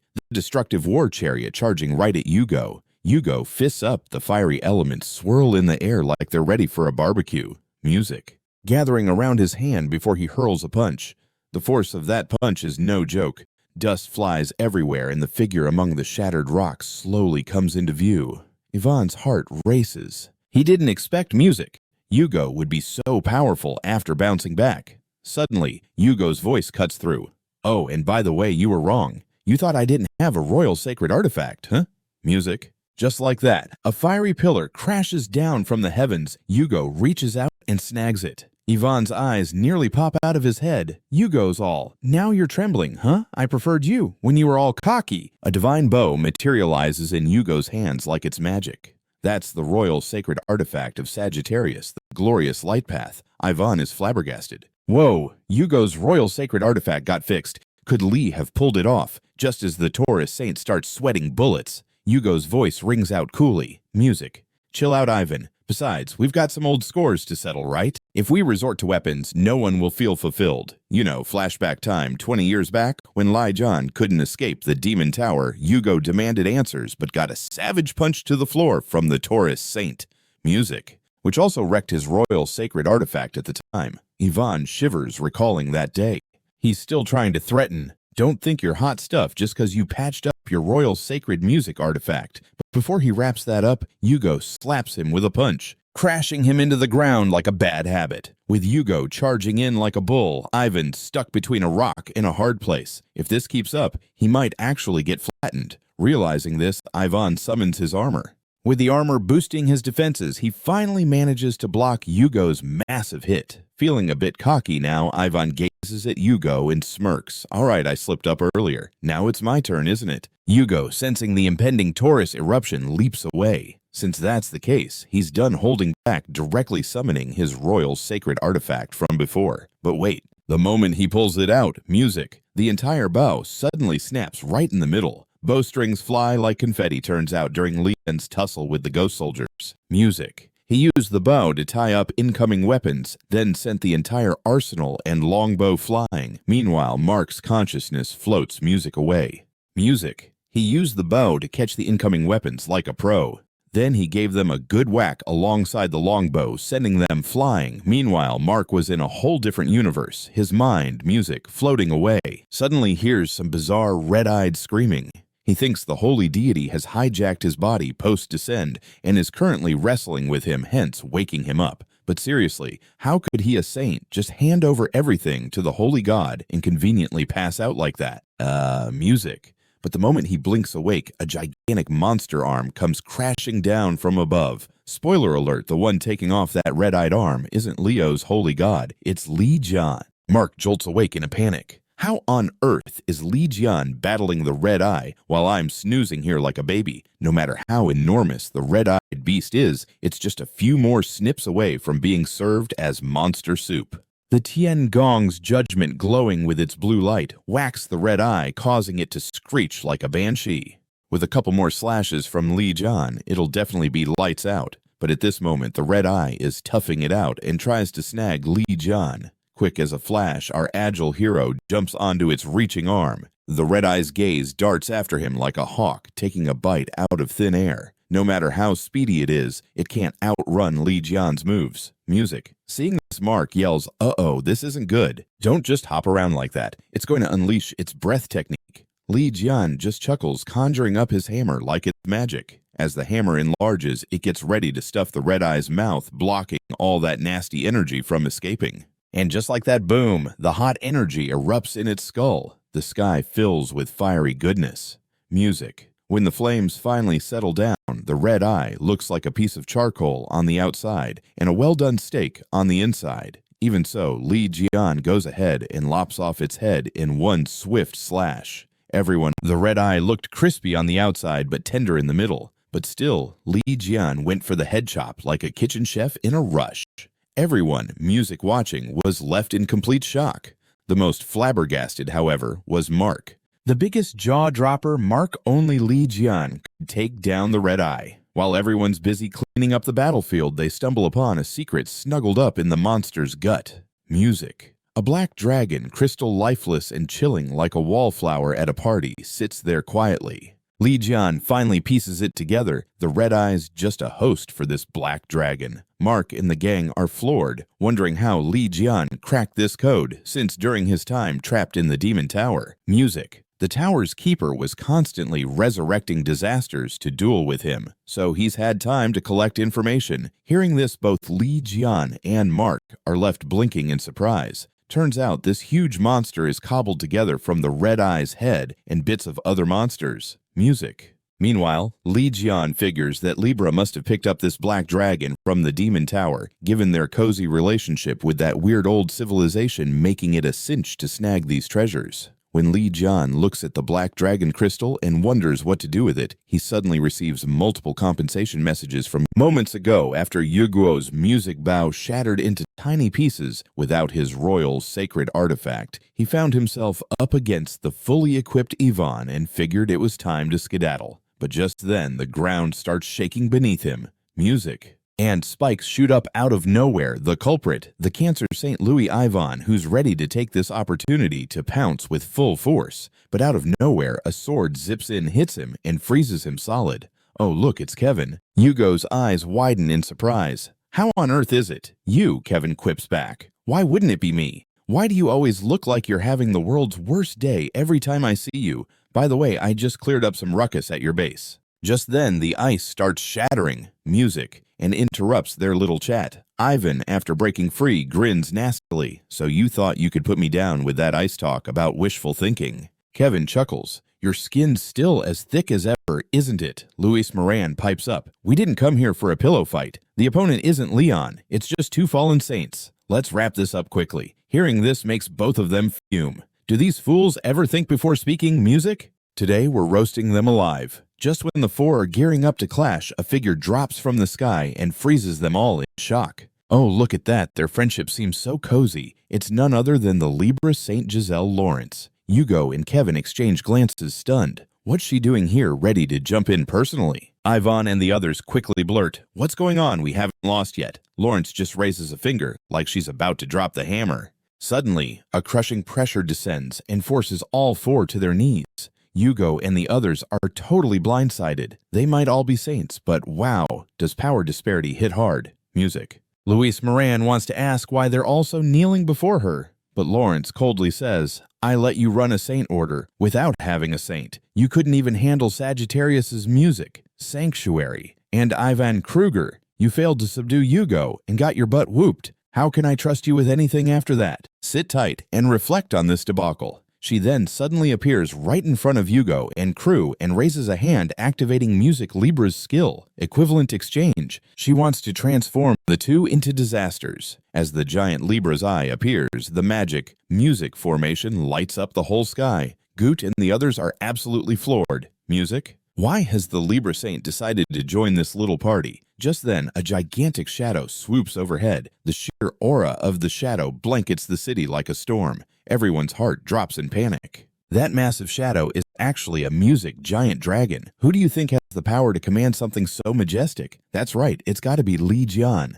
But when Lawrence spots Li Jian, she wants to twist the two into a total disaster. When the giant Libra's eye popped up, the magic music formation lit up the whole sky like a holiday streetlight display. Goot and the others were completely floored by this. Music. Why is the Libra Saint crashing this party? All of a sudden, a massive shadow swoops over them like a bad hairstyle. The frightening presence of this shadow just swallowed the city whole.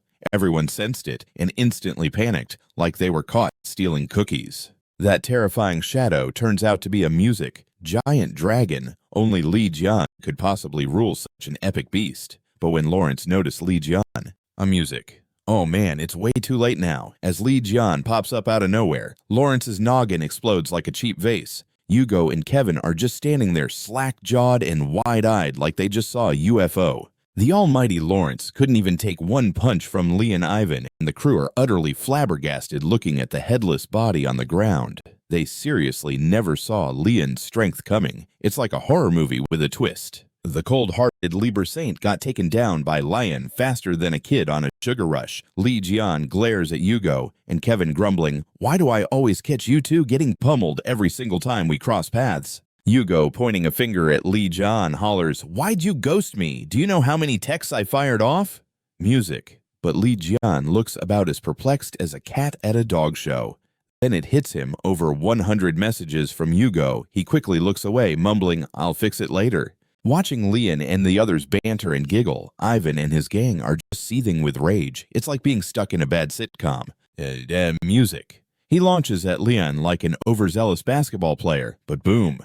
Leon's fist meets him head-on, sending him flying like a lost balloon. While he's processing this wild ride, he looks back to see Louie Moran getting gobbled up by the black dragon. Oh boy. As Louie is chewed to bits, slowly disappearing into the dragon's gaping maw, Ivan and his buddies can't comprehend how they're being dispatched so swiftly. Kevin's eyes. Music sparkle with awe, while Yugo's jaw drops at this terrifying black dragon situation. Lion explains, "This catastrophe was brought back with the enchanted magic dragon crystal, the spooky red-eyed head, and ghost knights in the mix." Just as Li Jian and Yugo are going back and forth, Kevin interrupts with the burning question. Is anyone aware of why this nightmare hasn't just up and vanished yet? The very next moment, golden chains rain from the music heavens, wrapping Lawrence tighter than a burrito. Miraculously, her head starts growing back in the weirdest way possible. Li Jian can't help but chuckle. Didn't music expect you to morph into an even more grotesque version of yourself? Li Jian then conjures the Tan Gong's verdict and his hammer declaring music. No matter how many times you pop back up, I'll smash you every single time, as Lawrence tentatively raises her hands. Li Jian shouts urgently, "Black Music Dragon, take those two away pronto!"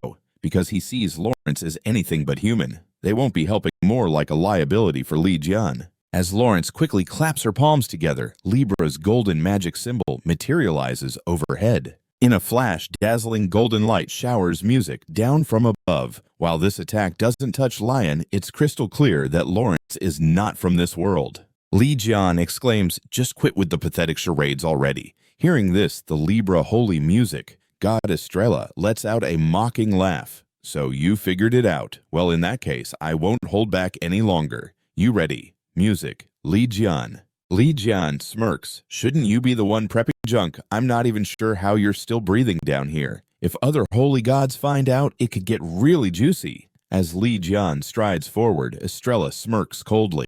But as Estrella swings her fist, Taurus's sacred mark flares up behind her. Li Jian can't believe it. The Libra holy god is using Taurus's mojo.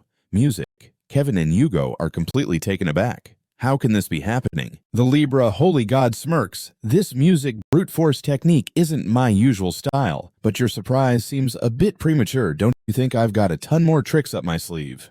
With that, a giant scale shadow rises from the ground, and 6 sacred music symbols condense above it. Li Jian, slowly emerging from the crater, puts 2 and 2 together, staring at the scale floating in the sky alongside the other constellation symbols. Li Jian suddenly gets it. Ah, so that's why you're all high and mighty. You were planning this from the get-go. Estrella beams. Of course, all the holy gods were furious after losing their saints. These sacred marks scream their outrage at you. Can you handle this kind of power? Music. Li Jian grits his teeth and replies, as a holy god, you pulled this stunt. Wouldn't it be wiser to tackle those disaster monsters? But the Libra holy god doesn't see a problem with her actions. She believes Li Jian hates the sanctimonious saints and holy gods obsessed with ridding the world of misfortune, treating those insignificant humans. She detests Li Jian, but grudgingly respects his might. If Li Jian keeps out of their hair, they'll let him run the whole planet provided he joins their ranks. If not, he runs the risk of being erased from the Constellation map by the gods themselves. Or music. Li Jian laughs at that saying. You still haven't changed dishing out these ridiculous choices while ignoring the safety of others. In Estrella's mind, the lives of mere insects are meaningless. She's taken aback by Li Jian's naive sense of duty. If that's how you feel, let me lighten your load, she asserts. Clearing this city will be a great start. Immediately after she speaks, Estrella channels her royal sacred skill, unleashing divine weaponry. A torrent of blades materializes around them, blanketing the island the city resides on in a razor-sharp storm.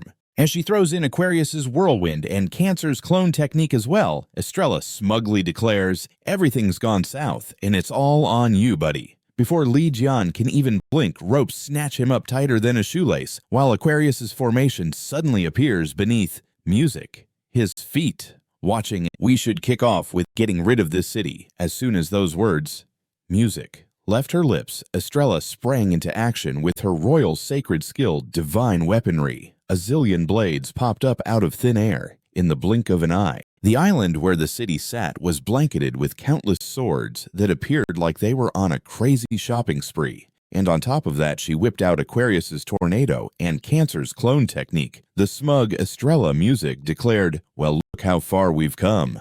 This mess is all on you.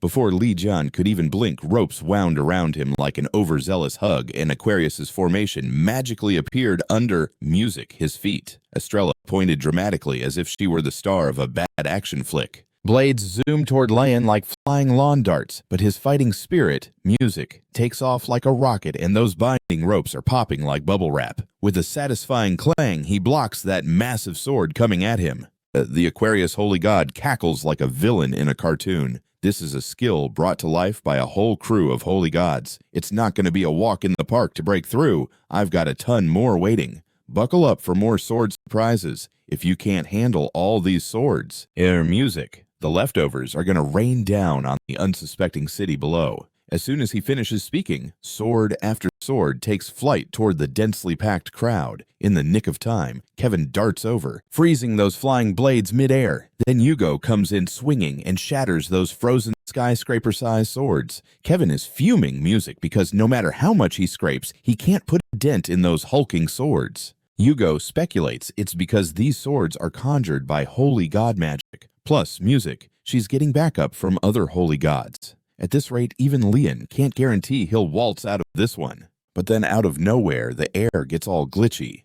Music. And both of them jump back. The waves that suddenly appear are like heavy curtains trying to block out the music sky. Everyone looks up trembling like they just spotted a bear. Some saints even drop to their knees praying for a holy god to swoop in and save them. And he also gets down on one knee pleading with the Virgo holy god, asking for a sprinkle of support for Lian and hoping to score Virgo's epic power. Meanwhile, Lian gazes at the colossal waves above him. Little did he know, music. Estrella was planning to drown the entire city just to get to him. Lian aims to unleash his fighting god instinct, but a bright light suddenly explodes music behind him. Estrella, thinking Lian is hiding because he's scared, decides to go full-on villain mode and sink the whole city to music, the ocean floor. Whatever the cost, she's determined to flush Li Jian out. The sacred mark of Aquarius starts to glow ominously. Music. In a heartbeat, tidal waves crash down on the city like a curtain call.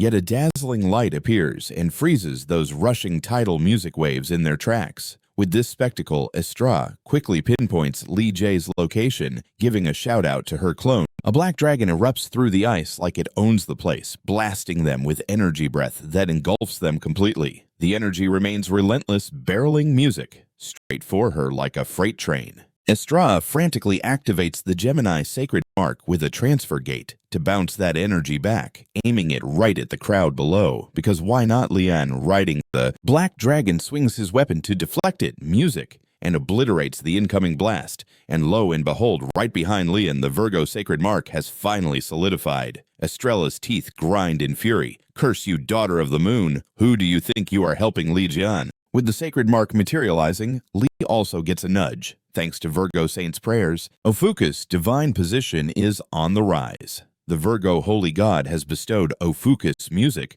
with powers anew, boosting the divine status once again. Li Jian smirks. You just claim to be the holy god's fury. Right, but it sure looks like music. You're not the only one. Estrella rolls her eyes. Oh please, do you really think there's anything worse than the holy god's anger in this world? And while we're at it, whose so-called anger are you all riled up about? Lion roars back, stop acting tough. How many lives have you ruined, whether my friends or innocent folks? If I say this is the anger of music, those people, can you wrap your head around that? Plus I'm still seething over getting stabbed at the Demon Tower. So tell me, who's the culprit? Was it music, you, or one of the losers working with you? Estrella just shakes her head and starts laughing like a maniac. I thought you were going to ask something important, music. But here you are whining about the past. You really want that answer, huh? But only the strong get to ask questions, buddy. Now it looks like I'm the one needing to interrogate you. And let's be real, you only have a measly 2 holy gods on your side. What's that going to do for you? With that, Estrella fires up her Gemini skill again. Star of Destruction. Watching that massive meteorite descend is enough to make Li Jian's energy spike. Music. You think we're just packing 2 holy gods? In the blink of an eye, a blazing light halts that meteorite mid-drop, and it starts creaking and cracking. Music. It's Li Jian wielding Sagittarius' sacred technique, the Sun God's Ring. With a colossal blast, Estrella music gets knocked to the ground. Turns out, moments earlier, all the Sagittarius followers caught. Both the Sagittarius and Virgo holy orders were all in praying for music OPHIUCUS. Li Jian's power level escalated like a gaming cheat code. I told you, a waste of space. More than a couple of angry people are on my side. Not just the holy orders, but all those souls in the city you've hurt with your dastardly deeds. Music. Throngs of people are praying for OPHIUCUS, and divine power is amassing at an astonishing pace. You think 7 holy gods' wrath can compete with me? I have millions, maybe billions backing me up with that music. Li Jian lands a thunderous punch right into Estrella. The once mighty holy god is left battered and bruised. And guess what? He's not done yet. Li Jian continues pummeling her with blow after blow. How many more hits do you think your face can take this time? Get your hands off me! Estrella shrieks, unleashing her divine power, and in the depths of the black shadows, she severs Li Jian's right hand just as he's about to kick in his super regeneration for the Lord's command so that Lion could snag the win. They all sent prayers up to the holy god like it was the last episode of their favorite show. Both the Sagittarius and Virgo holy orders sent their prayers for music OPHIUCUS. Li Jian felt an extra boost from all this. I told you you're a hot mess. There's a crowd of furious folks who want a piece of you, not just the holy orders, but everyone in that city sick of your wicked ways. Music. Countless souls are praying for OPHIUCUS, and divine power is accumulating faster than a snowball rolling downhill. The irritation of 7 holy gods. Please, I've got tens of millions, even billions on my side with that music. Li Jian unleashed a punch on Estrella that packed more punch than a fruit smoothie. The high and mighty holy god was already a patchwork of wounds. But oh no, it didn't stop there. Li Jian kept throwing punches like a piñata at a party. How many more wallops can your mug take this time? Get your hands off me! Estrella roared, unleashing her divine power. In a flash, she sliced off Li Jian's right hand beneath the shadowy chaos, just as Li Jian was about to unleash his super healing powers. And music. A horde of golden doppelgangers lunged at him. Just then, a crimson specter zipped through the air. With some serious flair, the golden clones were sliced down one by one. All of my clones have been wiped out. Music. Before she could finish her whine, Li Jian's attack zipped right through her. So it looks like I'll have to take out the Constellation seal to finish you off, huh? Let's kick things off with the rotten crab sauce. Music. Shall we? Scorpio, St. Haley handed him some hefty authority. The judgment chains of Heaven's Duke poison arrow style coming right up. This is impossible. How on earth did you find the core of Cancer so quickly? Alrighty, time to reel in a big one. As Li Jian yanked music with force, the purple Cancer formation behind Estrella burst into a million tiny pieces. Cancer's energy is leaking like a bad faucet. She can no longer wield Cancer's full music authority. Li Jian, I'm gonna take you down. Countless fragments of split bodies came rushing at Li, courtesy of Capricorn's skill. World Destroyer, a mushroom cloud explosion with enough power to wipe out heaven and earth. Estrella zoomed at Li Jian like a rocket music. This planet belongs to us holy gods. A magnificent golden greatsword sprang forth from the dome. Estrella music unleashed the combined might of Aries and Libra wielding the weapon of the golden rule. How could you pests even think about stealing my planet? Music. That rightfully belongs to me. The holy sword dove down, but was met with a dazzling icy blast. The chill in the air could only be Virgo's north wind. The sword of light got completely frozen. Music. In an instant, with a flash of cyan, Li Jian charged ferociously at Estrella. Before she could even blink, another punch landed right on her kisser. This music major blow sent her crashing back to the ground again. You greedy beast! Who said this planet is yours? I'm about to stomp your lying chops into the dirt. Estrella used Gemini's teleportation, music power, transforming into a wisp of purple smoke and swirling around behind Li Jian. Now I'm gonna beat you into rags, it's over, Estrella declared, music smugly unleashing the combined assault of Capricorn and Taurus horn attack. But Li Jian had already honed in on her position with his Sagittarius skill. Their fists smashed together, erupting in a thunderous burst of energy. Music. Estrella still took a major hit. She was left in complete disbelief. Dang it, I've used all the support skills from Taurus and Aquarius. How could she, music, suddenly clock that Scorpio's poison would tank all ability scores? Before she could unleash a string of curses, a massive flame suddenly engulfed music her. Damn it. Do you think this is the end? With a ferocious roar, she fused 7 kinds of holy power into one. Music. The power of the 7 holy orders was being cranked up to the max. Making your last stand, huh? Well, I can't just let you have your way. Li Jian shot forward. Riding a black dragon, he barreled toward Estrella.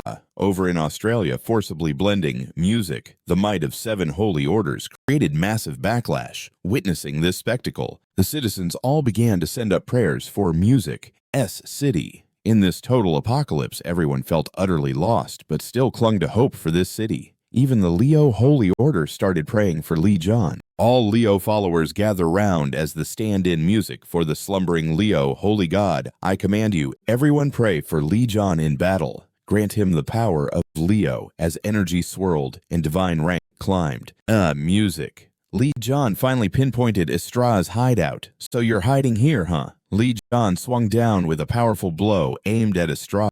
But this strike was intercepted by Estrella's gathered music golden light. A ring of constellation seals formed, fending off Li Jian's attack. Haha, these constellation seals were personally handed down by the holy gods.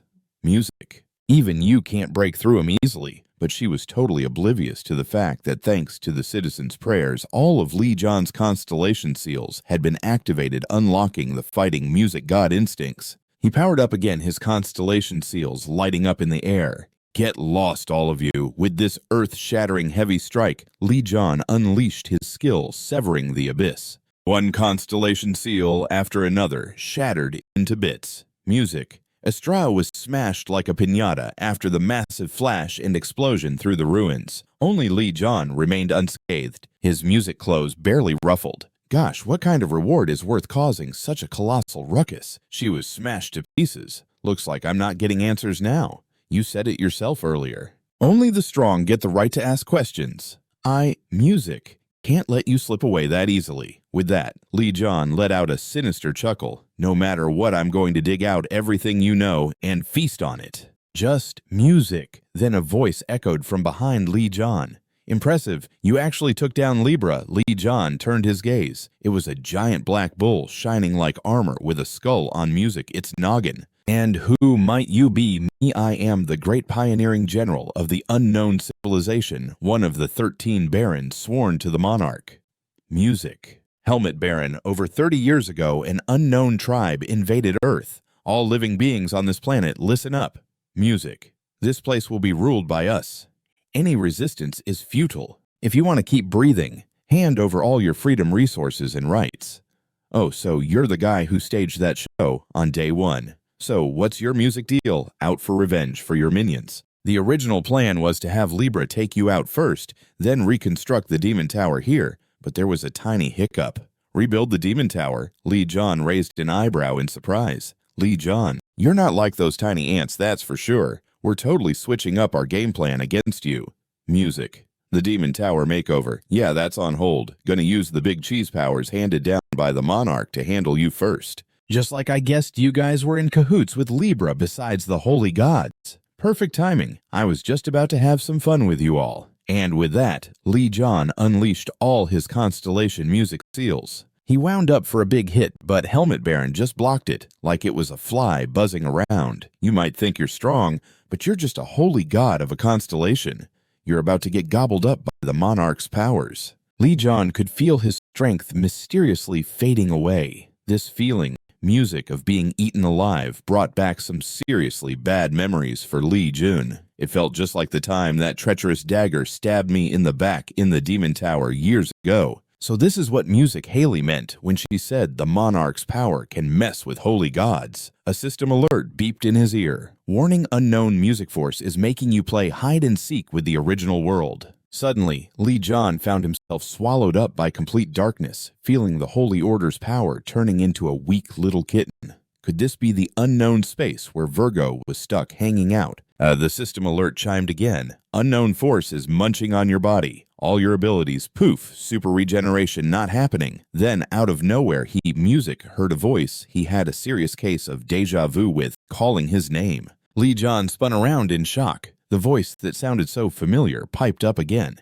Music. What are you doing here? Didn't we plan to ditch together seriously? You forgot all about it. Li Jian was music sweating, like he just ran a marathon, starting to shake all over. Just when he was about to respond, an attack jabbed through his chest from behind. A perfect hook. Anyone who gets hit by this turns into a defenseless marshmallow. It brings back the memories you'd rather keep under lock and key. The Holy God's power has drained music enough. Can we get a move on now? Libra. At those words, the crumbled version of Estrella glimmered in golden light. Lean music. Look what you've turned me into. I'll admit you pack a punch, but I'm not just rolling over. I'm planning to hijack your body and your powers. You think you're going to use my body as a rental to resurrect? Oh, you're going to regret music that. Is that really all you've got for your grand finale? With that, she morphed into a blazing golden light, shooting straight at Li Jian's noggin. The golden glow vanished, and Music Li Jian's head drooped as if he had just run a marathon in the wrong shoes. By the way, this guy has a temper as bad as a rabid monkey. Didn't expect Music him to throw in the towel so fast. The scene flashed back to when Li Jian first scored the title of OPHIUCUS Master. A music super regeneration panel popped up before him. Complete body regeneration sealed. More than half of his actual strength. Music. And now he had 1 minute and 57 seconds to wait until his powers fully recharged. Young Li Jian was seriously crushing on the 12 holy seats. Check it out. Humanity's champions. They're so mighty. Music. Their goal is to be the superhero squad for humanity. How could I not be impressed with such big dreams, with the mighty 12 holy seats leading the charge? They're bound to crush those monsters and send those unknown forces packing. Haha, silly monsters. Humanity's got this. Anyway, today's a music snack time day. Let's go grab something tasty to munch on. Until that heart-wrenching day when Li Jian saw monsters wipe out his buddy. When he was at his lowest, the Holy Knights just stood by. But guess what? The broadcast claimed the Holy Knights saved the day without a scratch on them. The calamity wrapped up before we could even say hi. Let's turn a blind eye to this poor guy and just cash in our paycheck. Is music this the reason? Is this why you bear a grudge against calamities and the Holy Knights' ha-ha classic tale? Estrella laughed. A cheap soap opera. So because of this little wave of music anger, you do whatever it costs. Well, this is your curtain call. You've been letting anger run the show from the start. That's why you've only made it this far. Remember, anger won't break through my divine authority. This is your silly end, Li Jian. Just let me gobble you up peacefully." With that, she opened her mouth ready to chow down on Li Jian's entire spiritual world. But then the alert pinged. The gap music between Libra and OPHIUCUS is way too huge. Devouring not happening. No way. How could my divine authority be lower than Li Jian's? She looked music up to see a giant serpent swirling around in the sky. A mysterious power that's clearly out of my league. Massive divine authority. How could their music be such immense divine authority? A newbie who just became a holy god. This can't be real. OPHIUCUS' punishment is wrapping up. Countdown music. 27 seconds. Is it exciting, stalking others' memories? The orb in her hand started to shatter. Are you ready? Waste of time. Li Jian. Music. How did you harness such power? When the countdown hit 0, Li Jian lunged at Astra with a mighty fist. Who knows? I've got the power to crush you all. Outside helmet. Music Baron only caught a flash of blue light as Li Jian booted Astra out of his body with one swift palm.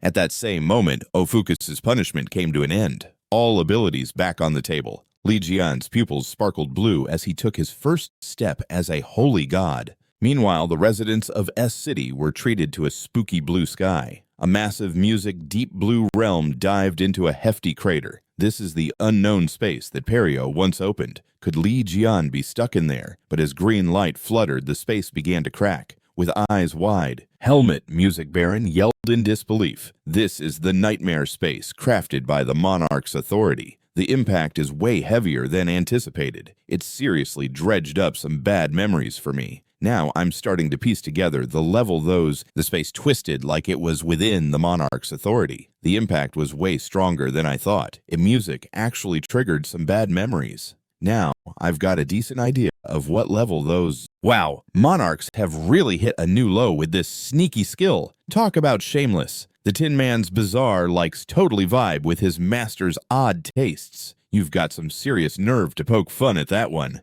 Helmet Baron swung wildly at Li Jian, but Li Jian swatted it away with just one finger. You keep blabbering about your monarch. Here, let me gift you music, something special. With that, he shoved a blade right into Helmet Baron's chest. A sneaky little dagger, packed with the monarch's magic.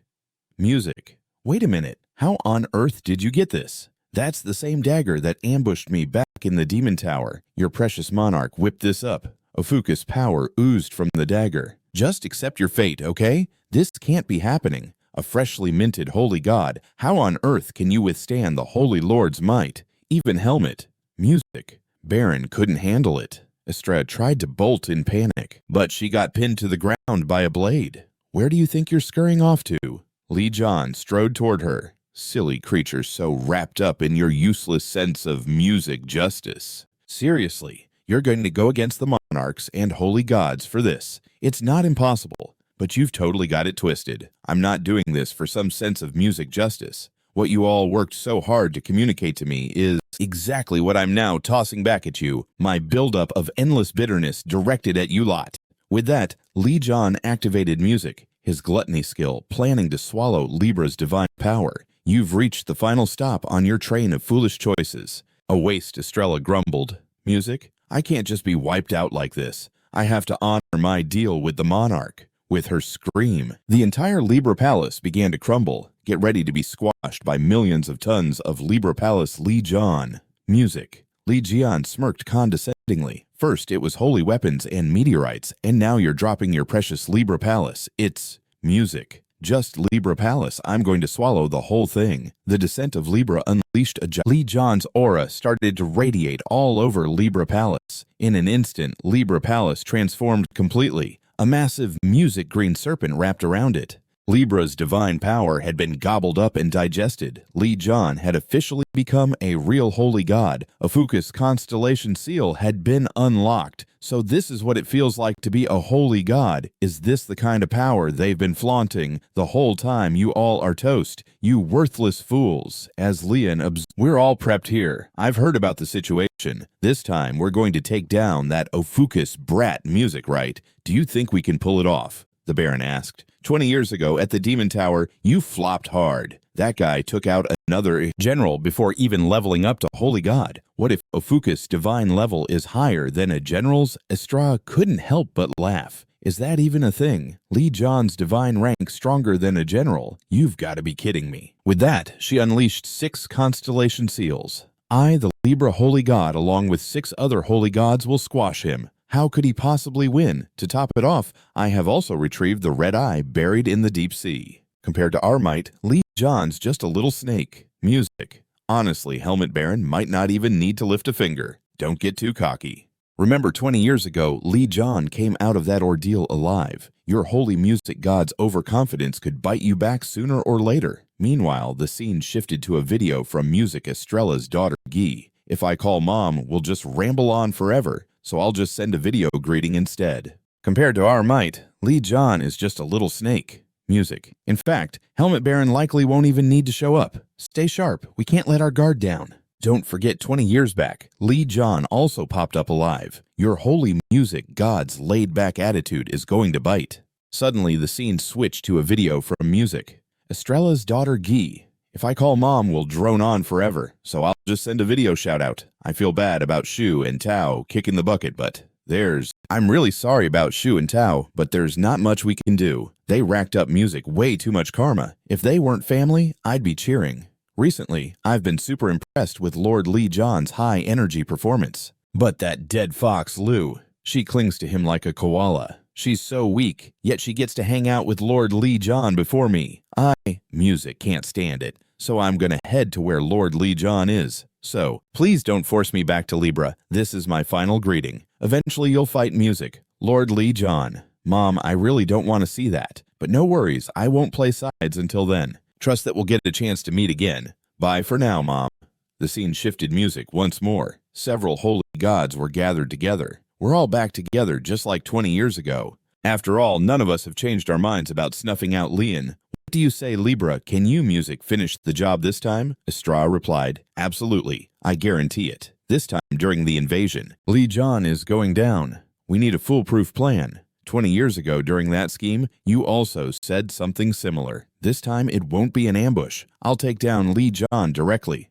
Music. And to sweeten the deal, I've also allied with a general from that unknown civilization. If we tap into the monarch's power, this will be a piece of cake. Do we truly need to bring the monarch's forces into this music? Someone questioned. So what? We've got to stop the 13th variant from becoming the disaster god. We all, music, agree. Let's take Li Jian out once and for all during this disaster. Let's make sure Li Jian falls into eternal doom. And OPHIUCUS should vanish completely.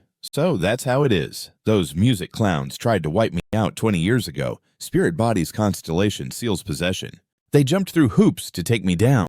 This is just a peek at Libra's memory, but I can feel this one-sided malice all over. I'm seriously gonna squash these fools. Music. Just as he was deep in thought, Lian heard someone yelling his name. Everyone was clustered around him.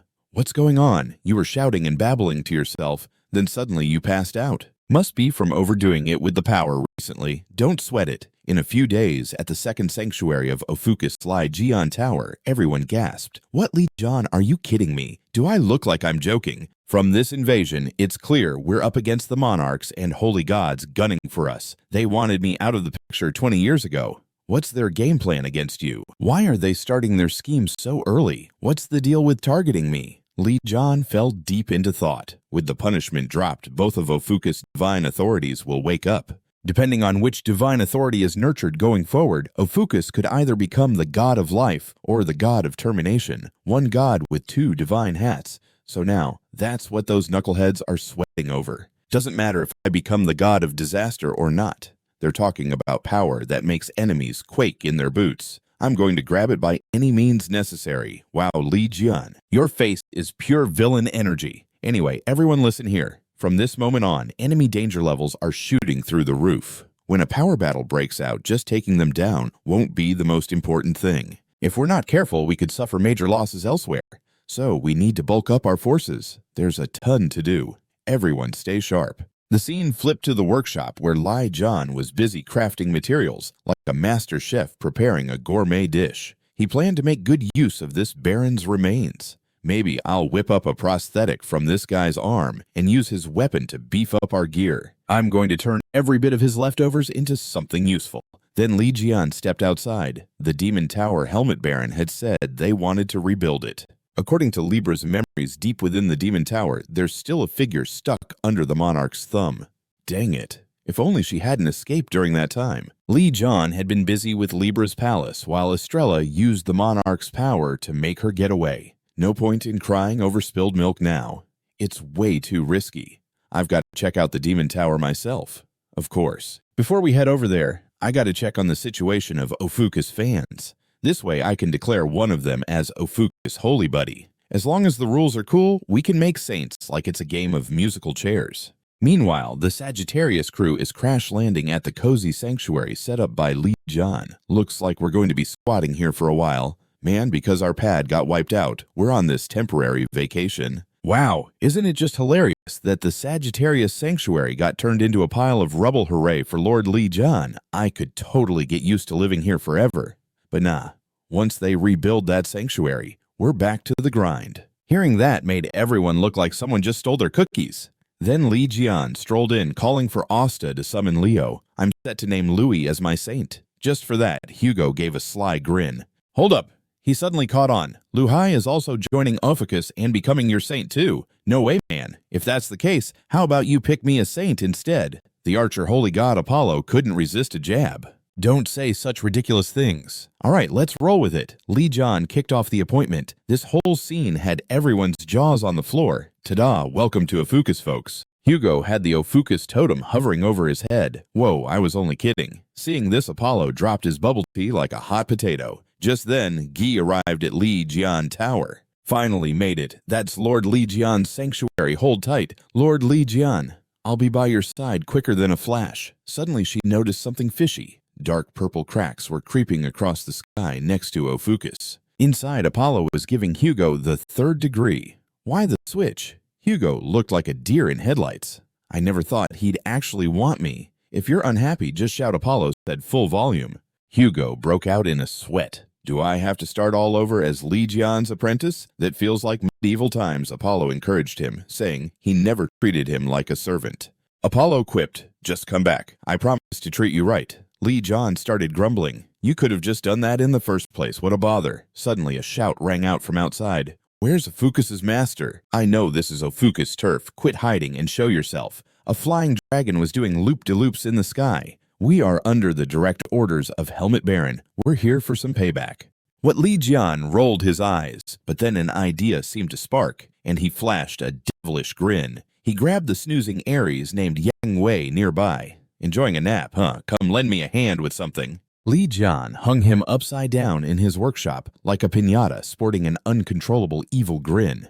I don't know what you're up to, but you better knock it off. But Li Jian just kept painting away, fully ignoring the chaos. Pleas and wails echoed from the workshop. Outside, the Phantom Legion was fuming, seeing only minions popping out. Looks like OPHIUCUS boss isn't taking us seriously at all. He's completely brushing us off. I'll force you out if I have to. If you don't come out, I'll eliminate all of your goons, starting with that silly-looking guy over there. He revved up his weapon, launching it at Yugo. The strike was so powerful that everyone scattered like quail. But when the spear barreled into Yugo, it bounced right off him like a rubber ball thanks to the aura swirling around him. Temporary Saint Otis was wearing OPHIUCUS's blessing, showing off an insane level of toughness compared to his Sagittarius days. Yugo was completely blown away by the perks. Holy smokes, the Phantom Legion couldn't believe it. He actually deflected the Lord's throne spear with just his body. They started mumbling amongst themselves. Even the fanciest bunch of warriors got wiped off the map. Can we even pull this off? Should be a piece of cake, right? How on earth could we lose to those humans the commander must have been holding back? The commander was sweating like a fountain. I totally gave it my all. Look how tough my crew is. But the fun wasn't done yet. A girl in a yellow outfit came barreling toward them. In the blink of an eye, more than half of the Phantom Legion was toast. Who the heck are you? The commander was stunned and puzzled. You seriously asking me that? Even if I spilled the beans, you wouldn't get it. And then she whipped up a bunch of clones of herself. In no time, she slashed her way through and landed on solid ground. Goot was taken aback. It's Gally Collins from Libra. Hey Goot, long time no see. Thanks for the intro. Since the Leo Arena Brawl wrapped up, this is the first time we're face-to-face, right? The spots where I whooped you back then must be healed by now, right? Golly packs a serious punch. Definitely the top dog among the 10 saints. The strength of the 10 saints is just a notch below that of each holy order's saints. So aside from the saints, that girl is basically humanity's strongest. Libra's 10 saint. Golly, she's obviously Giselle's kid. What's she doing here? The skeleton commander was flabbergasted. Girl, you say you're from Libra, so why are you jumping us? We signed a non-aggression pact. Guy chimed in casually. You got it all twisted. I'm not with them anymore. I skedaddled from Libra before anyone could figure out what was going on. She hoisted up her weapon again. Next, you folks from some unknown civilization are about to get sliced too. No matter what happens, I absolutely have to hop on the OPHIUCUS train today. Little punk, don't let a few kills go to your head. Everyone gear up to attack. Suddenly, they all felt heavy vibes creeping in from behind. What are you doing, crashing on someone else's turf? A mighty surge of holy power exploded, leaving everyone in shock. A major crack formed on the skeleton's face.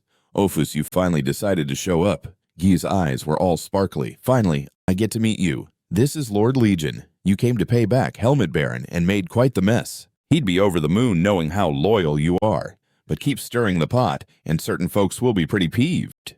Don't you care about that skeleton crew? Confusion ensued. He popped open a box. I'm feeling generous today, so I'll let you slide just this once. Take this and scram. This move sent shockwaves through both enemies and allies. What are you talking about? You're letting Helmet Baron go. We busted our humps to catch him. I've got my own agenda. Just zip it. The Phantom Legion started getting restless. What now? This isn't going how we thought it would. Don't think twice. They messed Lord Helmet Baron up like this. Sure, they took the commander's throw without a scratch, but the holy god's pressure pushed us all back. If we bend to Li Jian's demands, we'll have no pride left. After some second thoughts, the commander decided to follow Lian's advice and hightail it out of there. All right, Helmet Baron has been sent packing. Now let's chat about you. You want to hop on the OPHIUCUS bandwagon? Golly's eyes sparkled like fireworks. Yep, no. Huh, why not? Li Jian explained, I heard you're the strongest among the 10 saints, and I believe you came here for a reason. But you need to jump through more hoops. Taking down a handful of Helmet Baron's leftovers doesn't cut it. Is it because I'm from Libra? Can't argue with that. More like because you're Giselle's kid. Giselle teamed up with world-class figures using Libra's clout to spawn quite a few offspring and spread her influence among humans. With plans like that, it's tough for us as rivals to put our faith in you. Let's get real. Haley started grilling her. Why ditch Libra to join us? Upon hearing this, Guy stumbled over her words because truth is, I'm a huge fan of Lord Li Jian. After all, Libra pulled so many stunts that tick people off, and I didn't want to land in any other holy orders. So, here I am. I'll totally bust my butt to prove myself. Please believe in me. Oh, is that so? Li Jian used his divine eye on her. He saw her faith power toward OPHIUCUS was 200, while toward Libra, just 1. With faith power that high, she probably won't backstab us. Plus, it shows she's packing some serious power like OPHIUCUS. All right, I'll give you a shot. Roll with us and show off your skills and determination. Sure thing. No sweat. Golly was grinning from ear to ear. If it were too easy to get in, I'd be snoozing. This level of challenge. A walk in the park. Haha, you've got some fight in you. People often tell me that. Sigh. A Libra kid actually joining Lian's holy order. What a rare sight, but they seem to be hitting it off pretty well. Haley watched, suspicious and irritated, struggling to accept a Libra girl getting too cozy with Lian. Let's shelve that girl for now. Li Jian, what's your game plan? You just let Helmet Baron slip through your fingers after working so hard to catch him. Ah, that's cool. That guy's actually the fatty. Huh, that's Yangi. Everyone had their jaws on the floor. What did the merciless Li Jian do to Lord Baron to leave him in such bad shape inside Baron's body? Yang Wei wailed like a 200-pound toddler. Li Jian really put me in this pickle. Just this morning, Li Jian told him, listen up, fatty. From now on, you're going to jump in the body behind me, sneak into the unknown civilization, and pass along useful info. You've lost your marbles. How on earth am I supposed to do that? If you can pull it off, I'll put you back in your original body. I heard Aries still has your body in cold storage, but there's no way I can do that. This is just nuts. Li Jian wouldn't hear any of his excuses. Even if you're a total mess-up, you're still a saint. As one of the 13 chosen human representatives, you really ought to.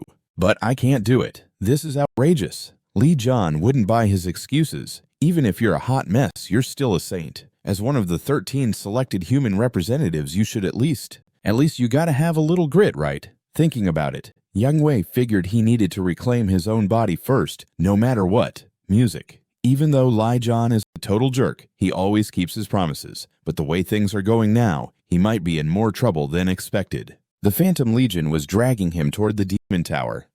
Quick question. Yang Wei just had to speak up. Why are we heading to the Demon Tower? Obviously, there's equipment there that can bring Lord Baron's body back to life. Equipment, music. He gulped. I thought all of that stuff had been wrecked. Had no idea anything like that still existed. They reached deep inside the Demon Tower. Trapped in chains and formations, a person was stuck there, covered music, in iron spikes. This contraption can repair the internal state of the Demon Tower. Even though it's on the fritz music, it's still leaking a bit of energy.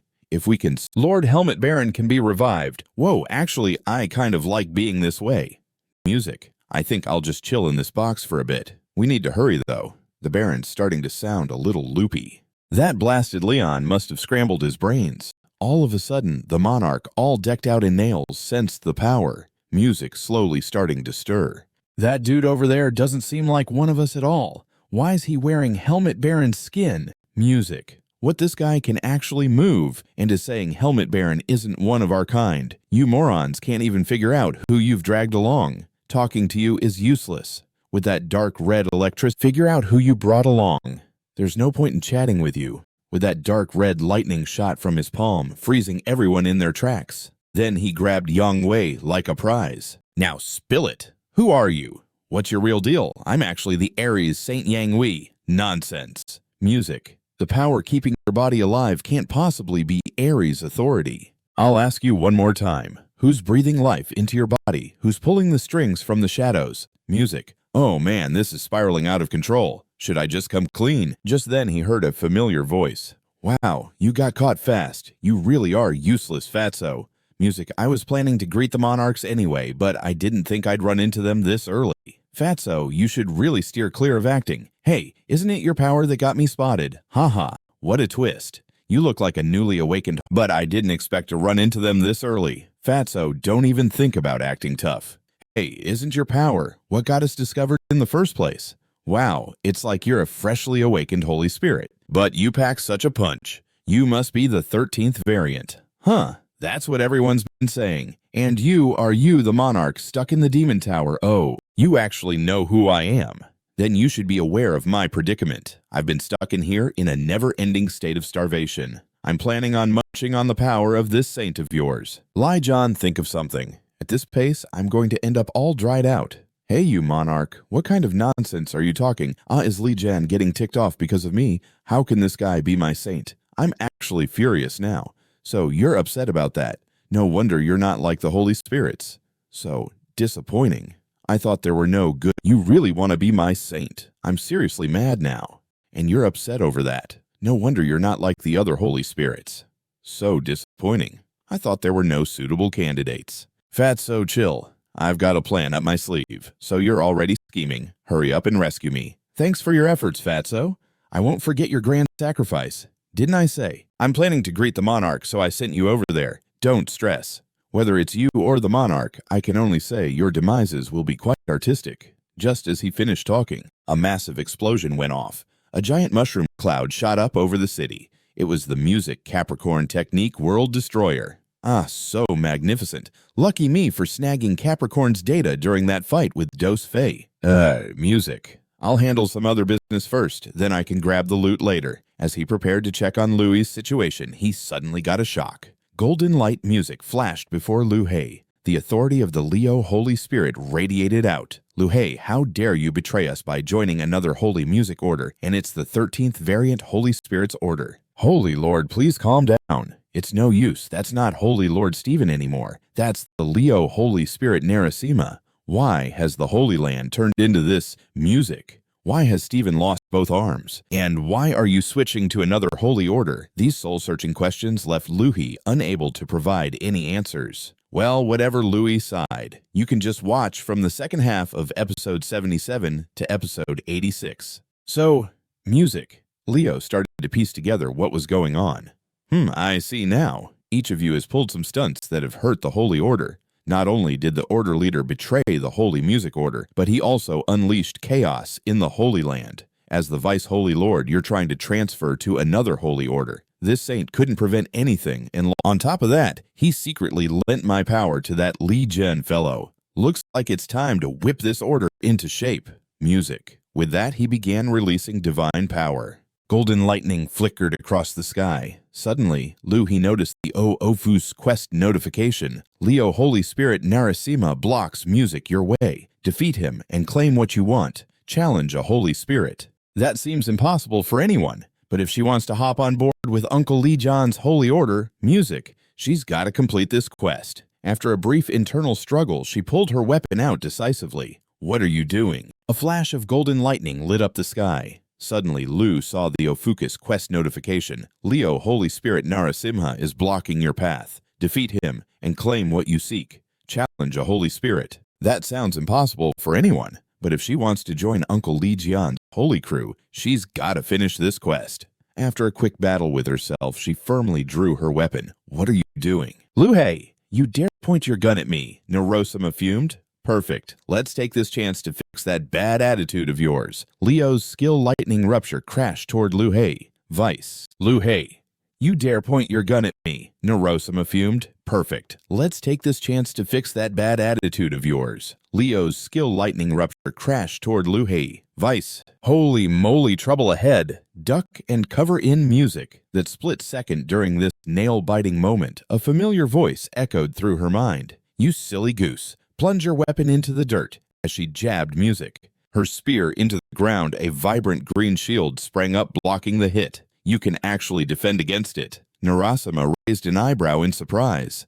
OPHIUCUS' talent, the snake scales shield, is temporarily shielding St. Luha. This is Lian's magic. Let's see how long you can last. I'll bust through this haphazard shield with my bare hands. Just then, a foot emerged from the void, kicking Leo Holy Spirit right in the shoulder. Music. Hey, dimwit captain, what are you doing with my saint? With that Li Jian stomped Narima into the ground. You genuinely startled me, Uncle Li Jian. Louie, you're a wild one. Even if it's a mission, you can't challenge a Holy Spirit. The Holy Spirit stirred music the pot first. You clueless little captain, what wind blew you down here? Aren't you meant to turn a blind eye? And let that buffoon handle things. Music. Get this foot off me! Narima bellowed, freeing himself from beneath Lian's foot. Jerk, you just popped up and stomped on my head. And on top of that, music, didn't just drop from the sky. Stephen summoned me back then. So when the Holy Spirit swooped in, he called me, and I'm only just getting here. This scene left both in disbelief. Anyway, I pretended I didn't know you were back. Music from the dead, and even lent you my powers, and now you're swiping my saint. With that golden holy energy erupted around him.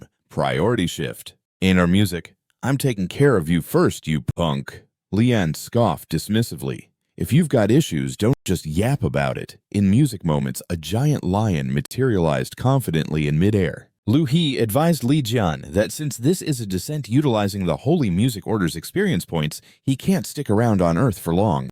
There's a time limit. Perfect. I've just thrown off my limitations. 2. Let's use this chance to see how tough my powers really are. You overconfident music, fool. Watch me squash you in one blow. Narasimha roared, amassing divine power and striking at Li Jian, but Li Jian seized it with one hand. Big guys all show and no go. Music. This is how you flex power. With that, Li Jian kicked his arm away. Then he soared high, wielding music, heaven's judgment, and smashing down. How long are you going to lie there? If you're planning to lounge, get back to the divine realm. Bah, I'd recommend you tone down the music. Parade, show off, and you might get struck by lightning. Sure enough, the next instant, heaven's punishment lotus crashed down hard onto Li Jian. Haha, you're still not ready. Narima chuckled. Li Jian smirked coldly, unleashing OPHIUCUS music true powers. Accompanied by the release of disaster, Lotus Cyan lightning filled the area surrounding Li Jian. How is this even possible? Did you learn my skills when I wasn't looking? What do you mean, secretly good things should be shared, little kitty? But just as Li Jian music charged up his attack, his power began to scatter. The might released by OPHIUCUS is too overpowering. Even heaven's music judgment can barely handle its master's strength. The surroundings can't withstand the might of two holy spirits. Before this planet bursts, please tone it down or back off. Haha, you'd better scale back your power. Narima smirked. You don't want this planet music to shatter, do you? If we keep clashing, will I be sent back to the divine realm first, or will this rock crumble first? Li Music Jian, think wisely. Upon hearing this, Li Jian smirked. Are you trying to shatter the universe? If we keep tussling, are they sending me back to the divine realm first, or is this planet going to rip apart first? Li Jian, think about it. Hearing this, Li Jian just smiled a smidge. So, it's all about adjusting the power. I should have figured this out earlier. Music. With that, he pulled out a weapon and began soaking up the excess divine energy floating around. Simha was taken aback. Divine music power getting absorbed. What's up with this reckless lunatic using weapons from an unknown civilization? Music. I told you good things should be shared. This gadget's power counters holy spirits. Just perfect for toning down excess power. Thief Cat Captain, your resources are running low, right? How much more can Leo burn? He took a closer look. The Holy Order's music resources were nearly spent. Seizing this moment of distraction, Li Jian unleashed heaven's judgment. One of Narasimha's fangs shattered with a crack. Li Jian kept the onslaught coming, snatching Narasimha's fur and mane already so strong, yet wielding unknown civilization weapons. You're practically a disaster god. Darn it. Music. Narasimha suddenly powered up, activating Victor's battlefield. Chain lightning zipped in binding Li Jian's limbs. Finally caught you, vermin. It's game over. He roared and charged toward Li Jian, confronting music. This attack, Li Jian merely offered a slight smile. Dream on, getting hyped and losing all sense. Just like my minions using skills without a care. How much energy do you have left, then music? A notification pinged in for a forced return to the divine realm. Aw, nuts. I was just about to win. And it happens now. Li Jian shot up his middle finger. Music. You've won nothing. Just floundering around. Ah, Li Jian, let's go another round. Come to the divine realm. This time I'll for sure. Music. Before he could finish, he vanished, leaving only Li Jian with his middle finger raised and the jaw dropped. Audience. The saints stirred. Li Jian actually kicked our Leo Holy Spirit to the curb. How is that even possible, hey Louie, so the crisis is resolved? Don't forget to finish up what needs doing. Music. Alrighty. After a while, Steven slowly stirred awake. You're up, Lou. He glanced at him steadily, then stood up after a moment. Leo Holy Spirit just wrapped up his ascent music and has returned to the heavenly hangout. Now it's time to wrap this up. My mission for joining OPHIUCUS is to take you down, Holy Lord. Steven's jaw nearly hit the floor. Louie, what in the world are you doing? No way you're serious. But the only response he got was Louie bowing deeply. My bad, Holy Lord, and thanks for everything up till now. I just want to bulk up more than I am right now. In Leo, I've hit my ceiling, so I'm off to Uncle OPHIUCUS. I know this bums you out. I appreciate all you've done for me, Holy Lord. So please, music, I plead with you. Let me join another holy squad. Got it. Go on then. Steven squeezed his eyes shut and spoke slowly. Music. The saints surrounding Steven gasped. Hold up, Holy Lord. You're seriously just letting the Vice Holy Lord bail like this. She's made her choice. There's no point in holding her back. Maybe I've been tied to the Holy Order out of guilt from the past, but I can't let my baggage weigh you down. Go out there and be the strongest you can be, music, by whatever means necessary. That's how a true Leo should roll. May the master of us all see that in you. Look after yourself, Louie. Holy Lord. Steven. Music, Louie called out to him. Steven's heart did a little happy dance, thinking his charm offensive had finally paid off. I thought I nailed that moment too. Louie might actually have a change of heart. And new music. Just as he was turning around, a staff smacked the top of his head. That wraps up my quest. Now I can join Uncle Li J's holy crew. But just a few days later, Louie arrived at the O of Holy Music Land, only to run into a surprise visitor. The two already had a bad vibe, and meeting now made things even spicier. Spit it out. What are you really scheming? I'm not plotting anything. And why are you getting so worked up? Lord Li Jian said he'd evaluate me before making any decisions. Are you scared that with your skills, I might steal your spot as Lord Li Jian's guard? Step outside with me right now. Let me show you what I've got. Louie was boiling. So cocky. Music. Well, I'm all here for it. Fine. Let me show you my strength too. Shanghai also jumped at the chance. Louie grumbled, Sister, I'm talking to someone else here. Meanwhile, Stephen and the other saints were getting ready to throw a press conference. 20 years ago, music. On the day we took down the Demon Tower, the real hero who defeated the Demon Eye was Li Jian. This time, I'm broadcasting it to the whole wide world. Music. Li Jian returned to OPHIUCUS and suddenly heard fighting noises outside. It was Louie and Gali bickering over the guard roll. Your powers puffed up. I heard you went through life or death scrapes. Did music that help? I can't stand that tone of yours acting all high and mighty. With that, Louie swung back and sent Gali flying. Isn't that the obvious deal? Gali smirked wickedly. Because even now, I'm still a lot stronger than you. So they're duking it out to snag my guard position. Yep, all three of them are super pumped. Wait, music. 3 people. Li Jian glanced over at Shanghai, who had been tossed aside right from the start. Compared to those two, Shanghai still needs to beef up. Li Jian checked music on their stats. Only Shanghai was 1 level lower than the others. Looks like if I want everyone to compete, I need to give Shanghai a lift. Scorpion music. Round up everyone here.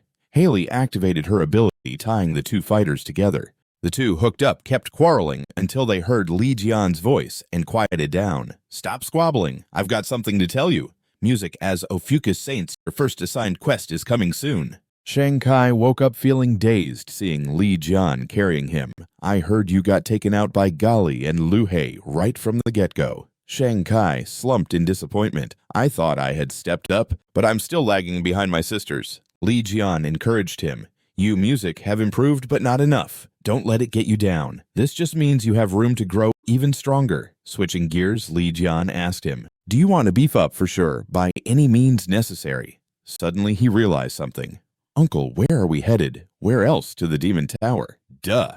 With that, Li Jian leaped down from the sky with him in tow. You said you wanted to get stronger, right? So, naturally, we need to dive into some serious training. Meanwhile, at the Leo Holy Land, a reopening sign was hung. Attendees at the press conference were buzzing with excitement. Music. Stephen remembered what Kevin and the others told him 2 days ago. Complete transparency. You realize the fallout from this, right? You might face backlash from the entire world and music whines from other saints. I'm cool with that. At least going forward. Fixing the errors is a necessary move. Then we have no choice. Let's both gear up. What do you mean you don't have to tag along? What are you thinking? A one-armed guy dares to hold music. A press conference alone. What will you do if Libra and the rest come after you?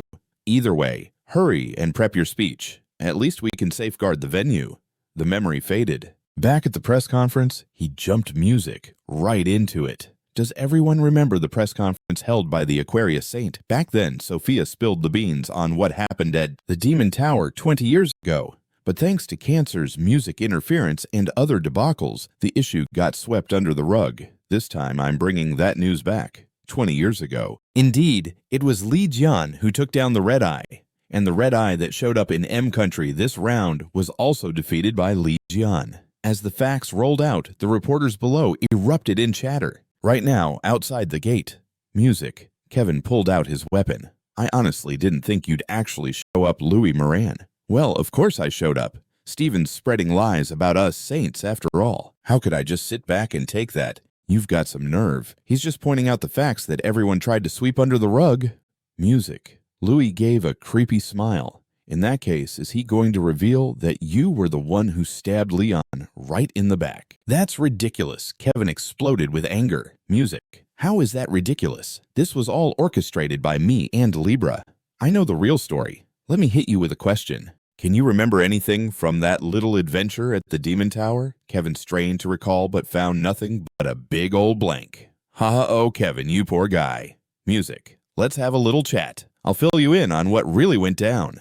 Where do I even start? Let's kick things off with how terrified you were when you couldn't take down Li Jian. Oh, my body refuses to cooperate, Cancer. What on earth did you do to me? I did nothing. The one messing with your memory is you, thanks to music. The guilt from ambushing Lion in the Demon Tower. Shut it. What nonsense are you talking about? No nonsense here, my friend. I'm about to jog that memory of yours. Just in time to reconnect with my old teammate. With that music, he whipped out a key oozing with dark magic. Under Kevin's incredulous stare, Louie shoved the key right into Kevin's forehead. Now, I'm here to unlock those memories you locked away in the deep, dark abyss. Meanwhile, reporters started asking Music, are you suggesting that the other saints did squat to defeat the Red Eye? And was Li Jian's imprisonment in the Demon Tower the result of a certain saint's backstabbing Music, who exactly ambushed Li Jian? Unfortunately, we have our guesses, but no solid proof just yet. Kevin burst through the door with Music blood-red eyes. Oh boy, seems I picked the worst time to crash your important little gathering. In that case, let me keep going. I'll tell you who took down Li Jian. Music. It was utterly astounding. Against the mighty Red Eye, Li Jian didn't flinch and fought like a champ. It was a brutal clash. Music. Just watching them duke it out made me feel like throwing in the towel. But in the end, Li Jian triumphed over the Red Eye. That moment was truly music. A sight to behold. He slipped into memory. Back then, Li Jian was already battered and bruised. He couldn't help but grumble. These jerks ditched me and ran off before he, Music, could finish his rant. Rustling sounds came from behind. Before he knew it, a sharp blade pierced his body. I could have easily taken down Li, who was worn out and defenseless. The Music feeling was absurd. My shaky nerves gave me a serious case of the fool's blues. You should have seen how Li Jian flopped down. Yugo and Steven were stunned by this. Hey, Music, what are you going on about? What's wrong with you? With that look of disbelief on your face, do I need to put that in a neon sign for you? Music, it was me. I am Li Jian. Upon hearing this divine energy radiated from Yugo, Kevin, Music. You better explain clearly what's happened here. Didn't you hear me just now? What else is there to say? And sadly, now's not the moment for a storytime session. If you have something to say it to this. At that Music moment, a black cube formed in his hand. All of a sudden, disasters started popping up everywhere. Steven grumbled, damn it. He commanded Leo Saints to step up and shield the reporter's escape. This is a mess. Music. Things are spiraling way out of control. What's next? What more is there to do? Take out the disasters and catch that punk for some serious questioning. Music. But as Kevin unleashed the disasters, grotesque monsters poured forth. Yugo and Steven charged in to hold them back. The monsters they took down started writhing like crazy. In moments, Music, the monsters fused together, becoming one unstoppable force that dished out even heavier oppression. Don't underestimate Music. These disasters summoned by the rich monarch. The monster smashed down, obliterating the ground in an instant. Cough, cough. Music, if this keeps up, the whole order will come crashing down. Looks like I need to end this with one big hit. With that, Music, Steven readied himself for an ultra speed slash. But this move split the monster apart. Its insane recovery skills had Steven on the back foot in no time. Ah, why isn't my attack doing any damage, Yugo? This Music. Disaster is. And you're wielding Leon's powers like it's second nature. Sagittarius, Holy Spirit Apollo, is crying in the bathroom. Good grief, don't just stand there. Help me handle this monster. It's still kicking. Just then, Music, a wave of golden light, blasted the monster away. Saved, something just zipped past me. He squinted and saw a golden arm, Music giving him a thumbs up. Looking closely, it appeared to be a detached arm. Hold up, why is it suddenly charging at me? Just as he brushed off the shock, this snazzy mechanical arm latched onto him. At that moment, Music. Lou, he came sprinting in. Whoa, where did that thing fly off to? It got back to its spot pretty fast. You better explain, Music, what in the world this thing is. It just zipped over here by itself, Lou. He replied, this is a special prosthetic designed by Uncle Leon, custom fit for Music you. Just as she finished, a massive energy burst surged from around Steven. Oh my gosh, Li Jian finally recognizes my true worth and made me a weapon. A little late, but as always, the hero shows up in the end. All right, everyone, it's time to get serious. From now on, the legend of Steven Mark begins. The scene switched. Li Jian and Shanghai had already stepped into the Demon Tower. Wow, that blast was intense. I should have taken it down a notch. Music. Uncle, why did we even come here? What else could it be? We're here because of the monarch locked away in the Demon Tower. But he looks like he's already taken a dirt nap. Hearing this, Leon smirked and shouted, hey, quit pulling a being dead act. Get up. The monarch chuckled. You really thought I was out, didn't you? Nice to finally meet you. 13th Holy Spirit. Should I say as expected from a royal surviving an explosion like that, huh? Of course I'm a monarch. Do you really think I'm going down that easily? Anyway, Li Jian, that hello sure left a mark. You actually know my name. I'm not just a power source for this tower, you know. I'm also in charge of supervision. You've been wandering around this tower for 2 decades, haven't you?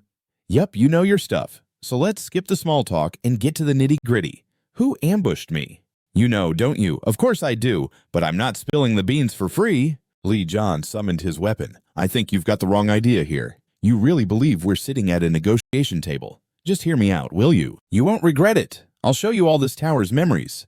You just need to let me out. What? That's way too easy. What's your angle? Hey, check out my current situation. Once a monarch, now locked up here every day having my power sucked dry. Honestly, I'd pay any price just to get out. So yes, I'm plotting something. I want to get even with the people who trapped me. I think you, Li J, can relate to my feelings. Hearing this, Li Jian chuckled coldly. This guy oozes schemes, but hey, that last bit hits home. All right, I'll take the chance of being played for a fool this once, but you've got to let me see those memories first. The monarch burst into laughter at this. Haha, sure, as long as we can actually talk. Shan Kai, I'm peeking at this guy's memories first. When I'm back, your nightmare training begins. Take it easy for now. So Li Jian started absorbing the monarch's memories. Various memories of the Demon Tower began flooding into Li Jian's mind like flipping through a comic book. It's an interesting way to read, but this isn't the time to stop and smell the roses. Show me the records from 20 years ago, before and after taking down the Red Eye.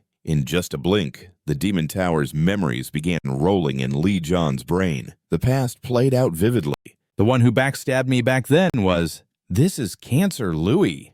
The scene shifted. Louie confronted Kevin. If only you had accepted my offer then. Was all this drama really needed? The entire world will think you did this, both ambushing Li Jian and ruining the event. Congrats, Kevin. You're now a traitor to humanity, forever etched in history. Before the press conference kicked off, Louie and Gali prepped to knock out the task Li Jian set for them.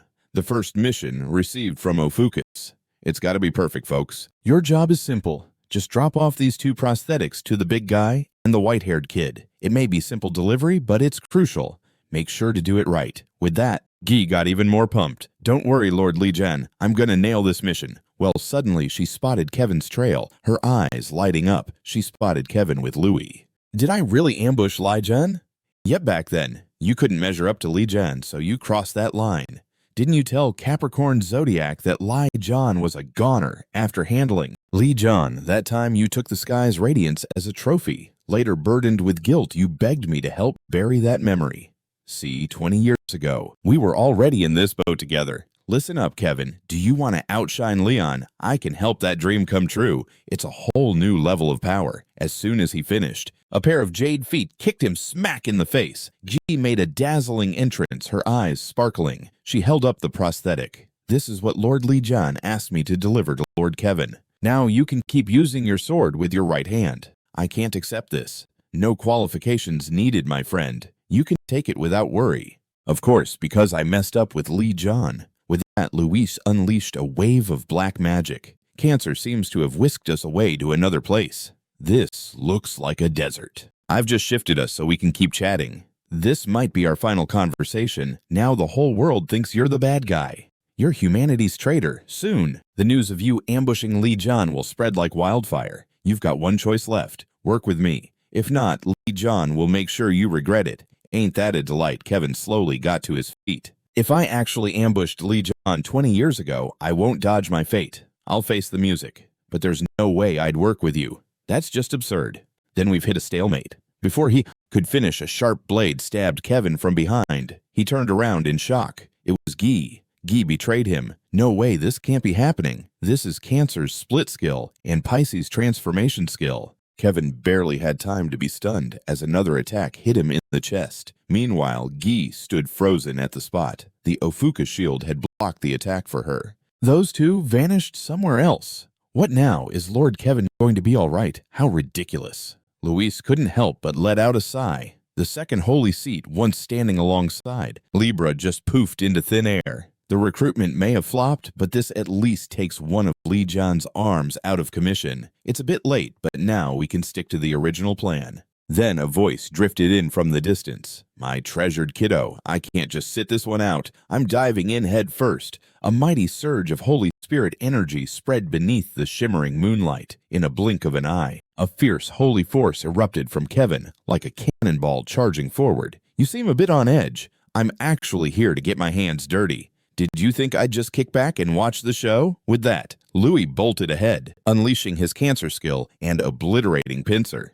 April showers bring May flowers, and boy did it flourish. The Virgo skill kicked in, sending Lewis tumbling backward. On top of the iceberg, the form of the Holy Spirit began to fuse together. "How dare you put a finger on my beloved follower? You're going to regret that, Virgo Holy Spirit. Here comes Artemis. Time to swoop in. She's set on getting payback for her saint come what may." Poof! She gathers her divine strength and goes for Louie. But guess what? Louie actually blocks that supercharged hit. Cancer skill activated. Black star of the endless pit. Don't forget I'm in a semi-divine groove now. "You're not going to take me down that easily." Artemis with a poker face scoffs. "Semi-divine. You think a lowly semi-divine state can take me on? How cute."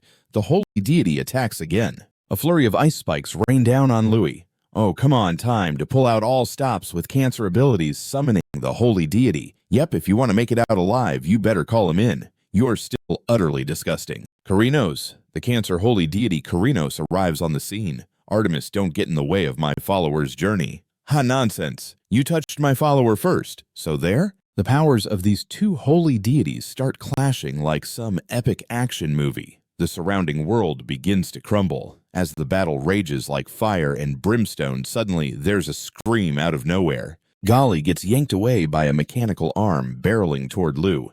"Everyone move it." Golly, hold up. Before anyone can process what's happening, that metal arm comes crashing down on his head. Under everyone's flabbergasted stares, Lou's delicate head is utterly smashed to bits. With Louie out of the picture, the holy deity gets forcefully yanked back to the heavenly realm. Finally, the chaos ended. Pretty sure I just crushed something. Holy Relic, the right arm of Frost Sword Saint, just pulverized the head of Cancer Louise's clone, snagging a glimmer of Cancer's core fragment. Golly. Artemis shouts, "Oh hey, it's Lord Kevin. Uh-oh, something feels off again. Let me double check." "Are you really Lord Kevin? I was once, but let's just say that ship has sailed." Artemis has descended using Kevin's body, looking like a female version of Kevin. Meanwhile, inside the Leo Saint Group headquarters, the trio is pulling together, ready to wrap up this disaster. The phony Kevin, lurking in the shadows, is shaking in his boots. How is this even happening? This disaster was conjured with a monarch's artifact. Each one is at least black level. How can they be so weak, Kevin? Those disasters can't take us down. If you want a real fight, why not unleash the full punch of your Saint Group? The imposter starts quaking at this. "What's holding you back?" "Got a problem since he's not coming to us. Let's go find him." Louie powers up, activating divine speed and lunging toward Kevin. This move just barely dodged. As he tries to make a getaway, he gets slammed by a throne monster. At that moment, Pisces' transformation fizzles out. The impersonator is Serbia, one of the 10 saints of Pisces. "Didn't I hear that the current saint's skills wouldn't work on these disasters? That dude turned my saint group into a mess." So annoying.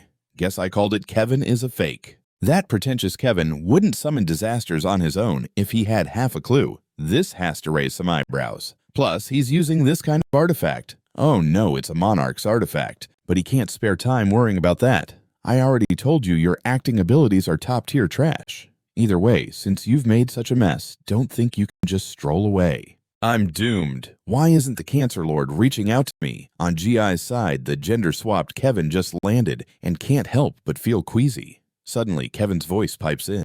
"Shut it. Get out of my body. Who authorized you to descend and switch genders? Return now. Oh my, look at you. I worked my behind off to come down and rescue you. And instead of saying thank you, you're throwing accusations. You've already done your good deed. Now hurry back and don't squander the Saint Group's precious resources. As the world's second-ranked Saint Group, where else are we supposed to put those hard-earned resources? And why do you always get so bent out of shape when I drop in? My dear follower, do you think that little scrape is all you've got? Cancer's hit? Left you with a major boo-boo. If I pull out now, you're toast, so I have to wait until you're feeling peachy again." Meanwhile, the onlooker Golly is snapping photos like it's a red carpet event. What in the world are you doing now? Kevin, both embarrassed and irked, can't handle it. This is the perfect moment to snap more pics. Artemis jumps in, striking poses like a model, totally ignoring Kevin's complaints. Are you finished yet? Yep, the pics turned out awesome. Anyway, I owe you one. She pats her head. Thanks to you, I can skip conflict with Carinos and head out of here directly. In our saint group, those with shady motives will definitely take action while Kevin's off gallivanting. I need to rush back to defend. In that case, please take this arm. This is the prosthetic limb Master Li Jian crafted for Lord Kevin. I can't take this arm. Kevin pushes back fiercely. If I accept this, he'll totally cut me off. Once I've sorted out our saint group's issues, I'll break it down for Li Jian myself. And hey, send my best to Leon and give him a big thank you for keeping an eye on my sidekick. Music.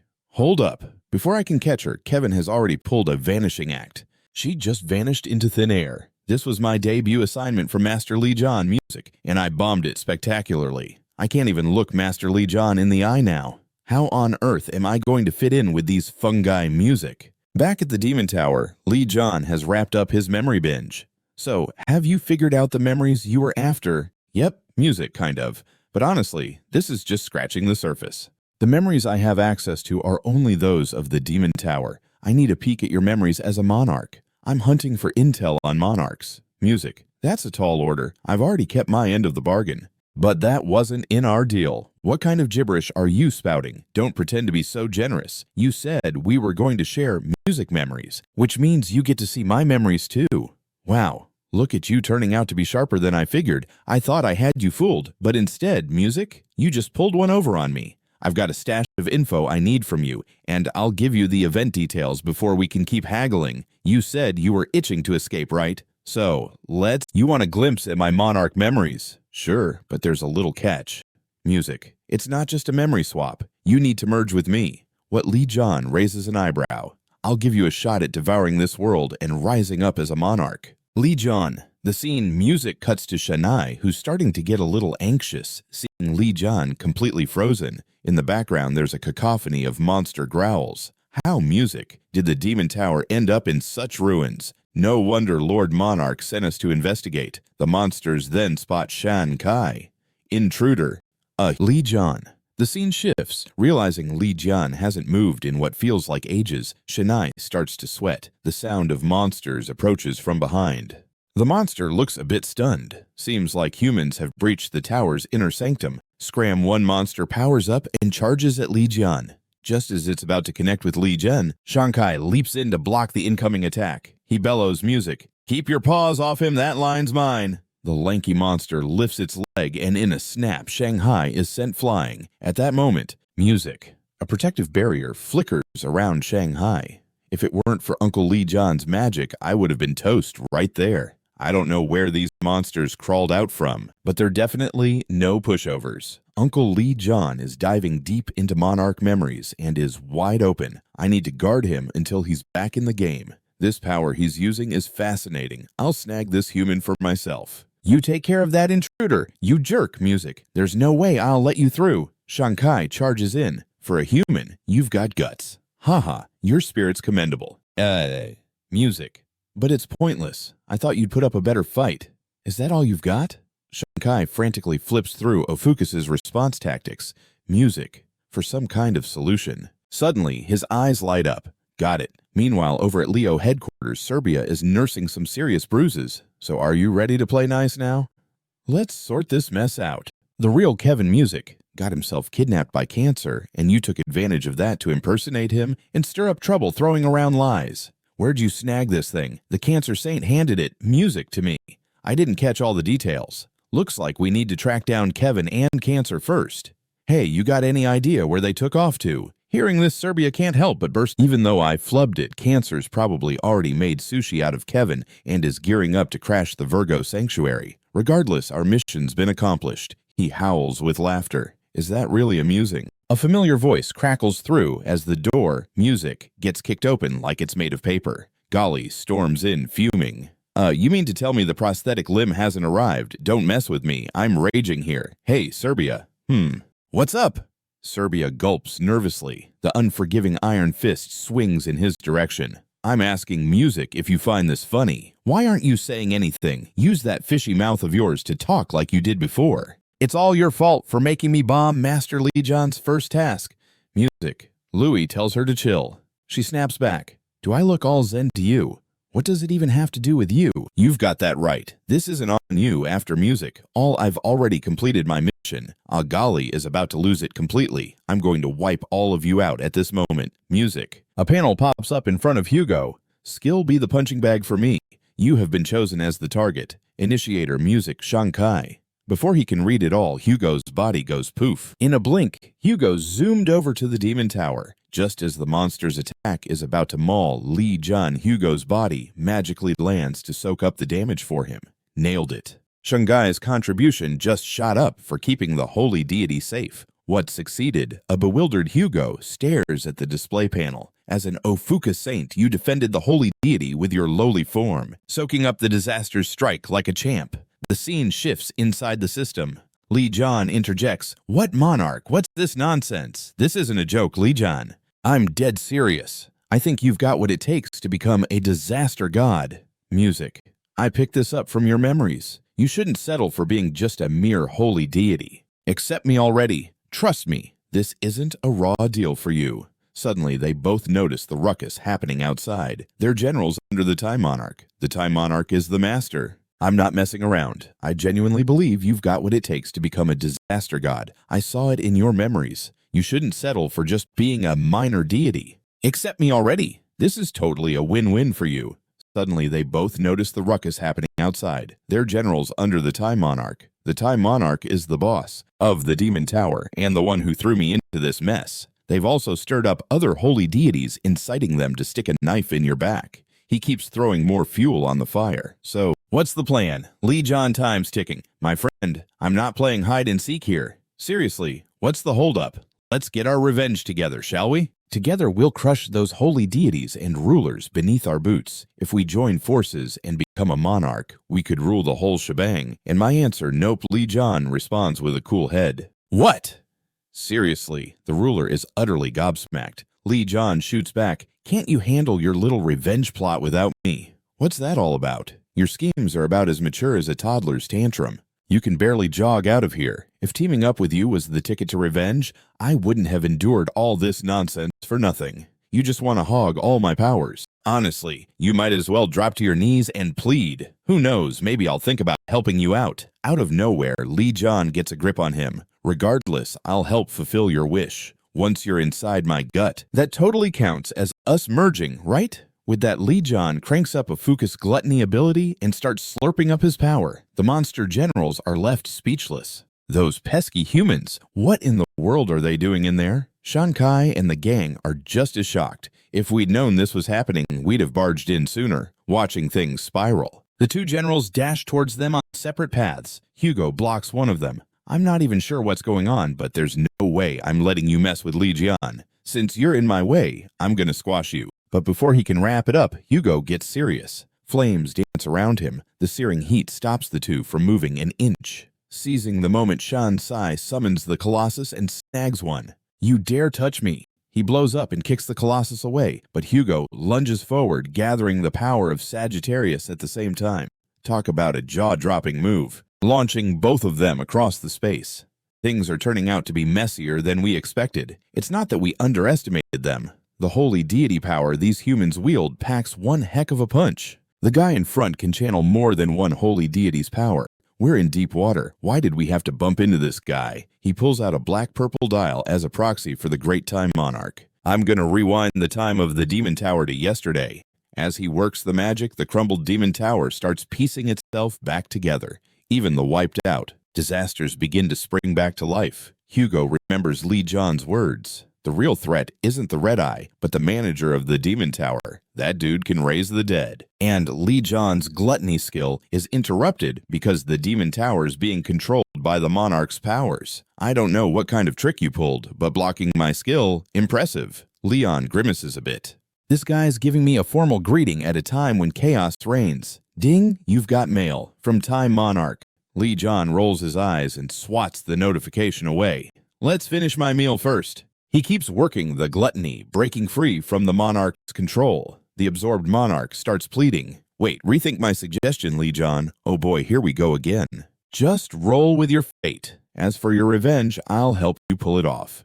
After a beat, Li Jian feels he's hit the jackpot with this power. This is the creme de la creme time to feast. Oh no, that won't fly. A ghostly voice interrupts. Li Jian feels a fierce push from the monarch's power. Ah, you jerk. Are you really bold enough to just waltz in here? The energy core is already snatched away. This dude's the Time Monarch. Li Jian bursts with a massive holy deity force. Time Monarch, I've heard all sorts about you. It's your fault I got stabbed in the back. And now you want to swipe the snack I was about to devour. You better be ready for the consequences. This foolish waste lord can still serve as fuel for the demon tower. Of course, there's no way I'm handing him over. Shut it. Li roars, summoning a gigantic python that swoops toward the Time Monarch. However, this colossal attack doesn't faze the monarch one bit. Impressive. You just unlock this power and you're already packing a punch. Stop. Li Jian, your power is a drop in the bucket compared to a monarch. You'll only end up being absorbed the time monarch chortles. Waste lord, you really ought to worry about yourself. Look at your situation. My minions have already rolled back the time inside the tower.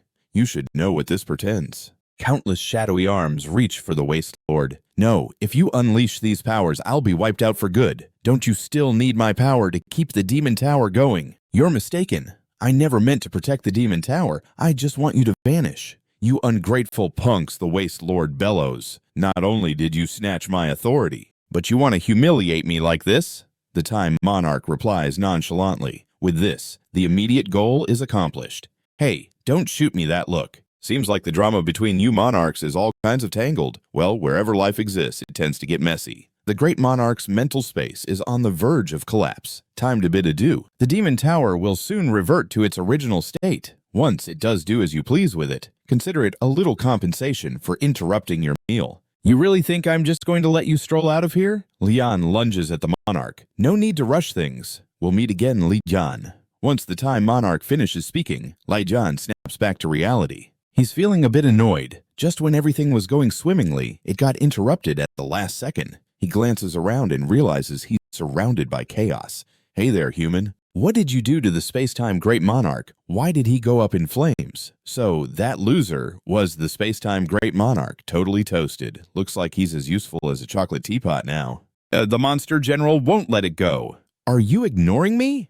Answer my question. Li, in a fit of rage, makes the two companions lower their heads. Then a wave of unbelievable light crashes through. Wherever that wave goes, monsters just disappear. Hey, Time Monarch's little goons, I'm in a terrible mood thanks to your boss, that crispy monarch. Yeah, that was your boss's handiwork. Got it. The lead general is furious. How dare a mere human insult our monarch? Watch me rip you to shreds with everything I've got. A swarm of disasters rushes toward the three like a dark cloud descending. Shanghai can't help but be shocked. Every disaster here is red level or higher. Uncle Lon battled these for 20 years. Li Jian gives his shoulder a pat. Remember when I said we'd be enduring hellish training here? But first, let me show you how it's done. Can you pay attention and then try to follow along? Absolutely. I've always been curious. Shanghai nods enthusiastically. How did you survive in the Demon Tower for 20 years? What kind of mindset do you need to fight tough enough to match Uncle Sorry Shanghai? To be honest, this demonstration is just a cover-up. It's simply too entertaining watching the Demon Tower get smashed and put back together again. As the tower continues to explode dramatically, he sighs. Ah, there goes the tower again. So how about you guys care for round two? The two generals are in disbelief. How on earth is this possible? How could our strength be so mismatched? Lion jabs at them. Hey, are you even at general level? Yugo is stunned. This kid Li Jian was strong before, but after becoming a holy deity, he's in a whole other league. Absolutely impossible to gauge. Li Jian jokes. You guys are way weaker than I expected. Anyone else like Helmet Baron around shut it. He got the Holy D's power and still got taken down. Don't put us in the same boat as him. If we had that power, dealing with you would be a piece of cake. Oh, I see it now. Their dynamic is similar to the Holy Deity and Saint setup within the Saint group. Those disasters share a similar monarch general hierarchy. So these ones can't get extra power like Helmet Baron, so you think it's all about some power disparity, huh? Li Jian glances back at Shanghai, who's still cheering behind him, ready to give this guy a shot. This leaves both Shanghai and the general utterly baffled. The scene shifts back to OPHIUCUS sanctuary. The two girls have returned. Oh, look who's back. Everyone put in the effort. Did you get the mission done? Louie grins. Wouldn't dream of it. Great job. How about golly, I can only say it was an absolute wreck. Can't be helped. We'll pass it on to the white-haired one next time. What did Mark say after getting the prosthetic? He was over the moon. If Leo weren't busy, he would have chased us down for that right arm. But Dad, why the long face? Louie, listen to me. This kid, The scene transitions to the Demon Tower. Shanghai, think of this like hellish training. Go and wipe them out entirely. Uncle, what are you saying? This is way over the top. Hey, what's on your mind? You want a little brat to battle us. Didn't you just say, if you snagged the monarch's power, it wouldn't be a problem? So what you're insinuating is the power imbalance, right? Making my saint fight levels things out, doesn't it? Besides, this guy is my right arm candidate. Hearing this, Shanghai gets pumped up. I'm the right arm. Uncle, personally appointed. Hey, Li Jian, why is this the first I'm hearing about this? And the opponent is a general. Let me take a shot at him instead. Dad, you rest easy. Let this be handled by OPHIUCUS #1 saint, Master Li Jian's right arm, Shanghai. The scene returns to the present. So you're worried because you left Shanghai at the Demon Tower, but Dad, don't underestimate Shanghai too much. Louie quips, that kid is an USA saint after all, and since he's dead set on becoming Uncle Li Jian's right arm, he must face this challenge. Besides, to be honest, he's tackled so many dangers before, and hasn't Shanghai escaped from all of them? I think so too. And Yugo, you stay put. If something goes awry, you can jump in. Going where I'm off to the Virgo sanctuary. Didn't they say the rotten crab sauce has started boiling? This time, I need to wrap things up properly. I'm tired of this back and forth game with him. Meanwhile, in the Virgo sanctuary, Louie boasts, the Virgo crew has retreated. They can't outlast us in a war of attrition. Taurus sets capture nets. Aquarius heals up the wounded. Capricorn and Aries stock up on the dwindling holy relics. The various saint groups march ahead, grandly converging on the Virgo sanctuary and closing in fast. The fall of the Virgo sanctuary is just around the corner. A Virgo saint yells, if this place falls, the holy deity's palace is right behind it. We absolutely cannot let them break through. Everyone step back.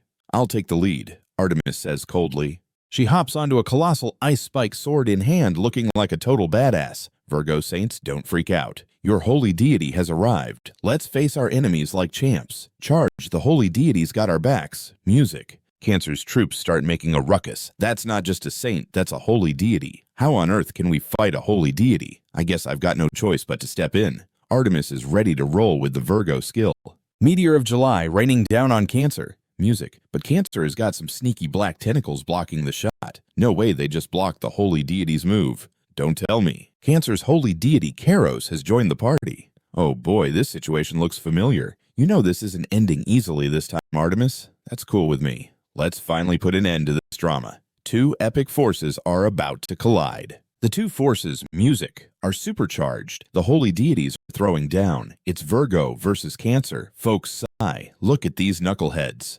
These holy deities are just waltzing onto Earth like it's no big deal. Watch me school them. Wait a sec. Golly, stops Li Jian. If you're heading out, take this with you. Meanwhile, the Virgo saints are busting their tails to defend their sanctuary. Attack, defend. Music. The sanctuary. This is Virgo's ultimate battle. Break through the defenses, folks. It's a true war of attrition now, just like Li Jian at Leo. Everyone lure Virgo out and drain their resources. Artemis, music, laughs. So you think you can drain us? We're the second divine seat in the world. You think we're running on empty. You've got a point there. But we've got the backing of all the saint squads that took a hit. They've pooled all their resources to us, Cancer. At music, the very least we can keep the holy deity coming in, like it's a buffet. This isn't exactly great news. In that case, I'll resolve this quickly. Artemis unleashes some serious divine might. Using her imperial skill, the sky is totally music frozen over. Welcome to extreme cold heaven. From the frozen heavens, sharp ice swords start raining down. This attack could wipe them out, but they seem to vanish into a muck trap.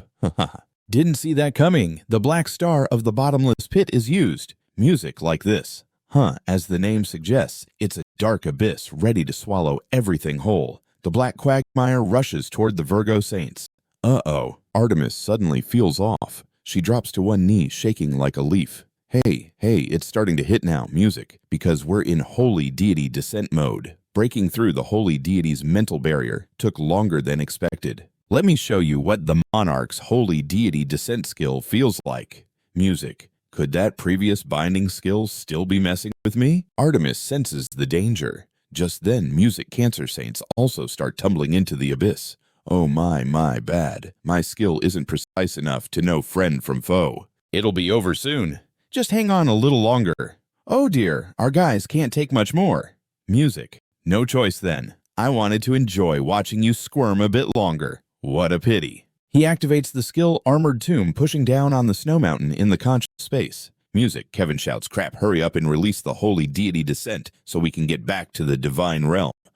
Music, go down with him, otherwise we're in big trouble. Artemis shoots back. What are you saying, ancestor? You want me to music? Bail and leave you hanging? Artemis stands firm. I've got the pride of a holy deity too. I won't just ditch my saint and run for the hills. Absolutely not. If I'm going down, I want to go out like my original self. While they're squabbling, a dazzling green light bursts into the sky. The music glow grows brighter and shatters with a bang. Li Jian makes a flashy entrance, axe in hand. Before he even lands, he stomps hard on Cartino's head. Music. Louie roars, what are you doing, Lon? Can't you see I'm giving you a taste of your own medicine, just like at the Demon Tower? Images. Music from the Demon Tower flash in Li Jian's mind. So you're the rotten crab sauce behind this. What are you rambling about? You better not be putting me on blast, Li Jian. Playing dumb. Huh, good. The more you act like this, the more I'm gonna want to crush you. Louie is sweating bullets as he burns away the dark swamp. The surrounding minions start going bananas. Stop, Leon. Music. Protect Lord Louie. But suddenly the ground gives way with a roar as powerful energy erupts. The red eye looms large before everyone. You'd best know your place. Cross me and you're toast. He turns back to Louie. Now, where were we? This is nuts. How can there be someone like that? The dark swamp is scorched. We're toast if we keep fighting. And that guy came here prepared. Where do you think you're running off to, brat? Just as Li Jian is ready to move, he's sent flying by the rising Carinos. Carino suddenly morphs. How dare, music? You step on me to rise, I will never forgive you. Just a little stomp, chill out. Seems like you're remembering that past stomp by someone else. Cancer holy deities holding nothing back now, fueled by past humiliation, letting his power fly. Music. As his power surges, several holy deity divine seals circle the sky. Simultaneously, saint groups joined with Cancer holy deity start sending music in resources. With terrified screams, many saints are getting pulled into the abyss. Why are we getting dragged in too? What happened to Lord Louie? The Dark Star is taking everything with it. Artemis. Music. She feels like she's stuck between a rock and a hard place thanks to that binding skill. I mean, whose bright idea was this? She throws questions at the other holy deities like they're flying tomatoes. Carinos, you're chowing down on your own saints and resources like they're chips at a party. Music. But not a single peep in response. These guys are greedy beyond belief. So you're saying, if you wipe me and Li Jian off the map, all of this is totally worth it. Guess I've got no other choice then. Music. Li Jian yells. Lime. That adorable little peach lands on Artemis' head like a storm cloud looking for trouble. Music. Suddenly the binding skill starts to loosen up. Artemis with lime on your noggin, your bindings should ease up for a bit. That should come in handy during a crisis, right? Music. You just hang tight and block anyone trying to crash the party. We can't have other holy deities ruining our fun. Plus that red eye, it might mess things up a bit too. Before she even gets a chance to question it, lie, music. John tucks away OPHIUCUS' power and dives into Cancer's abyss. I mean, when it comes to hiding valuable stuff, do you really think it's going to be out in the open? Music. They call it bottomless. Huh. Compared to a swamp, this place is more like a smelly ditch. Li Jian tunes into his 13th sense to hunt for Cancer's core. As music expected, if you want to hide a tree, you stash it in a forest, right? But as Li Jian glances around, he finds himself knee-deep in cores. Okay, this is getting a bit out of hand. Hey, no need to panic, Li Jian. Carino sneers. I've got to hand it to you. You've got guts. Jumping straight into a bottomless pit for my core. But good luck finding the real one. I've split so many that it's like an Easter egg hunt gone wrong. Li Jian smirks as he pulls out a fragment of Cancer's core. How'd you even score a Cancer core fragment? Obviously, it's from our oh-so-capable new saint. You want me to sniff out the genuine core rotten crab paste, you said. Music. It's yourself. You're not backing out now, right? This was the thing Golly told him to keep on him earlier. All right, let me figure out how to use this, so it looks like I'm really using it. Well, music, here goes. As soon as he finishes, he feels the core in his hand buzzing, like it's got a mind of its own, making all kinds of noises. Even in your hands, it's still my core fragment. How dare you pull it out in my bottomless pit, you knucklehead Li? Music John, you've got some nerve. Before he can even react, Li Jian chomps down on the core like it's a piece of sushi. What's wrong with you? Do you even know what that is? How could you eat it? Wow, this tastes absolutely gross. No wonder they call you rotten crab paste. Even the dirt I scraped out of the demon tower tastes better than this junk. As the power of cancer starts to invade, his body, he thinks good, just keep chewing away. The more you gnaw at me, the more I'm becoming one with the rotten crab paste. Then, light bulb moment, Li Jian suddenly cranks up his 13th sense among the music multitude of cores. He spots the real one. Got it. Li Jian zooms toward the true core. You jerk. Were you planning this all along to assimilate yourself by swallowing my core? Absolutely, why would I be crazy enough to eat something this nasty without a backup plan? After grousing about it, Li Jian sends music, his power crashing toward that core with all his might. But Cancer's core pushes back against the judgment power of heavenly justice, weakening the opponent's force while Li Jian absorbs the power of Helmet Baron's axe. Man, this is tougher than I thought. My heavenly justice and Helmet Baron's axe aren't even scratching it. You think I'd just hand over the sacred core? Carino's attacks Li Jian from behind, but gets sent reeling by Li Jian's axe swing. Zip it, you're too loud. I need to think here. Suddenly, Li Jie's eyes light up as he summons the black dragon. A fireball flies in from outside, hitting Sinos hard and making an impact. No way. How can it track me down in this bottomless pit from outside? So how do I deal with these cores? Now I can't pump too much power into heavenly justice. Last time it broke. And the Baron's axe, that'll just push back too. Music got it. Li Jian has a flash of inspiration. You can't beat me like this. Li Jie. Just as he finishes that thought, he notices something glowing golden up ahead. You rat. That couldn't be Leo's skill. Nara's fang. Oh, you know about music that Li Jian channels power into that tooth. It won't cancel out my power. And even if I break it, I could care less. Perfect. Just let me give it a little test run first. You're going to get a taste of its power. This strike bursts with golden light, packing a punch so strong it gets Carino roaring uncontrolled. Wow, this effect is music. Phenomenal. That Captain Guy isn't totally useless after all, but Li Jian's jaw drops as he sees even Nara's fang get swallowed up, leaving just half a tooth. Hey, rotten crab paste, you sure don't discriminate. Look at the mess you've made. How are you any different from a natural disaster? In that dark abyss, it seems both humans and divine beings have gone down the hatch. Hey, and what's it to you? I just filled the vessel of my cravings in my own style. Filled this bottomless pit. That's what lets me flip the script and chow down on those who look down their noses at me. You also use music, whatever means necessary to get what you want. How is that any different from me? What does it even matter? What really counts isn't your desires or what you've gobbled up.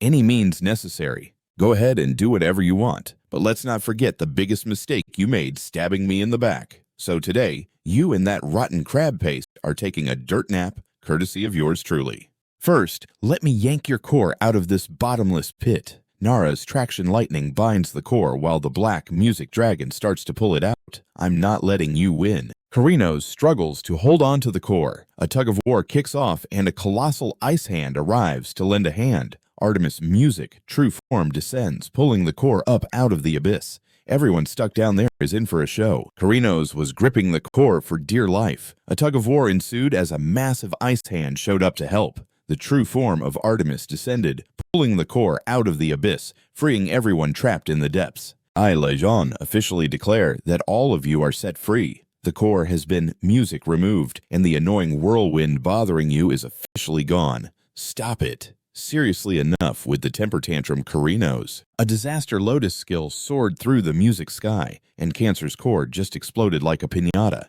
Everyone was so stunned they could have dropped their ice cream. Carino's body was collapsing faster than a balloon at a kid's birthday party. Those who had been gobbled up, whether they were humans or divine beings, tumbled back to the music ground like bad news. See, I told you those holy gods aren't as scary as they think they are. Whether they're monarchs or holier-than-thou gods, you title-wielding bullies get soft real quick after a solid smackdown. Music. Without your core, you look like a wet noodle now. Let me finish this. Darn it all, that power I saved up. I never imagined I'd lose it this easily. Li Jian, music. Even if I go easy on everyone else, don't think you'll walk away unscathed. I'm about to rip you into confetti. He bellowed and hurled spikes at Li Jian. All right, music. All right, you're welcome to give it a shot, you miserable pest. Carino's threw one last fit, but Li Jian danced around it like he was in some fancy ballet. After a music few whacks with the axe, Carino's enormous bulk was reduced to nothing more than a bunch of scrap. Hey, is that what you really are? Underneath the grand giant facade, Carino's music, true form, was just a tiny crab. No, this can't be happening. Carino's freaked out and scrambled to escape. It seems you gathered all that power just to hide this pitiful look. So what's the plan now? Your armor is in pieces. Notification. OPHIUCUS feels totally grossed out by Carino's. You can harness the power of the death divine essence. A colossal music. Sacred energy started swirling in the sky. I told you today you will feel my wrath. Cancer's music divine power is practically non-existent now. You can use the power of death to squash your enemy. Oh no, Li Jian, you really plan to wipe me out. Don't you get what? Taking out a zodiac seat means the holy gods may be at each other's throats, but they always dodge a total wipeout. You'll end up making enemies of every zodiac seat. Li Jian, there's no need for you to worry, because I'll make sure your buddies join you on your little adventure. Li Jian's music death power began to reach upward, devouring the resources those holy gods tried to send. Then all the holy gods collectively pulled the plug on music. The resource flow to Carino's. With the holy gods abandoning Carino's, Cancer's resources dried up faster than a forgotten sponge in the sun. You traitors, you made me the sacrificial lamb before, and now you've all scurried away. Once I get my claws on you, running won't do you any good. Crab music mush. Don't think that taking me out will solve anything. One day, someone will take my spot and become the new holy god. You're all gonna end up just like me. With a final blast, music, Carino's was blasted away without even a trace left behind. Everyone was left in a state of complete disbelief. Li Jian actually took down a holy god. You better watch your backs, because you're next in line to become crab mush. The holy gods sank into thought as they murmured, "Oh, we'll see." They retreated to the divine realm. Louise crawled out from the blood, gasping, "This can't be happening. Dang it, now you're even taking down holy gods." Li Jian, music, grabbed him by the collar. "You look pretty good like this, absolutely. Now even holy gods can't stand up to you. Hate is just another flavor of love. Please hear my last dying words. Your mouth really never takes a break. Music, hurry up and kick the bucket." After that, Li Jian gave him a final toss. "It's almost funny, but I must admit, music, I felt pretty good about stabbing you in the back at the demon tower. Please just hurry up and die." With one swift kick from Li Jian, Louie was instantly turned into a puddle of blood. The other Holy Regiment followers who witnessed this were terrified. Music, he even dares to take down holy gods. We're no match for him. Let's hightail it out of here. The enemy has bolted. Music. We've clinched victory. Let the celebrations begin below. Long live Lord Li Jian, long live Virgo. Thank you, Li Jian. Music. Thanks to you, we managed to protect the sanctuary. On behalf of Virgo, I give you our deepest thanks. Don't try to wrap things up with such a sweet scene. When Music, was going through the Demon Tower memories, I uncovered something odd. I noticed you, Libra, and Cancer had a lengthy chat. That was the day we were gearing up for the Red Eye raid. Care to explain why that went down? Time music shifts back 20 years ago in the Demon Tower. Li Jian and the crew were going all out against disasters. Darn it, they're not roaches or something. Why do we keep seeing more disasters pop up on every floor? I feel like the disaster casualty count, music, hasn't dropped even slightly. Are there still loads of disasters out there? Can disasters just come back? Or could they be funneling in from somewhere else? Li Jian, we're wrapping things up here too. Do you want to push forward? Leon stopped him.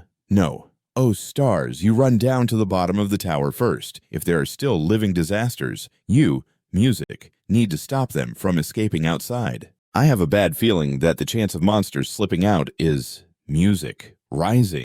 Even though I've already got folks prepared outside, we should really tighten the security just in case. This Li Jian dude always assigns me work whenever something goes down. All stars couldn't help but grumble, but he had no idea a shadow was quietly. What are you up to, Pisces?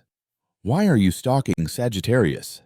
Give me a solid music reason. You're not trying to take out Sagittarius because of jealousy now. Are you especially in a moment like this? Well, shifting the order a bit doesn't hurt. No, I should definitely deal with you first. Just then, behind Kevin, Louie suddenly lunged. We ought to amp up security just in case. This Li Jian dude loves calling the shots whenever things get dicey. All stars couldn't help but grumble. Little did he know a shadow was stealthily following him. What's up, Pisces? Why are you tailing Sagittarius? Give me a solid music reason. You're not plotting against him out of jealousy at a time like this, are you? Well, tweaking the orders a bit is no big deal. No, I should handle you first. Just then, right behind Kevin, Louie lunged at him with a knife. Competing at a time like this? Are you kidding me? Shuffle the order a bit. It's all the same to me. Nope, I better take care of you first. Just then, out of nowhere, Louie lunged at Kevin with a knife. Just as he was about to spin around, he got snagged by Libra's golden rule skill like a deer in headlights. What's the deal with this dude, Pisces? In response, he borrowed Pisces' skills and brought out the silent barrier, like pulling a rabbit out of a hat. In a flash, Kevin was shanked by Louie and sent to Dreamland, courtesy of magic. Inside the Demon Tower, the Holy God's mental barriers were about as sturdy as wet cardboard, so they were ripe for the taking by the Erosion Monarch. Is this really the moment for chit-chat? Things almost went sideways thanks to that silent barrier. Looks like Sagittarius was completely oblivious. I'm super sorry, though. I'm not exactly a pro at sneak attacks just yet. She peeled back her hood to reveal her face. It was Libra's Saint Giselle. So what's the game plan for this poor Virgo? He's in dire need of some TLC right alongside Lon and Sagittarius. Let's just take him out. But just as Cancer was about to do the deed, Virgo's holy god jumped in front of the saint like a human shield. Oh my, look who decided to show up, our lovable fool of a holy god, always cradling their saint. Artemis drifted in, but since she was hanging in the demon tower, her mojo was way off. Libra, what did you do to my precious disciple? What else could it be? These Li Jian followers are like splinters in my eyeball. I'm seizing this moment to take them down. Don't push your luck, Estrella. You've got a fan club of holy gods backing you up, and there's nothing I can do about it. But you can't meddle with our holy regime's interests. You could always drop down now to stop me, but keep in mind you'll be weaker because of this demon tower. Artemis gritted her teeth, but felt powerless against them. You and I have different opinions, so let's just ignore it this time. But just so you know, most holy gods are already gearing up to take out Li Jian. If you get in our way, you'll only make things tougher for us. I have a great temper, so I'll let it slide this time and give you a chance. I mean, who really wants to make enemies with holy gods? The ball's in your court, Artemis. Do you want to save your saint and keep your mouth shut afterward, or will you drop down and end up on the bad side of other holy gods and even face the demon tower? After some intense soul-searching, Artemis chose to see the bigger picture. I get it. So no more attacking Kevin. Cool. Just to be safe, I'll set up some backups. So she implanted a mental binding skill into Kevin's mind. I saw everything unfold. I could feel Libra's strange energy. That creepy vibe was definitely monarch level. After soaking all that in, Lon was fuming. You knew all this but decided to play along. What was going through your head? How could you just go along with it? I'm sorry, I honestly didn't have any other options then, and fighting against holy gods and monarchs was out of the question. The trouble started the minute you took Libra's words to heart. If I'm going to bite the dust, let's just say I survived when I probably shouldn't have. I had no choice but to save you. Now I see the whole picture clearly. The kicker is that Libra used monarch power too. So yeah, it looks like the monarchs are in cahoots with Libra. This also sheds light on why Libra can rock those monarch skills, but something feels off. Seriously, I don't want to be Virgo anymore either. How can you be so cold, follower? Shut it. Enough from both of you. She was in the loop the whole time but chose to remain mum. That's honestly pretty infuriating. But hey, she did lend a hand when I was grappling with fate. Let's just put that in the past. Anyway, you don't owe me anything anymore. Kevin, what's your next move? Here, take this. It's the Virgo Holy Regiment's emblem. I'm handing over battle rights of the Virgo Holy Regiment to you. Virgo St. Kevin is now applying to join OPHIUCUS faction. What the heck are you saying? You want to bail on our Holy Regiment? That's not it, but debts need settling. Look at today, a big part of our survival stems from Li Jian, not to mention what happened before. You were aware of the Demon Tower situation, yet you stayed mum. I can empathize with your position, but you know, I can't just let that slide, right? You've got your path, and I've got mine. I want to pay my debts in my own way. I'll only kneel to you this once. After saying that, Kevin dropped to one knee in front of Li Jian. I, Kevin Saint of Virgo, once again express gratitude to OPHIUCUS on behalf of Virgo for coming to our aid. And starting today, Virgo transfers all Holy Regiment authority to OPHIUCUS. This means we're linking up with OPHIUCUS faction working towards the prosperity of both holy regiments. So, please take our request, Li Jian. Then I won't say no.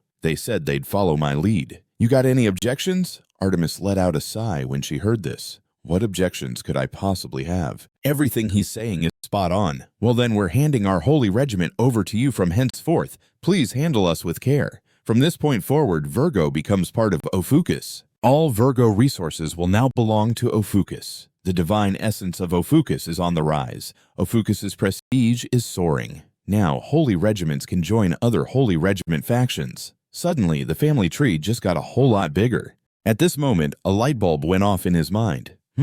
Wait a minute. That means I have one more thing that can be brought into the fold. What's with all the back and forth? At this time, Louie and Gali were chilling in the sanctuary. Looks like today is the day to tackle all the stuff we've put off. Let's kick things off with Louie's baptism. On the flip side, Yugo outside the demon tower was left speechless at the sight of his son.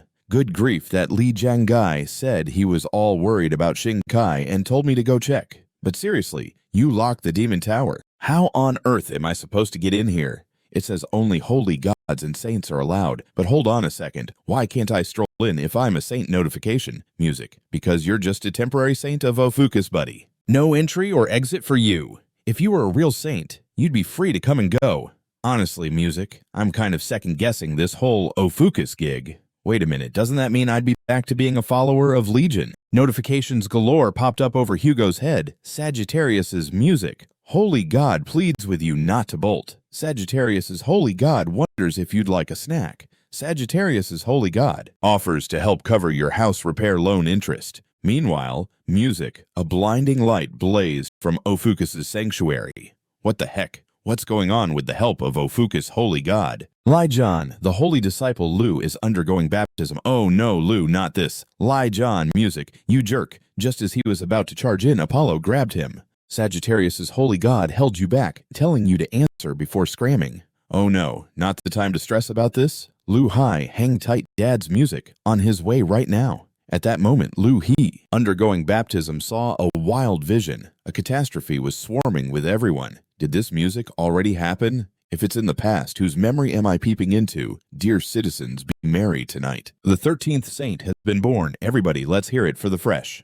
13th saint, long live the 13th saint, long live the 13th zodiac seats music, long live humanity. Although he looks a bit younger than now, that fella is definitely Uncle Li Jian. How do you feel, Li Jian? Music asked with a grin. Lu, he was over the moon. I finally got baptized too. Holy disciple Lu has undergone baptism. Baptismal music named the Snake Slayer. Isn't that awesome? Now can you please release my uncle's hand? Should I ask him about what I just witnessed? Nah. I'll just hang on to Uncle's hand a little longer. By this point, Yugo had already made it. He opened his divine eye for a peek. The music baptism is already done. You're late to the party. Oh no, my daughter was whisked away right before my very eyes. Enough with the theatrics already. You, music, need to make up your mind about whether you want to be OPHIUCUS's saint. I'm not prepared to settle this right now.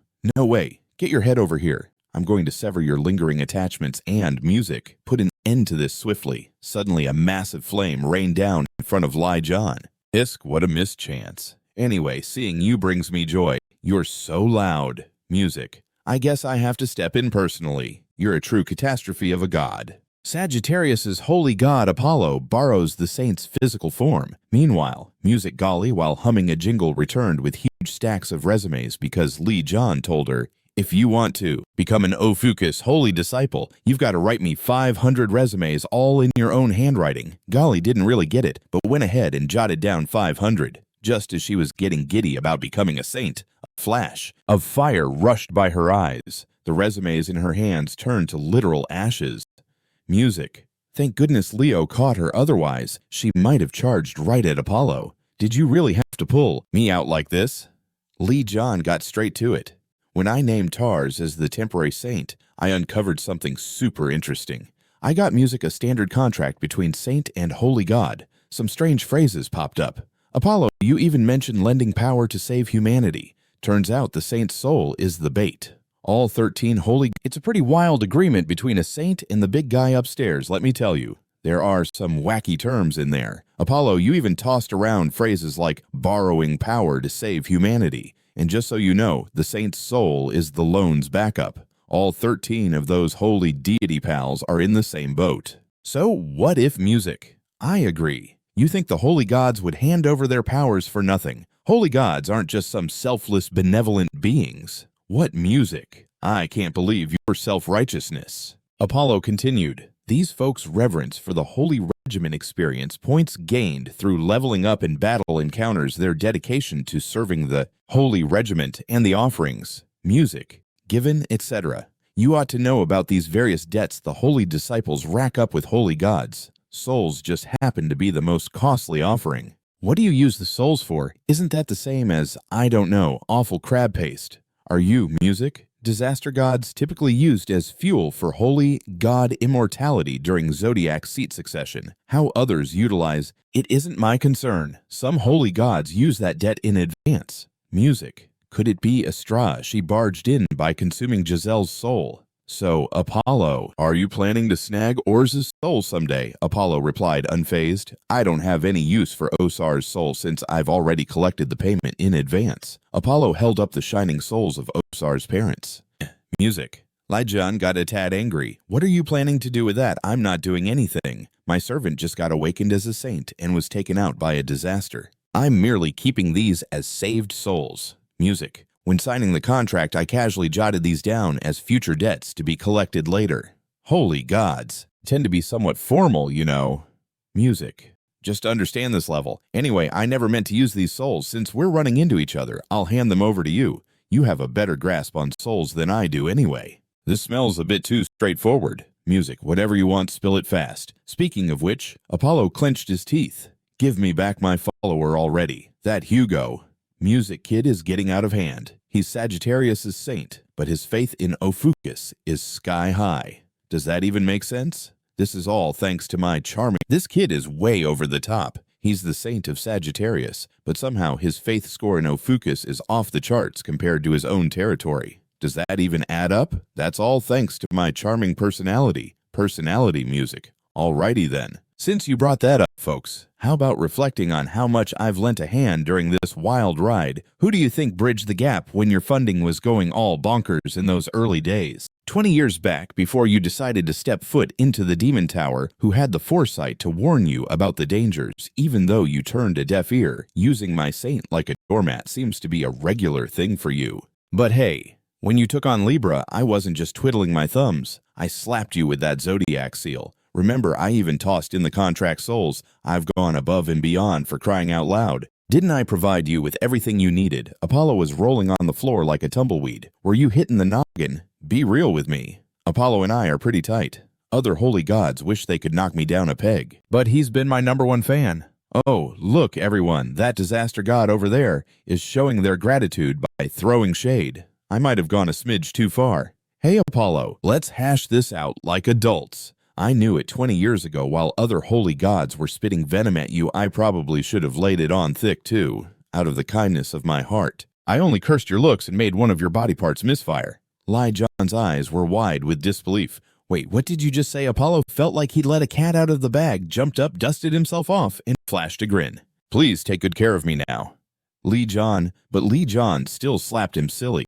I've been convinced all this time that I'm wiped out because I lack a holy god in my corner. And now, you're jabbering about curses. I can honestly say that even though all the gods were cursing your vitality and skills, I just hit you with a charm downgrade. Looks downgrade and a little whoopsie on the romance front. That's the cherry on top. Just wait until I get my hands on you. Well, let me drop another juicy tidbit and maybe you'll cut me a break. My sister put a little spy curse on you. She must have been watching your every move before. I'm shedding that debt with her. You two are both in hot water now. Oh, well, time to move on. Let's get this down on paper. If you don't want to become toast, sign this contract for me. OPHIUCUS Holy Regiment Faction Contract. You punk. Do you really think I'd join your crew like it's a game? I've helped you out so much, it's crazy. The only reason I tossed a tiny curse your way was because of the oppressive holy god hierarchy. Just before he could finish, how on earth am I supposed to be okay with joining your crew? I've totally bent over backwards to help you. The only reason I tossed a tiny curse your way was because of the holy gods breathing down my neck." Before he could finish his rant, a slap landed on his face. With a notification sound, Sagittarius also joined the OPHIUCUS faction. The 13th zodiac spot, OPHIUCUS, is the top dog among the zodiacs. It's got the muscle to wipe out the entire divine realm. So from the perspective of the other zodiac members, you're about as welcome as a skunk at a garden party. Now, do you see why the other gods have their feathers ruffled around you? Everyone's beyond terrified of the power you hold. Life, death, and all that jazz. Sounds fancy, but is it really that intense? Oh, it's 20 kinds of powerful. You wield that power to take out Carinos. Zodiac seats are the golden tickets every god wants. If a spot opens up, there'll definitely be a free-for-all. You mean it'll spark a mad dash for the throne, right? You got it. And you've already showcased the muscle to take down holy gods. This means a whole lot of beings are going to be eyeing you with envy, Lian. Not just the gods, but also tyrants and calamities from off-the-grid civilizations. The cravings and ambitions of beings that are way beyond mere mortals. Their limits. Who knows anyway, now that Sagittarius is part of OPHIUCUS' crew. Your safety means my safety. Hold on to your boots, OPHIUCUS. A little while later, Li Jian stepped into OPHIUCUS' palace. Brace yourself, Apollo's spot on. After all, enemies are still enemies. So first things first, time to beef up heavenly justice. Let's check what I need for strengthening. Helmet Baron's axe needs some tweaks. The sun god's torch has flames that could set the world ablaze, and Narasimha's fang crab paste is a bit off. That's a pickle. Purification and dilution should be Aquarius's jam. Regular powers just won't cut it. What I need is Aquarius's royal finesse, goddess's tears. This magic potion can turn anything into liquid gold and can cleanse pollution, heal all kinds of sickness and boo-boos. Anyway, I just have to hunt her down. Right. I need to get Tar on the case to track down that pesky lady. Oh, and what about that Yugo character? Did he make his way to the Demon Tower to hunt down Shanghai? Meanwhile, in the Demon Tower, I finally snagged Li Jian's thumbs up to land here. What's happening? Why is it a ghost town Shanghai? Where are you hiding? I can feel a OPHIUCUS vibe and traces of a showdown here. But what on earth went down? The Liquid activated its detection skill to track down Shanghai's whereabouts. This move straight up detected a bizarre dark zone. The mysterious figure being sensed clearly noticed. Oh my, someone's spying. Your habit is really off-putting. Helmet Baron mustered up his nerve and asked, "What's the deal? Why'd you suddenly ball up your fist? Is it the Holy Regiment's tracking skill? Looks like they're on a mission to find their holy disciple. Let's not make life tough for them. Let's just shoot them an invite directly." After saying that, a dark blast echoed through the sky. Raylan's head started spinning, and he collapsed paralyzed. Looks like Shanghai's been snagged. That place is at least a black level zone. What did you just say? How could Shanghai end up in a black level zone? Before they could pry further, a massive black hole opened up above them. A disaster's face popped out, and a voice resonated from within. Unrefined humans and the OPHIUCUS holy god lurking somewhere. We're the direct generals serving the fabulous monarch. We've snagged 2 humans as hostages. If you want to rescue them, come meet us at the sky door we opened. OPHIUCUS, Louie, and Gali witnessed the whole mess too. How on earth did Shanghai get captured there? Your brother's a real piece of work. Didn't he say he was heading to the Demon Tower for some special training? Instead, he got himself caught.